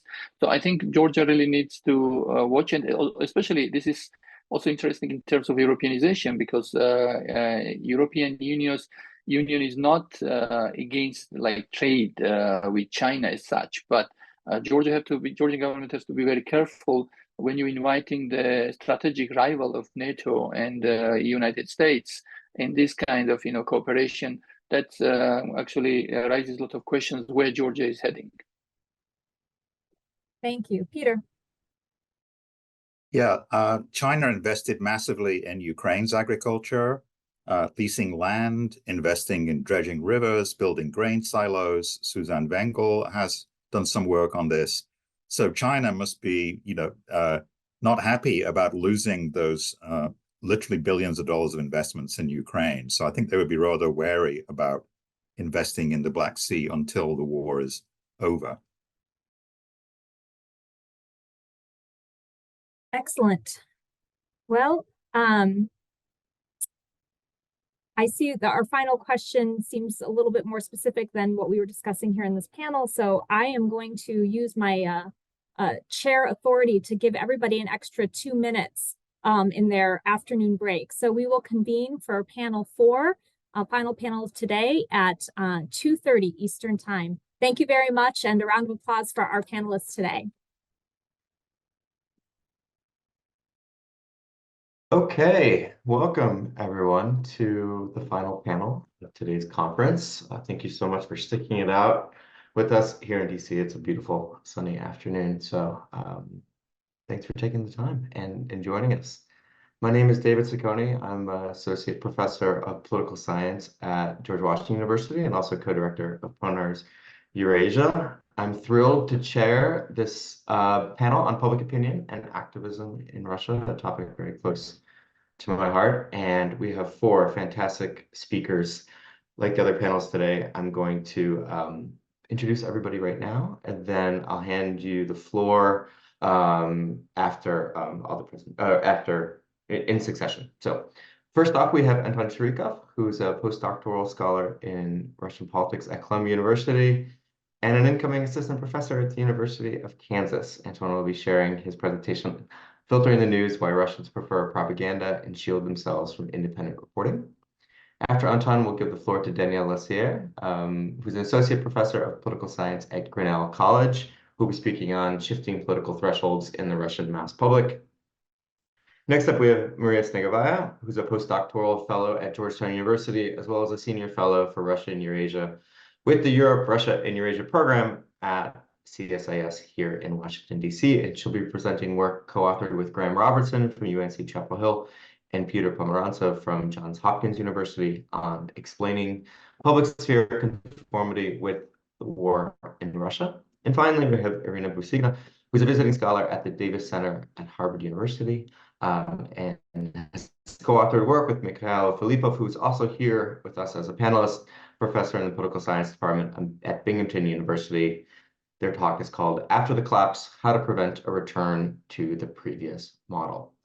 So each about 8-9 minutes for your presentations. I'll keep a clock and we'll chat with you if you seem to be going over your time in an egregious manner, but I'm flexible. It's the end of the day. If you've got important things to say, I don't want to be the one cutting you off. But let's jump right into it. Anton, let's start with your presentation. Let us know if you have any problems sharing the screen. Let's see. Hi, everyone. Thank you, David, and thanks to everyone at PONARS for inviting me and welcoming me as well. Okay. Can people see that? Okay, awesome. So this is a memo that's been recently published by PONARS, and This research is also part of my book project, which is broadly on why Russians find propaganda attractive and why they are often blind to the reporting of independent media. And at the core of this project is a question of why and how much the Russian public is susceptible to propaganda promoted through state media. And this is motivated by lots of things we saw in the past few years. In particular, I think many people remember the headlines from the beginning of the full-scale invasion, when many Russians seem to be trusting state television more than their own relatives in Ukraine who told them about the reality of the war. And even after that, when the fog of war somewhat subsided, we saw many situations in which Russians seem to adopt the justifications, the explanations that the Russian government provided for the war. And in this presentation, this memo, I focus on one particular aspect of the explanation for this seeming susceptibility, which has to deal with Russians' capacity to recognize misinformation and recognize propaganda. I try to reconsider three existing perspectives on Russian news consumption, one of which is that people are mainly brainwashed into believing what propaganda says because there's so much propaganda. It's overwhelming, and there's no access to independent information. The other possibility is that there's a long-term perspective in research on autocracies, which suggests that actually people in autocracies are quite sophisticated, quite skeptical, because they have plenty of experience with propaganda. And the problem is rather that they are afraid of retribution, so that this is why they seem to agree with what the government says. And another possibility is that people are very disoriented, just overwhelmed by propaganda. They don't really believe it, but they also don't believe independent reporting just because they don't know what to trust. And I will argue that it is something else, actually, that's at work. And I will focus on the results from some of my surveys that I've done in the previous years. Specifically, I will focus on a survey done in 2020, and to sort of preempt the questions about how generalizable it is to what's happening now. I've done other surveys since then, and in many ways, there is a lot of continuity. So I would argue that what I saw back then still applies now. So this was an online survey with a large sample. I asked respondents to consider several dozens of news headlines on various topics, including propaganda stories and more critical stories, also neutral stories. And the main task was to try to understand whether these stories were false or true. And then to make sense of the data, I followed the approach that's usual, normal in the research on misinformation, where scholars define news discernment capacity as the ability to distinguish between false stories and true stories, which in practice means if you believe false stories less and true stories more, then you are more discerning. So then jumping into the results, here you can see the average belief in true and false stories in the survey.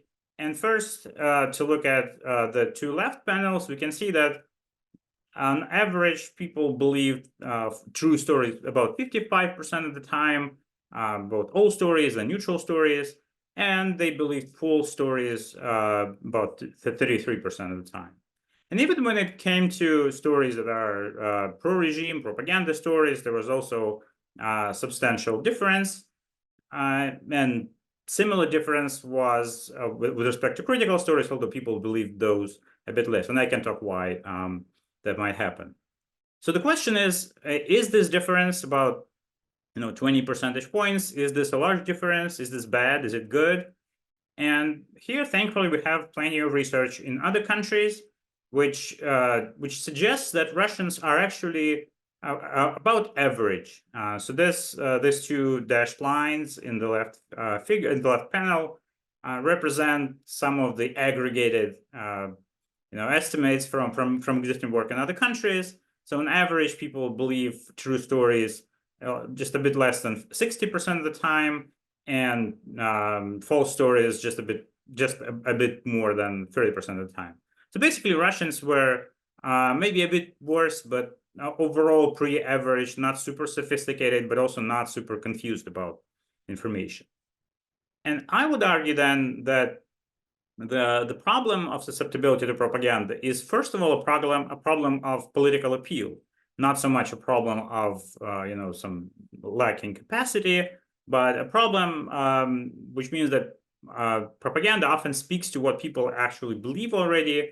And if we look at people in the survey based on their political views, so here I show basically the same result, but split into pro-Putin people and opposition-minded people. We can see that when it comes to politically neutral stories, the left panel, they pretty much agree. There's a little bit of a difference, but it's not dramatic. Whereas if we go to propaganda stories, pro-Putin respondents believe false propaganda stories 41% of the time, and compared to 31% among opposition-minded respondents, it's a pretty big difference, about 30%.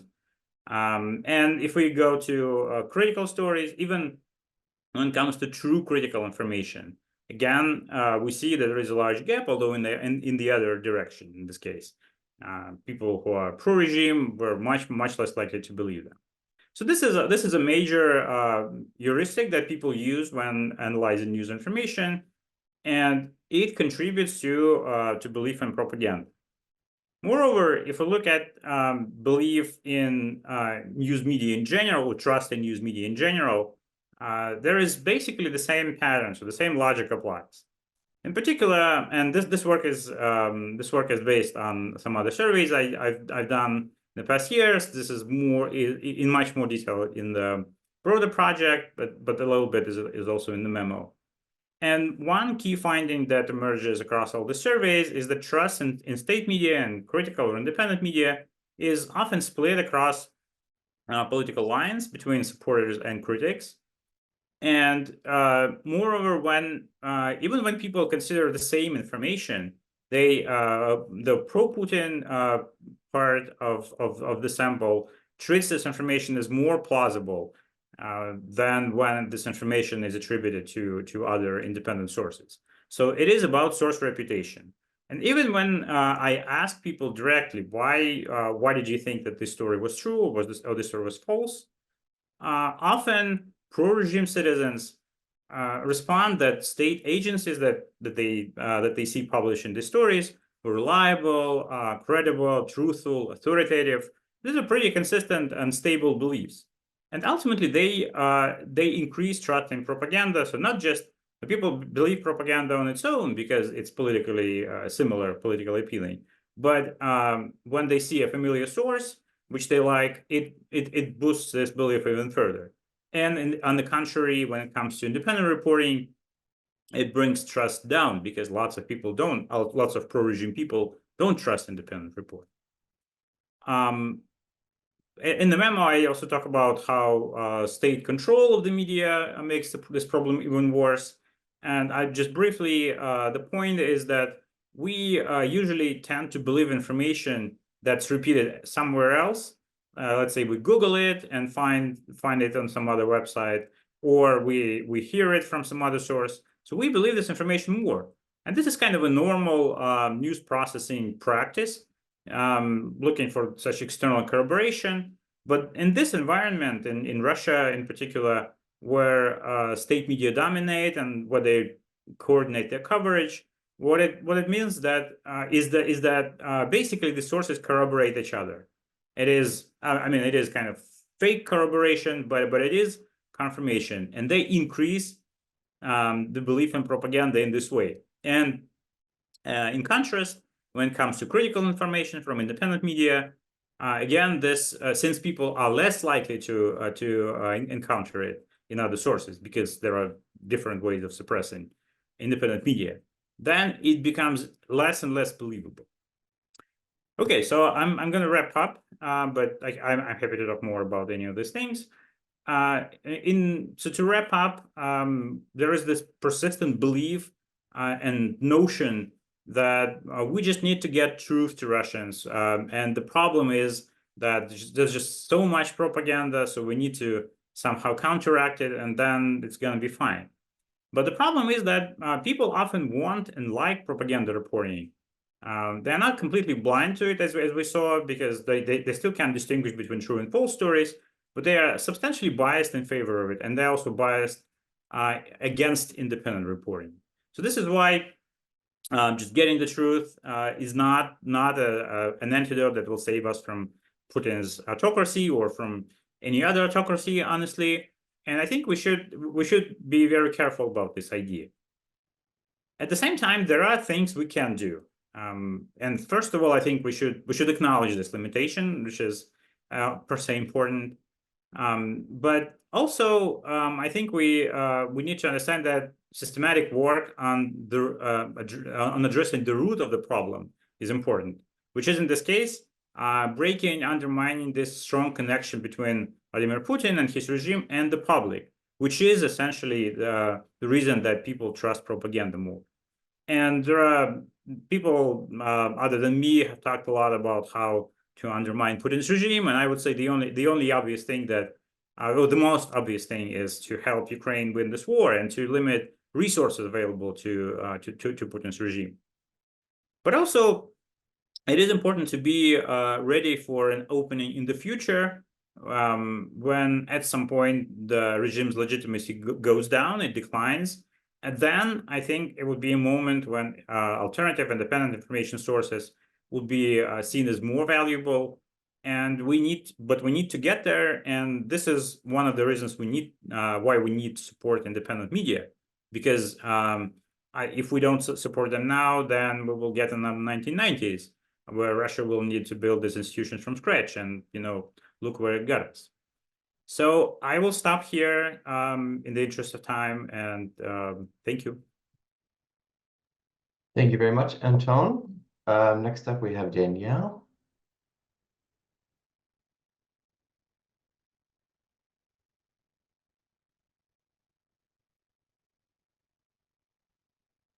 Okay, I'm just getting my slideshow going here. And I will start by saying that the real goal that I'm trying to accomplish here is really just to contribute to this conversation in a theoretical way by thinking about some of the way, introducing a model that we can apply to analyzing trends in Russian mass behavior. So, since the invasion in 2022, there's definitely been this feeling of this, I advanced too quickly, this anticipation that Russia was going to be at a tipping point for the regime, that the population was not going to be able to tolerate the degree of dislocation and costs of the war. And at some point, mass compliance with regime commands would start to erode. And after 2 years, we haven't seen this tipping point. It hasn't arrived. And so that raises this question of, will we ever see it? And if so, when? And how will we know that it's arrived? So the argument that I'm trying to advance is that there are indicators of mass Russian political behavior that can tell us some things, right? That there are insights from scholarship in opinion formation and authoritarian regimes that can help us to identify regime critics, skeptics, and supporters. And to see that, at present, it appears as though supporters are the plurality of the population, although there are some indicators that would suggest skeptics are increasing. So briefly, scholarly findings on opinion formation in non-democratic contexts can be particularly valuable insights into Russian mass behavior. Barbara Geddes and John Zaller's study of the sources of popular support in authoritarian regimes found that when the government has near control over the flow of political communications, exposure to elite discourse tends to induce mass support for the values embedded in it. And I think Anton's presentation a moment ago really provided an additional layer for us to be thinking about that and the way that Russians absorb propaganda. We know that Russians television remains the primary source of information for about 2/3 of Russians, and that in general, state-owned media is largely trusted. And these are, of course, the primary conveyors of the pro-regime interpretations of the war. Another helpful framing that I know many of you are familiar with is Timur Kuran's concept of preference falsification.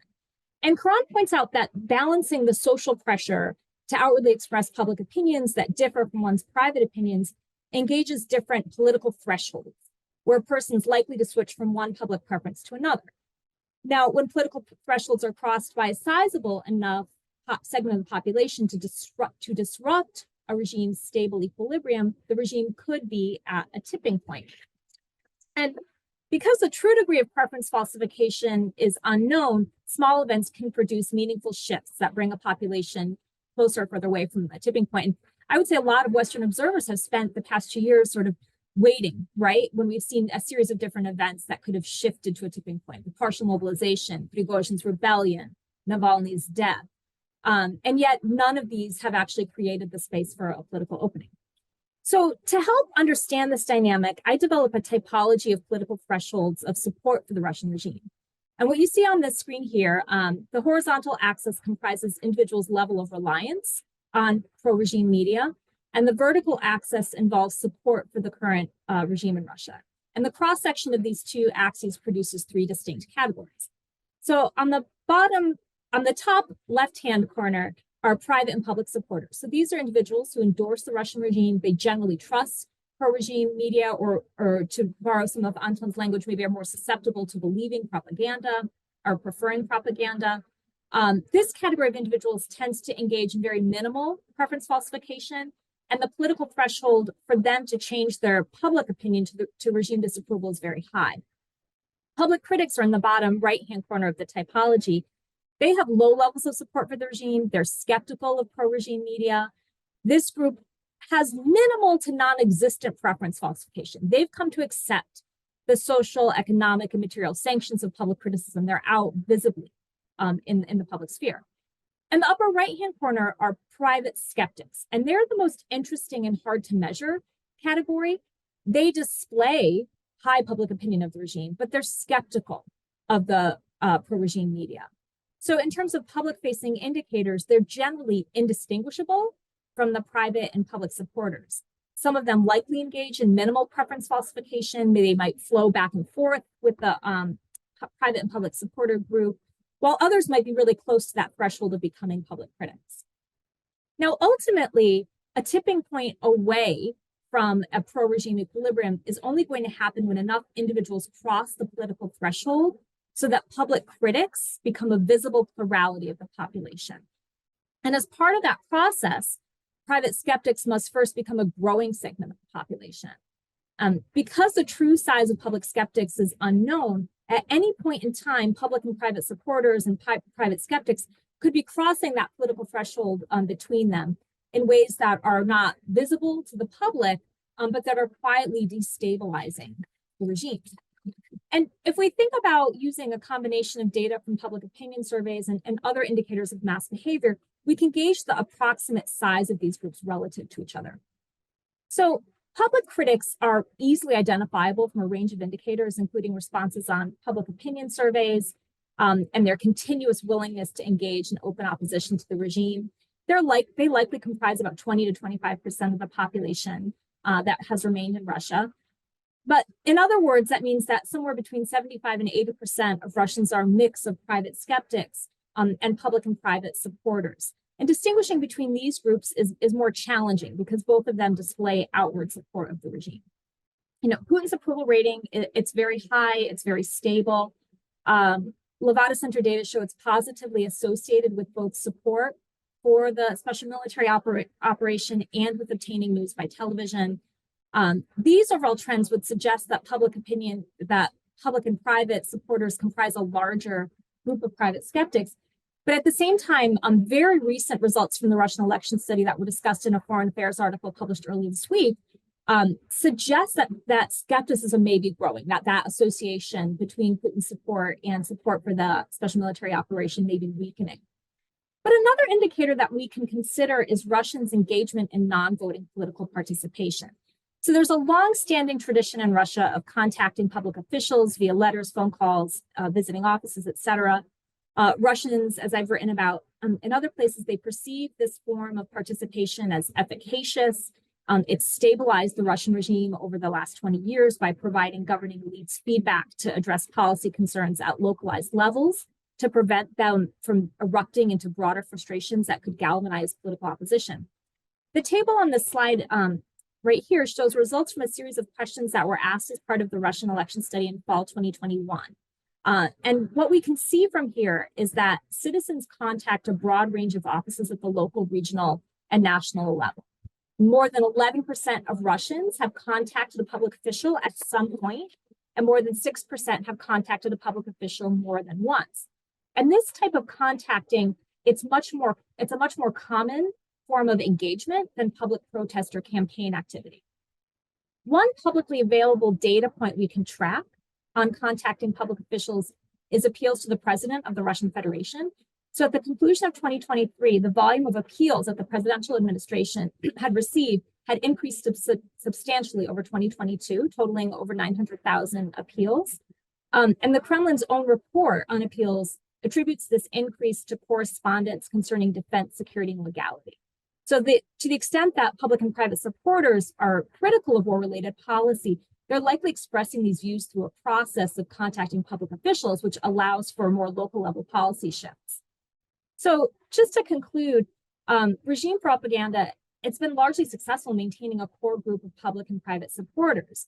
And while repression has limited some private skeptics from becoming public critics, other types of participatory channels have likely served to keep public and private supporters from becoming private skeptics. And that's probably stabilized the regime. So as long as the regime can ensure that public critics don't become a plurality of the population, a tipping point away from the current regime stability is unlikely. Thank you. Thank you very much. We're all doing well in terms of sticking to time. Maria, you're up next. Hi, everyone. Glad to be here. I'm afraid I may have to, break the excellent record that other participants have set up because I have a little bit more of the information to share. But in any case, my presentation certainly fits very nicely with Anton and Daniel's discussion. So we, in this work with my great co-authors, Graham Robertson, who's actually here with us, and Peter Pomerantsev, we are actually looking at the foundations of regime support. And why are we, especially of the war support, why are we interested in this question? I think it's pretty straightforward, given everything that's happening in Ukraine, but most particularly over the recent period, as Putin has been in power, he has started more than one war. And Russian response to every single one of these wars has been quite consistent in that first, Russians would say before the war begins, no, we don't need this war.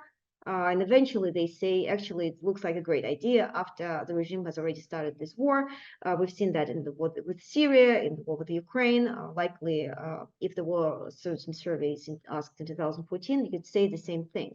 So this is a really interesting phenomenon, and we're trying to understand why is such a radical shift, quick and abrupt, usually taking, in case of Syria, actually 2 to 3 weeks, from total denial to complete embrace for arguably extremely costly and contradictory state policy. We are trying to explain that by the notion of conformity, which refers to the tendency of the Russian citizens to embrace the views of the people in position of the authority. The main motivation for this research, though, is to understand what are the individual level characteristics of those individuals who are more likely to participate in such an abrupt swing. Often that is 30 to 40% of the society. Most of the analysis to date, some of my very esteemed colleagues and professors at George Washington, among others, have focused on support of Putin himself, which is certainly very much in line with our question, but still slightly differs. To the extent that the literature is focused on regime support of the Russian support for the war rather than the regime, we have the work by, for example, Krishnaryan and Tolstrup, who most recently tried to understand how do Russians respond in more aggressive militaristic narratives embraced by Putin in an experiment. to discover quite a concerning finding that even a weak one-time treatment in the form of a vaguely described national security threat from a neighboring state is actually enough to induce a radical shift in embrace for a militaristic action against that war, against that country among 30 to 40% of respondents. And most interestingly, they were only successful to shift the respondents towards more embrace for the war, towards more militaristic dimension rather than backwards. Their conclusion is that there's something about Russian identity, once they get into that kind of state of mind, one is being activated maybe by propaganda, and this is where my presentation links to Anton's presentation, it's very hard to shift them back. And indeed, studies that focused on the role of identity, and by identity here I mean the strength of one's association with Russia, how strongly respondents feel connected to Russia. Indeed, such studies show very troubling results. In particular, identity when measured by collective narcissism. We'll talk about measurements in a little bit, in a few slides. They are indeed tend to be more supportive of all sorts of military escalation, violence against civilians, and as one study has demonstrated, but even the use of the nuclear weapons. This analysis is also consistent with the fact that in Russia, there is a prevalence of the so-called blind rather than constructive patriotism, meaning that I will support my country whether right or wrong. Also, Russians often do not distinguish between Putin's state, society, Russia more broadly. All of those notions kind of mix together, and if you don't support everything that those elements represent, then essentially you're considered to not be patriotic. Largely growing bulk of recent literature, including great work by Nazarbayev, has shown that the Russian identity since the collapse of the Soviet Union suffers from the so-called inferiority complex. Many people in Russia essentially struggle for the country to recreate, to regain the great power status, which may be again associated to all of this dynamic.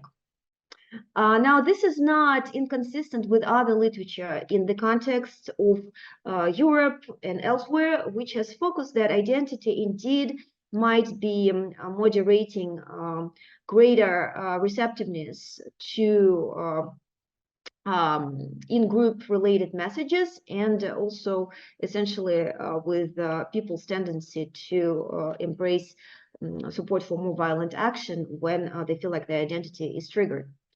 For example, studies of populism have been particularly focused on these topics. Now, with that in mind, in this work, we're trying to build up on that literature using some of the methods that have been exploited by the scholars in order to see whether indeed pro-war, more militaristic frames tend to find more support among the respondents, and whether there is a moderation by identity, this salience of identity. Essentially, we look at identity as a moderating variable, which conditions higher likelihood of proneness to embrace more militaristic frames expressed by Vladimir Putin among the respondents. So in order to essentially operationalize this hypothesis, we relied on existing literature, essentially running a set of experiments in which we had 2 treatment groups and 1 control. We looked at, as our dependent variable, whether an individual would be more likely to personally embrace more militaristic or less militaristic positions, and whether that individual would be more likely to believe that others in Russia also are embracing those narratives as well. We actually use a very mild prompt associated to peace talks with Ukraine. So the control group looked as follows. Essentially, we just asked them how they personally think about peace talks with Ukraine. In the negative treatment group, Vladimir Putin said that he does not support this idea, and whether respondents agreed with that or not. And in the positive treatment group, Putin actually said that he supported imminent negotiations with Ukraine. We actually tried several versions of the experiment of the pilots. I'll present to you essentially the results. You'll notice that there isn't much difference regardless of the framing. Now, the identity, how do we measure that? There is a lot of agreement in the literature, but essentially it means the strength of association with Russia, which can be measured through a variety of different factors, variables. We actually introduced a bunch. It may be patriotism, nationalism, secure national identification, or insecure national identification, known as collective narcissism, as well as strength of personal association with Russia. All of these variables quite predictably were strongly correlated with each other. Here in the slide, you can see very quickly, I know that we don't have a lot of time, essentially the operationalization of these variables: patriotism, political and cultural, how proud you are of various things that are great about Russia, blind and constructive patriotism, will you support Russia no matter what, or do you feel like sometimes how you support Russia under certain conditions. And then there is a bunch of questions pertaining to nationalism. It may be secure and insecure. Again, this is drawn from multiple studies on this topic, mostly from social psychology. Essentially, how strongly one feels about being Russian and how strongly one feels about being associated to Russia and its culture. So there were also a number of controls. They did not affect the results, and neither did the error clustering methods. I am going to present some of the last pilot results. We're actually about to fill the final survey, so any help will be very beneficial for us. Each of the groups had about 300 to 400 respondents. So what do we find? First of all, the direct effect of the framing. Indeed, as you can see, the negative treatment by Putin, even as mild, he just said that he does not want peace talks with Ukraine in the near future, actually quite significantly shifts the perception of respondents. This is from the pilot 4. In the pilot 5, we found very similar results, although here we only have the effect on the personal beliefs about peace talks, not on the beliefs about others. So this is something interesting to explore as to why, but then again, it's pilots. Again, just as the paper I referenced before, when it comes to the positive treatment, we do not find such effects. And you can think that probably because online sample, this is an online sample, actually the respondents may be already biased towards the peace talks, but actually we did not necessarily see all of the respondents being pro-peace by default. We asked them this question as well. So essentially, it does look like, indeed, we find that it's particularly the negative framing, more escalatory framing, that is shifting our respondents and not the positive ones, which would be interesting to discuss. Next, we shift to the identity, and indeed, here I apologize for the presentation, but essentially these are different measures of identity interacted with the treatment, with the negative treatment, and you see that in the majority of the instances, we see indeed a significant negative association, meaning more and more respondents feel association to Russia, to Russian culture, patriotism, pride in the country, and whatnot. The more responsive such a respondent is to the negative treatment. This is from the pilot 4. In the pilot 5, we have found pretty much similar results. We also looked at the indices. Obviously, it makes sense to integrate such variables together. The results were consistent. So overall, what we find at this point is that indeed, positive framing does not really seem to move the respondents, but the negative one, which is very concerning, does, and primarily among those respondents who have a higher salience of identity. There is those who feel probably strong association to Russia. It remains to interpret these results. I'm happy to discuss it forward. Last thing that I'm going to show is also that we, again, perhaps this is where we will have Daniel's presentation, also try to kind of cluster our respondents to understand the relative size of those groups to whom the identity is particularly silent. So essentially, what does it tell us? What do these results tell us about the Russian society in general? So I'm not going to be discussing the procedure per se, but essentially the result returns very much in line with Daniel's presentation. Three groups. The group of supporters, the largest group, about 45% of the sample, with the highest values on the identity. The loyalists are a little bit less strong patriots, but nonetheless, they score fairly high. And then the tiny group of these cosmopolitans, the so-called critics, who tend to be more position-minded. And in our sample, they constituted about 13% of all of the group. They were not as supportive of Russia in their responses. We substantively essentially map those clusters. As you can see, the red cluster is the cluster 1, the supporters, and it seems like it's the smallest one in the picture, but in reality is the dots are just very densely associated to each other. It's actually the largest one, and as you can see, it's actually the highest scores highest on variables, various indicators of identity. Most importantly, we also interacted these clusters with our treatment.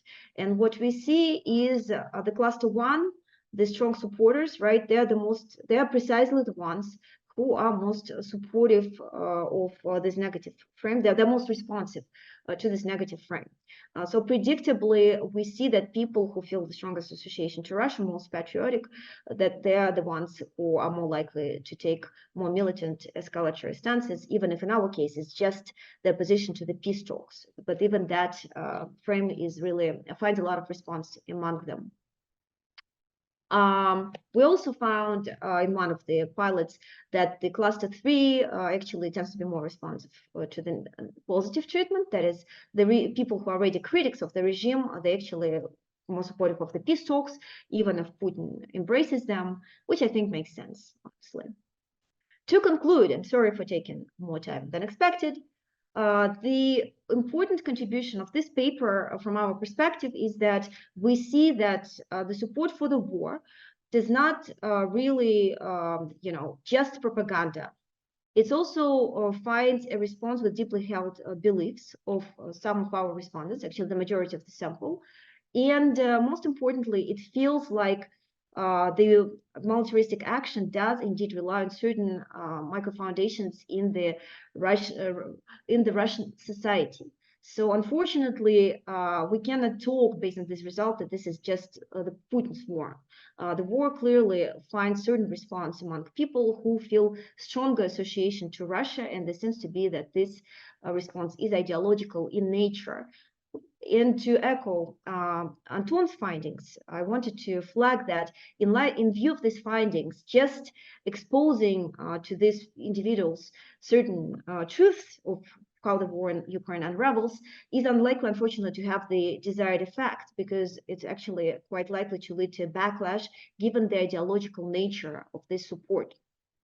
I'll stop here. Happy to discuss it going forward. Thank you for this opportunity. Thank you very much, Maria. Just a reminder to everybody that feel free to contribute questions to the chat as they occur to you. I'm just making a list for the discussion afterwards, so please feel free to write that whenever it strikes you. Our last presentation will be Irina.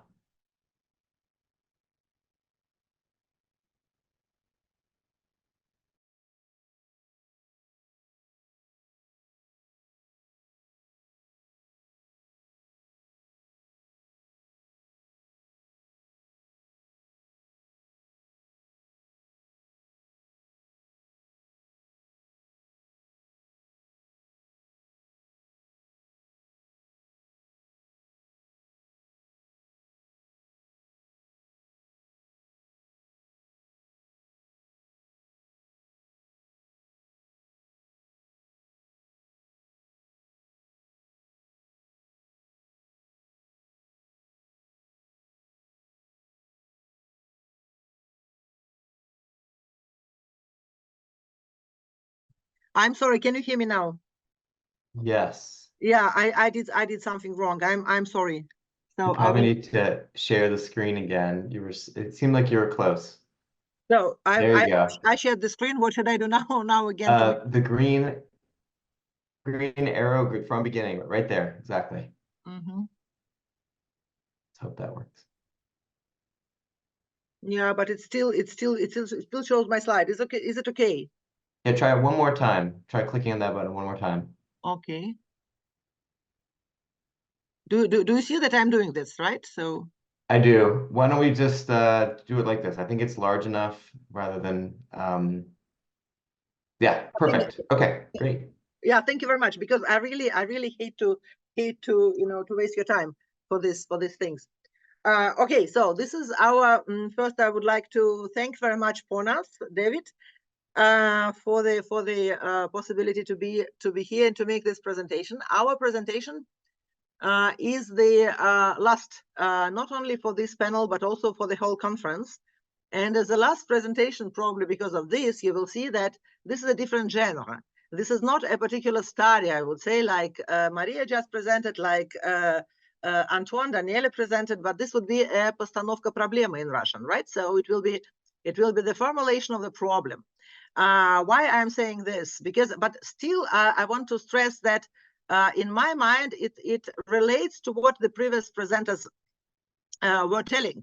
Because when Anton says, okay, why do Russians believe in propaganda? And then explains it. And then Maria says, okay, this is not only about propaganda per se, but this is also about the very much more deep identity of those Russians, of the Russians who support this and don't support the other things. Then because I'm making the presentation on behalf of Mikhail, Filipov, and then myself, then we would say, what does that mean for the future? Are there any implications for the future? This what we just heard from our presenters, because then the time would come, and the Putin wouldn't be in his office. The population of Russia will be still there, with all their identity, with all their belief in this and not belief in that. So, and this is from this perspective, we would like to do what to formulate, to make a statement of a problem. And here you have it. So this is we formulate it in a way that we try to formulate two decisions, right? Two strategic decisions which are not compatible with each other. After the Vladimir Putin's departure from power, what this strategic decision would be? One, this is kind of obvious, but still important to pronounce it, that this is the immediate transition to democracy. This is one thing, or to support an evolution of a more predictable, how it's here, and potentially more liberal. This is important, autocratic regime. The important thing, and this is what I want to stress, that you cannot follow these options at the same time. They are not compatible. You cannot combine them. And the problem is that if you maximize one option, you lose. Doesn't matter how tempting, how desired, how good is it. If you put all your resources into one option, you not ignore, but your chances for the more you are progressing in developing this option, should it be immediate transition to democracy, the less chances you have to realize, to implement the other options. So this is the strategicness, if you want, of these decisions in particular, is in the fact you cannot combine them. Right now, what is immediate democratization? This is what we see all the time, many times at least. I'm listening to this is what we need. So this is from the Russian expert groups in exile. This is what we need. We need immediate democratization. This implies, first of all, the fundamental change or redistribution in political power. In most of the cases, or in all the cases, this is much stronger parliament and much weaker president, or even no president at all. And in all of the cases, this is genuine federalism and genuine or real local self-government. So the initiative, the political initiative, the engagement, and everything goes to the public, goes to this population that we already discussed, just discussed.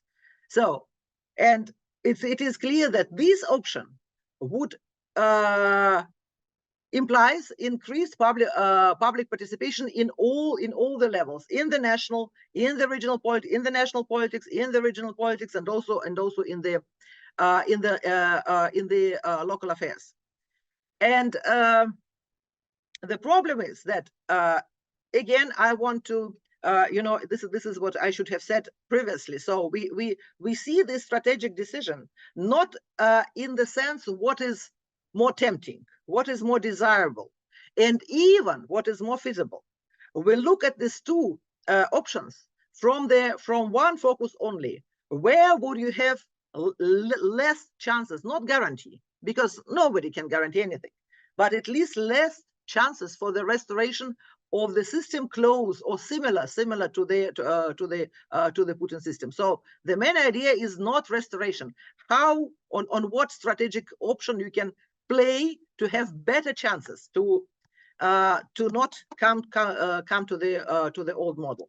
So, and here I continue. So the Russian, not on the elites, but also society here, this is society at all the levels, probably are not prepared to establish the safeguards against the reversal to the unrestrained, unconditioned personalistic regime in Russia.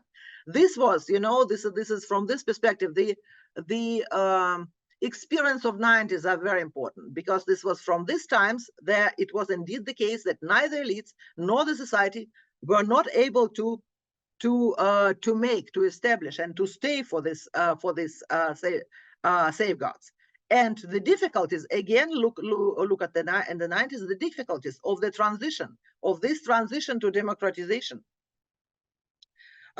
would almost necessarily cause a social shift towards the demand for stronger hand, the political figure who will again come forward with his things about stability and order, and predictability, and again stability, and this is again how doesn't matter how tempting the idea of the immediate democratization could be, it is associated with a higher risk of coming again to the older system, and a big part of it will be because of the current situation with the society and with the public preferences. Now, the other option, more predictable. Okay, doesn't sound good. More predictable, but still authoritarian rule. What we did, I will try to be as brief as possible. What we did, we took two things, general and then more concrete. More generally, we were talking about the famous distinction of North Wallis and Weingast. This is about open access order and versus limited access orders, who make this distinction between social orders with the principally different access to economic and political resources. In the open access, you would have the open competition, while in the limited access order, you would have the rent-seeking behavior and the access of the new groups to the political and economic resources would be restrained. However, this is not that important. The most important thing that the limited access orders are not the same. They are very different. How we put it here, they systematically differ in how exactly they restrict or open they restricted or open to the access of political economic resources. So the idea is to play inside this realm, this cloud of the limited access order, to make it more open, to make it and to be concrete, to make it more liberal, and probably to create the winners, so the group of the population, and inside the society, and expand this group who would benefit from the liberalization, and who could probably and then we could probably think about this shift in the public attitude. And how I put it here, this approach implies the tactical engagement with the non-democratic regime, aiming at gradually expanding the openness, but at the first stage, not forever, but at the first stage, within the just to move in this cloud of the limited access order. This is general. more concrete, and this is my last slide. This is the strategy. It is called the strategy of indirect engagement. And here we were building on the Daniel Treisman and the democracy by mistake. How the eras of autocrats trigger transitions to freer government. I emphasize here to freer government. And where he suggests that rather than demanding democratization, the other idea would be to focus on creating conditions that would make the regime more likely to make mistakes that would probably and make them more open to democratic reforms. This is a very complicated path. You know, in my sense, immediate appeal to democracy is much more not only simple but simplistic. This means this is a strategy of indirect involvement implies a very good knowledge of how regime functions, of what kind of errors, you know, these errors in the sense of Treisman, this regime is going to make.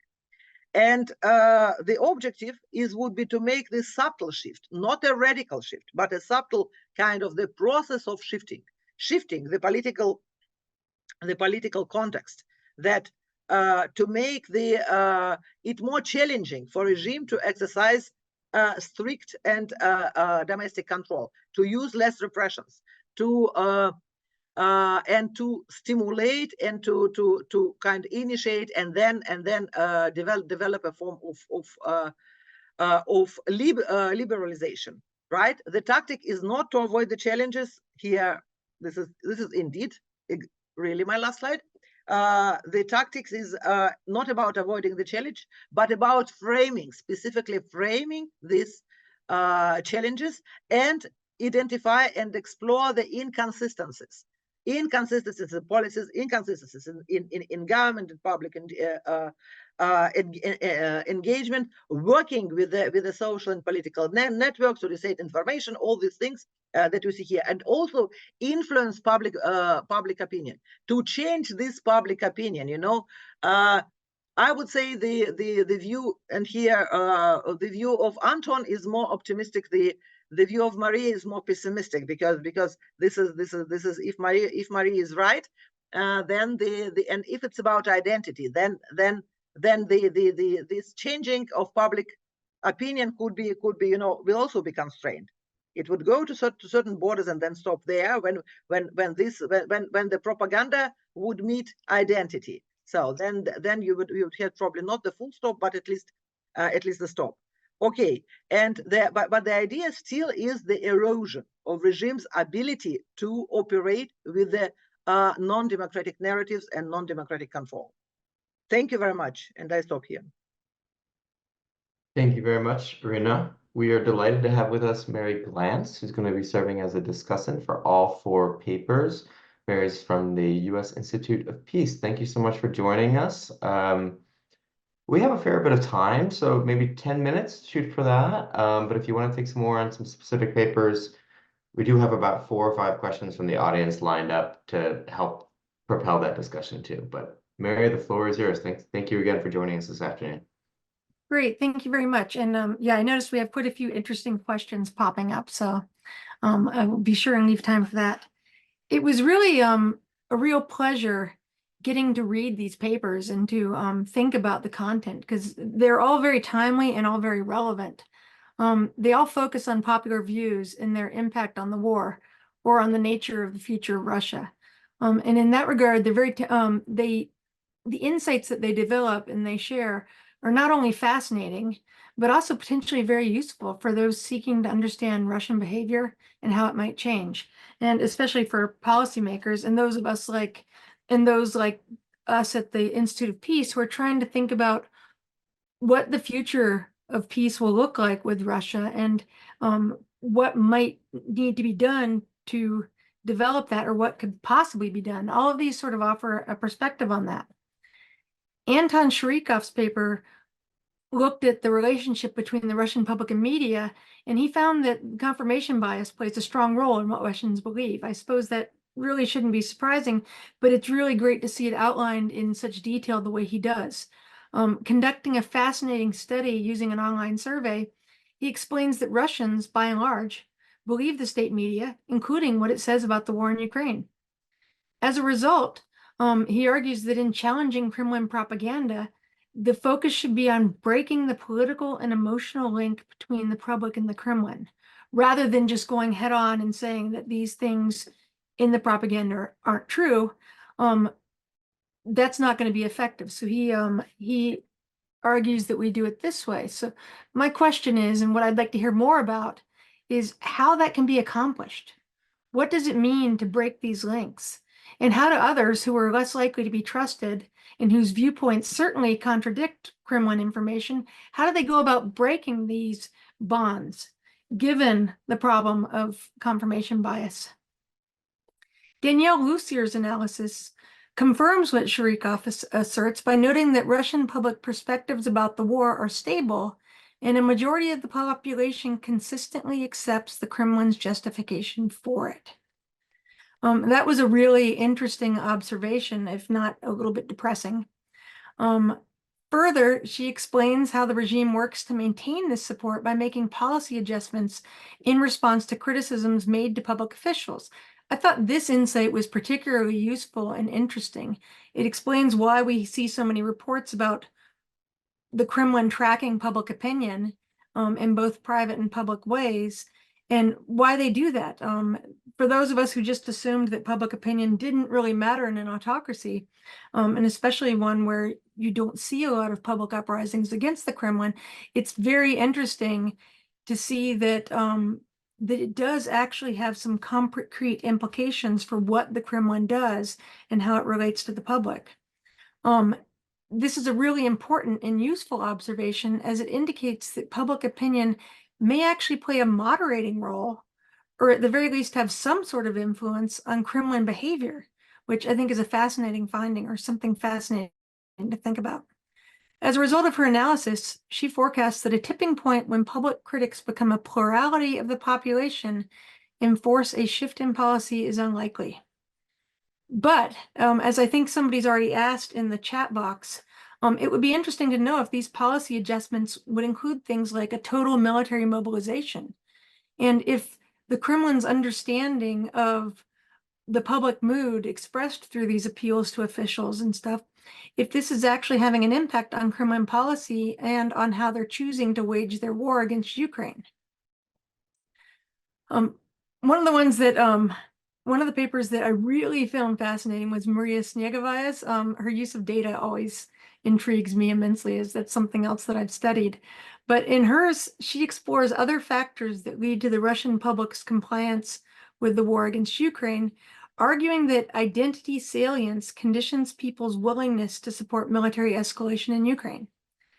Her and her colleagues experiment assessing the impact of Putin's pro and anti-peace talks statements on groups with a different identity characteristics is fascinating. I am curious if there was a way to measure the impact of previous propaganda on those groups prior to the experiment. In other words, something that came up, especially as you were talking about your paper, is what impact has Kremlin propaganda had on shaping how people define their identity as Russians? Because as you note, the opposition in that small minority group don't really have the same identity as those in the majority groups. And what impact has propaganda had on that?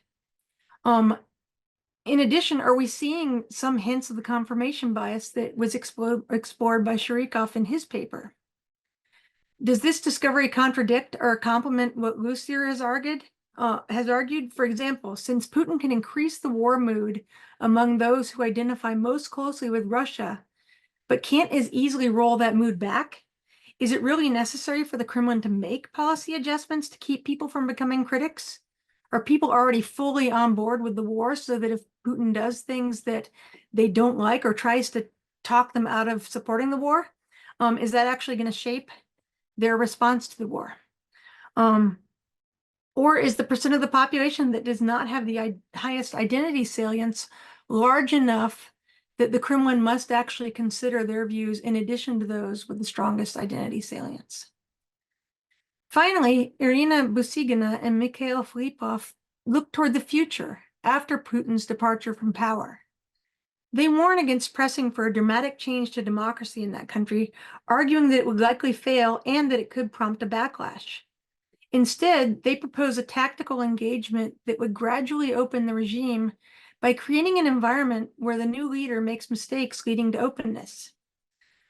Sadly, the focus on non-ideological issues like ecology and leveraging social and political networks, it sounds like a lot like what the opposition tried to do during the middle years of Putin's regime. I used to work at the State Department, and I know there that we really tried to focus on working with populations on non-controversial political issues to build up a social cohesion and community activism around issues like potholes or environmental issues and things like that. So that was definitely tried earlier. It would be interesting to hear what kinds of mistakes the regime could make that would lead to more democracy. So in sum, each of these papers presents a fascinating insight into what makes Russia, beyond Putin, tick. And that's something I think that all of us who are interested in Russia and interested in international affairs right now really want to know more about. So I'm going to be sending these papers around to all my friends and colleagues. As a result, they're a really useful contribution to our understanding of the war in Ukraine and our future with Russia. Unfortunately, on the surface, they don't present a very optimistic picture. This is still a very hard problem and one that we're going to have to study and work on for a while, I believe. But these papers do reveal key areas where that work can be undertaken to help improve the outlook for peace in the region. So with that, I'd just like to thank you all for your work. Thank you very much, Mary. Why don't we do this? Why don't we respond immediately to Mary's comments? We'll go down the line in the same order. Then I'm going to put together a package of questions for all of you again, and we'll go down the same order again. So that way we're just going to like take them in groups rather than one by one. So let's do the first group from Mary's comments, and let's start with Anton again, and we'll go in the same order as the program. Yeah, thank you, Mary, for these thoughts. This is very very useful to me in terms of how to think about this further. As for your question on how do we break this bond, this is of course the most important question, I think, that relates to Russia in general, and that depends on how we view this connection, because one way of looking at it is through the identity lens, and I think to a large extent it is rooted in identity, because Putin has been able to appeal to what Russians. How Russians connected to their state, what they feel about the world, their worldview after the breakdown of the Soviet Union, and from that standpoint, I think you might think, well, what can we do if it's identity? I mean, that's true. On the other hand, identity is mutable. It's just not. It's malleable to some extent, but it takes time. The other part of it, though, I think, is that part of the connection between Putin and the public is also that Putin positioned himself as a very effective manager who responds to these grievances that people had, and he managed to respond them in a successful way, you know, bringing Russia back again, and all that sort of sentiment. And I think this is where the potential is greater. Right, because if it's possible to show that Putin can be mistaken, if as Irina was suggesting, if there is a way of prompt Putin to make mistakes, then I think this part is something that we can affect. Again, this is not easy, and as I mentioned briefly in the presentation, I think the best way at this point is decisively help Ukraine to win this war. I think that would be the most important blow, and everything else will go sort of go from that. Yeah, I can talk more, but I want to give other people a chance to respond. Sorry. Great, thank you, Anton. Danielle. Thank you, Mary, for these comments. I appreciate it. To the general question about sort of what are the limits of the kind of policy adjustments that can be managed through this existing system. I mean, I think that's the real question, right? That's such an annoying answer to give, but in the sense of, I guess my short answer is we haven't seen the limits yet, right? We haven't seen something that Putin or the Kremlin has put out that hasn't been able to be managed through existing channels of responsiveness, right? And sort of an example of this, I think, had to do, an interesting example had to do with the choice to use a partial mobilization in 2022 instead of a larger full-scale mobilization, right? It left it vague and open-ended as to who would be mobilized, right? It created some space for fear for certain individuals to maybe not move into, maybe individuals who were private skeptics to not become public critics. But it also created another interesting opportunity for individuals to be mobilized. And if in locales that mobilization created discord, created discontent, there was a way to blame local level authorities for mismanaging it and then adjust accordingly and mobilize from more quiescent regions. So I think that we've seen ways that the Kremlin has effectively used their existing channels for contacting and responsiveness to make small-scale adjustments to maintain what they need to maintain for the war effort. Thanks. Thank you very much. Maria. Thank you very much, Mary, for a very complimentary feedback and very insightful comments. So certainly we have looked at the characteristics that define this cluster 1 and cluster 2.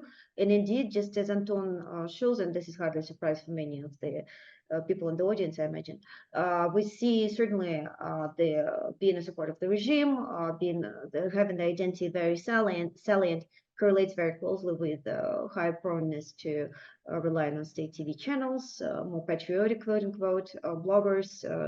We actually looked at a whole bunch of multiple source information.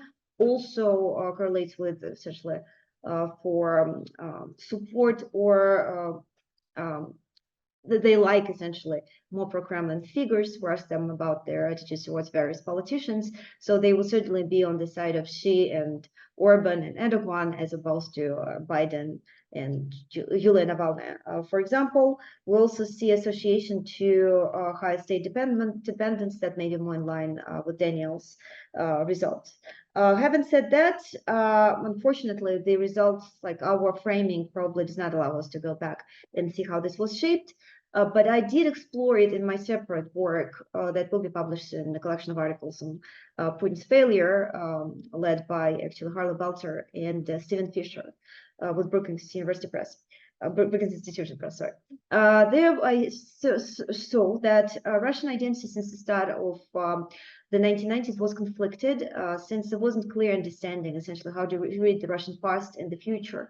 And the society was sort of divided into 40% of those who are actually more inclined to embrace more pro-Western liberal path, but majority of the society actually leaned towards this exceptionalism, Russian exceptionalism, which means our special path, reliance of the Soviet future, the greatness of Russia, they all go together. And when Putin came to power, he essentially singled out this group and directed all of the propagandist effort to inflating this perception, which subsequently led the absolute majority of the Russians to essentially line up behind these narratives that are obviously extremely powerful. They really decrease cognitive dissonance, right? They help one feel well. And especially, this I think will be also linked to Daniel's presentation, when one's personal life may be not very successful, economically well off. This psychologically, this reliance of the great power status of Russia, the exceptionals of Russia, actually provides some very helpful release. And that is one of the psychological motivations behind embracing these beliefs. We also see that this is a motivation that's characteristic of many of the people who quote unquote volunteer to go to the war. Again, there's an economic incentive there, of course, but it's not in dissonance with what they truly believe. They embrace these narratives. So clearly working with that needs to go far beyond just, telling people, opening people's eyes. They just don't know. No, they know, and they can know if they wanted to, they just don't want to know. And this is, I think, a very important takeaway. Now, the big question for me is whether that limits Putin's ability to stop the war. Because historically, it did not really seem to so much, right? In Syria, he kind of achieved certain outcome, but he sold it as success. He can easily sell as success whatever his goals in Ukraine are, and no matter what percentage of Ukrainian territory he ends up occupying eventually, at least it seems from what we've seen so far. So he doesn't seem to be constrained, but probably the propaganda at the very least will have to present it as some sort of victory for Russia in terms of given this identity consideration. But certainly there is a lot to explore going forward. One plausible venue of future research is to look, and we also have to do it at the next stage of this project, is actually to see if it looks like an in-group member will be far more reliable in trying to alter people's beliefs on certain matters than an out-group member. So essentially, Biden will keep saying to Russians, you shouldn't be fighting this war, it's not going to work. But it is somebody like, I don't know, maybe Shoigu, then maybe chances will be more, maybe higher. We'll see. I'll be happy to present a follow-up of our research going forward. Thank you. Thank you, Maria. Irina? Very, very, very brief. Thank you very much, Mary, for very, very good and very difficult questions. You know, I will say what I think, what we think. So first is about first your question. We already did it. It did work. We already did it. About you know making the cohesion, opposition, environmentalism, and the things like this. You know, my answer would be yes. You already did it, but the idea is to revive it, you know, and to do it again, taking it into consideration because there are you know this is no other way to do after. No, I'm not. Please don't understand me false and think that I'm appealing to the collaboration with the Putin regime in any possible form. But I'm talking about the future. I want to emphasize I'm talking about the future. So this is about yes, I would the institutions are worked in a combination. So this was one part, it didn't work. Probably it would work in a combination. The other for me is even more important thing. This is about the mistakes. What kind of mistakes? The problem is that when Treisman were writing mistakes, he did not mean mistakes. That this is something false. This is something wrong. This is not these mistakes. And probably mistakes is the wrong word. These are mistakes, meaning that all the moves which are made by the regime, which the regime makes from the conviction that his situation is secure and he is going to survive. Only under this condition of being convinced in the political survival of the incumbent and in the security of the regime starts this not acting as a fortress Russia, because what we have now is a fortress Russia, not a fortress Russia, but the Russia which is because this Russia is going to block any possible reforms which would kind of smell about on liberalization. But it could be done, you know, these mistakes could kind of change the context, and this is mistakes again should be understood not as mistakes, but as a move for liberalization making because of the conviction that the regime is secure, and from these moves the regime by default it is secure, and the regime could profit economically, could profit in attracting foreign investments and so on and so forth. So this type of mistakes. Thank you. Thank you, Irina. I have organized all the questions speaker by speaker. So I'm going to be a pseudo discussant and translate them first to Anton and then to Danielle and then to Maria. So Anton, I've got two for you, one from our favorite type of attendee, Anonymous. To what extent does your finding that most Russians trust state-operated media reflect a strong nationalistic identity and a historical dependence on autocratic rule? And we've also got a late question from Nathan Reynoso, but wants to know about how your data accounts for the location or regionality of citizens and it correlates to their view of state media. Do you find, with the recent death of Navalny and the terrorist attack in Moscow, do you find these events as an inflection point for growing skepticism among the population about how the state projects itself? So maybe a little bit more about your data and especially about recent events. Danielle, another question from anonymous attendee, maybe the same, maybe another one. How does your research account for the high levels of depoliticization that are currently kind of evident right now in Russia? And then a second one from Christian Collins. More clarity on what you mean exactly by regime change. Do you mean the replacement of Putin as a leader, or the replacement of his system of power, or the adoption of new constitution? You know, not all these things are achievable at once or really related to each other. How much do you think like past legacies will affect the future prospects of regime change? Maria, a question from your fellow panelist, Mikhail Filipov. Based on your work, how would you explain the failure of the Russian regime to secure public support for partial mobilization?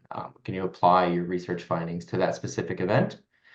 And then Irina from Graham Robertson, another panelist, another co-author on this panel. There's also a lot of very deserved praise in the chat. I encourage you to take a look at it, some suggestions for future interlocutors. But the question is, what is the role of Russia's neighbors, both East and West, in the international context for the broader application and some of your theoretical insights?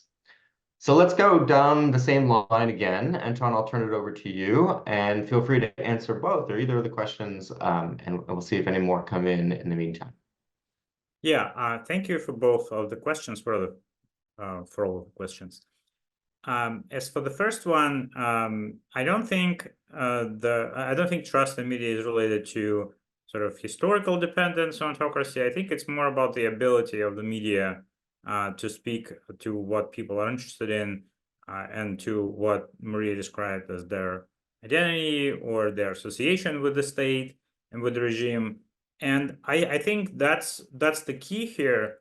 I wouldn't say it's necessarily about having a strong identity. It could be a weak association, but the main thing is that there is a large core of Russians who share a substantial set of values. Again, I will defer to Maria as to what these values are, and I see consistently that state media appeal to these values and are as a result are seen as more credible. As for the question on the data and the regions, I have some data on location.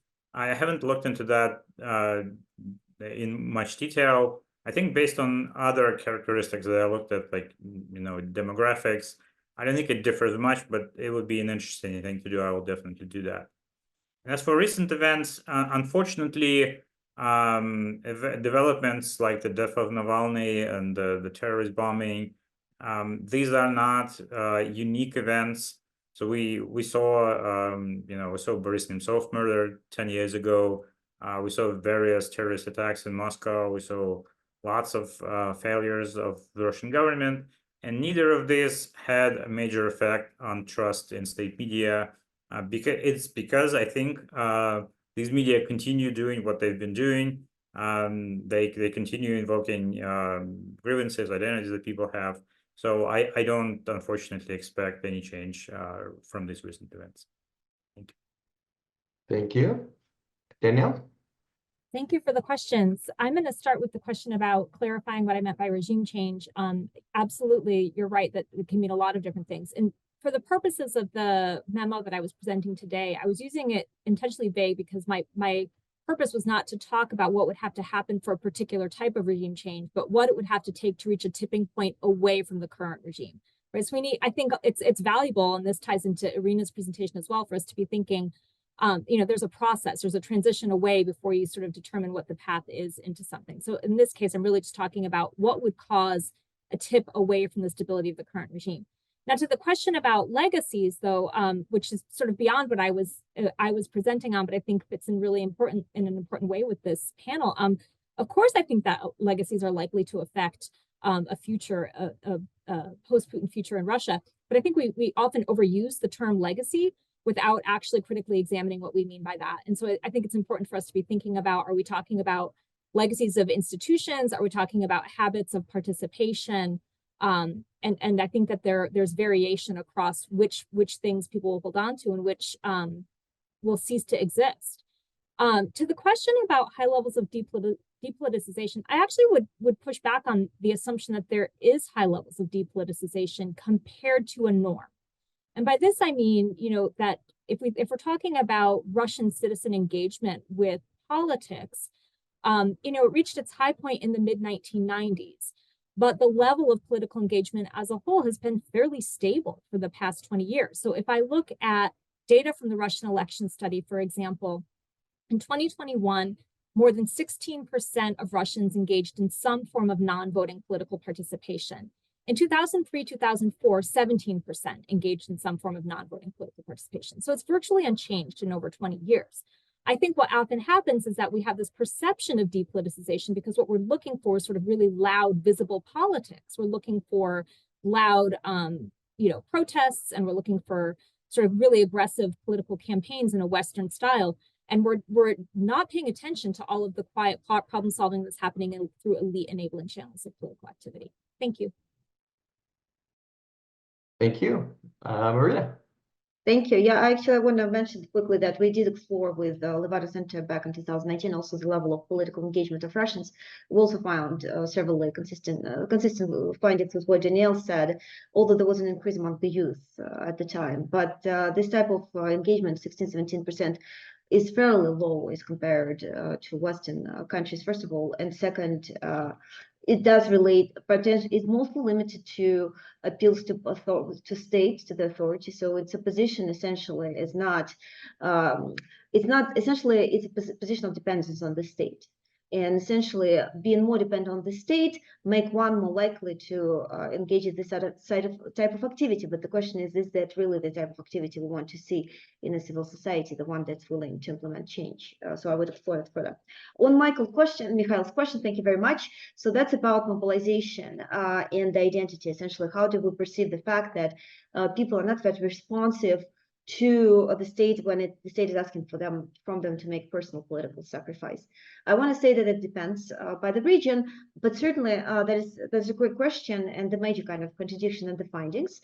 I think that, well, first of all, there is a variation in the elements of identity, and you see that the so-called безродные космополиты, the people who have lower scores on the identity, they're also more likely to be concentrated in big cities, to be more liberal in opposition to the regime, and those are precisely the areas where the support for mobilization was the lowest. We see that the Kremlin was much more successful in these rural, small town areas where the population generally poorer. Having said that, I also want to mention that as something to explore at the next stage of this research. Certainly, we can think of certain interaction between identity, which works in one direction, and perception of economic cost that goes in the other. And I think that's consistent with Danielle's presentation, among others. We see that certainly people who are worse off consistently since the start of the war are less supportive of the war in Russia. Also, in my own work, I have demonstrated that there is lower support for embrace of this propagandistic frames of great power when there is a direct economic cost associated to that. There's other polls that show that Russians are willing to embrace this great power and in general, great ideas, propagandistic ideas in theory. But when it comes down to the real practice, really having to sacrifice something for it, well, they're way less impressive. I don't think it's unique to the Russian society, but I certainly believe this is something to explore and to address Mary's question about what does this mean policy-wise, perhaps also connected to Irina's presentation about like what to do about this. I think perhaps exposure of this link between these ideas and the personal cost associated to them would be one very promising direction. One of the reasons why we did not see the regime crumbling or the response to the regime crumbling since the start of the war is that the war has actually created a lot of economic opportunities for the Russian society. There's economic growth, multiple jobs, there's high salaries for those who go to the war, etc., etc. We're likely to see that being certainly undermined if the regime has fewer resources, and at that point we'll see that some very hardcore regime high on identity supporters will probably stick with the regime, but probably for the majority that will not be the case. Thank you. Thank you. And Irina, a final word? And Irina, final word. David, I wanted to say you thank you very much that you didn't read the question of Violeta Habibulina, if I'm not mistaken, right? Let's focus on the question that I did ask. Okay, but in fact she didn't mean me to respond. right? She didn't mean to insult me. So I'm not sure. We can approach that afterwards, but okay, let's focus on the questions so from Graham. I will concentrate on the question, and this is thank you very much for the question, and this is a very good question about the role of the neighbors. So what if this thing what we described in the presentation, the strategic option number 1, and so which would called improvement of the limited access order, what should be the reaction of the international environment and the other countries.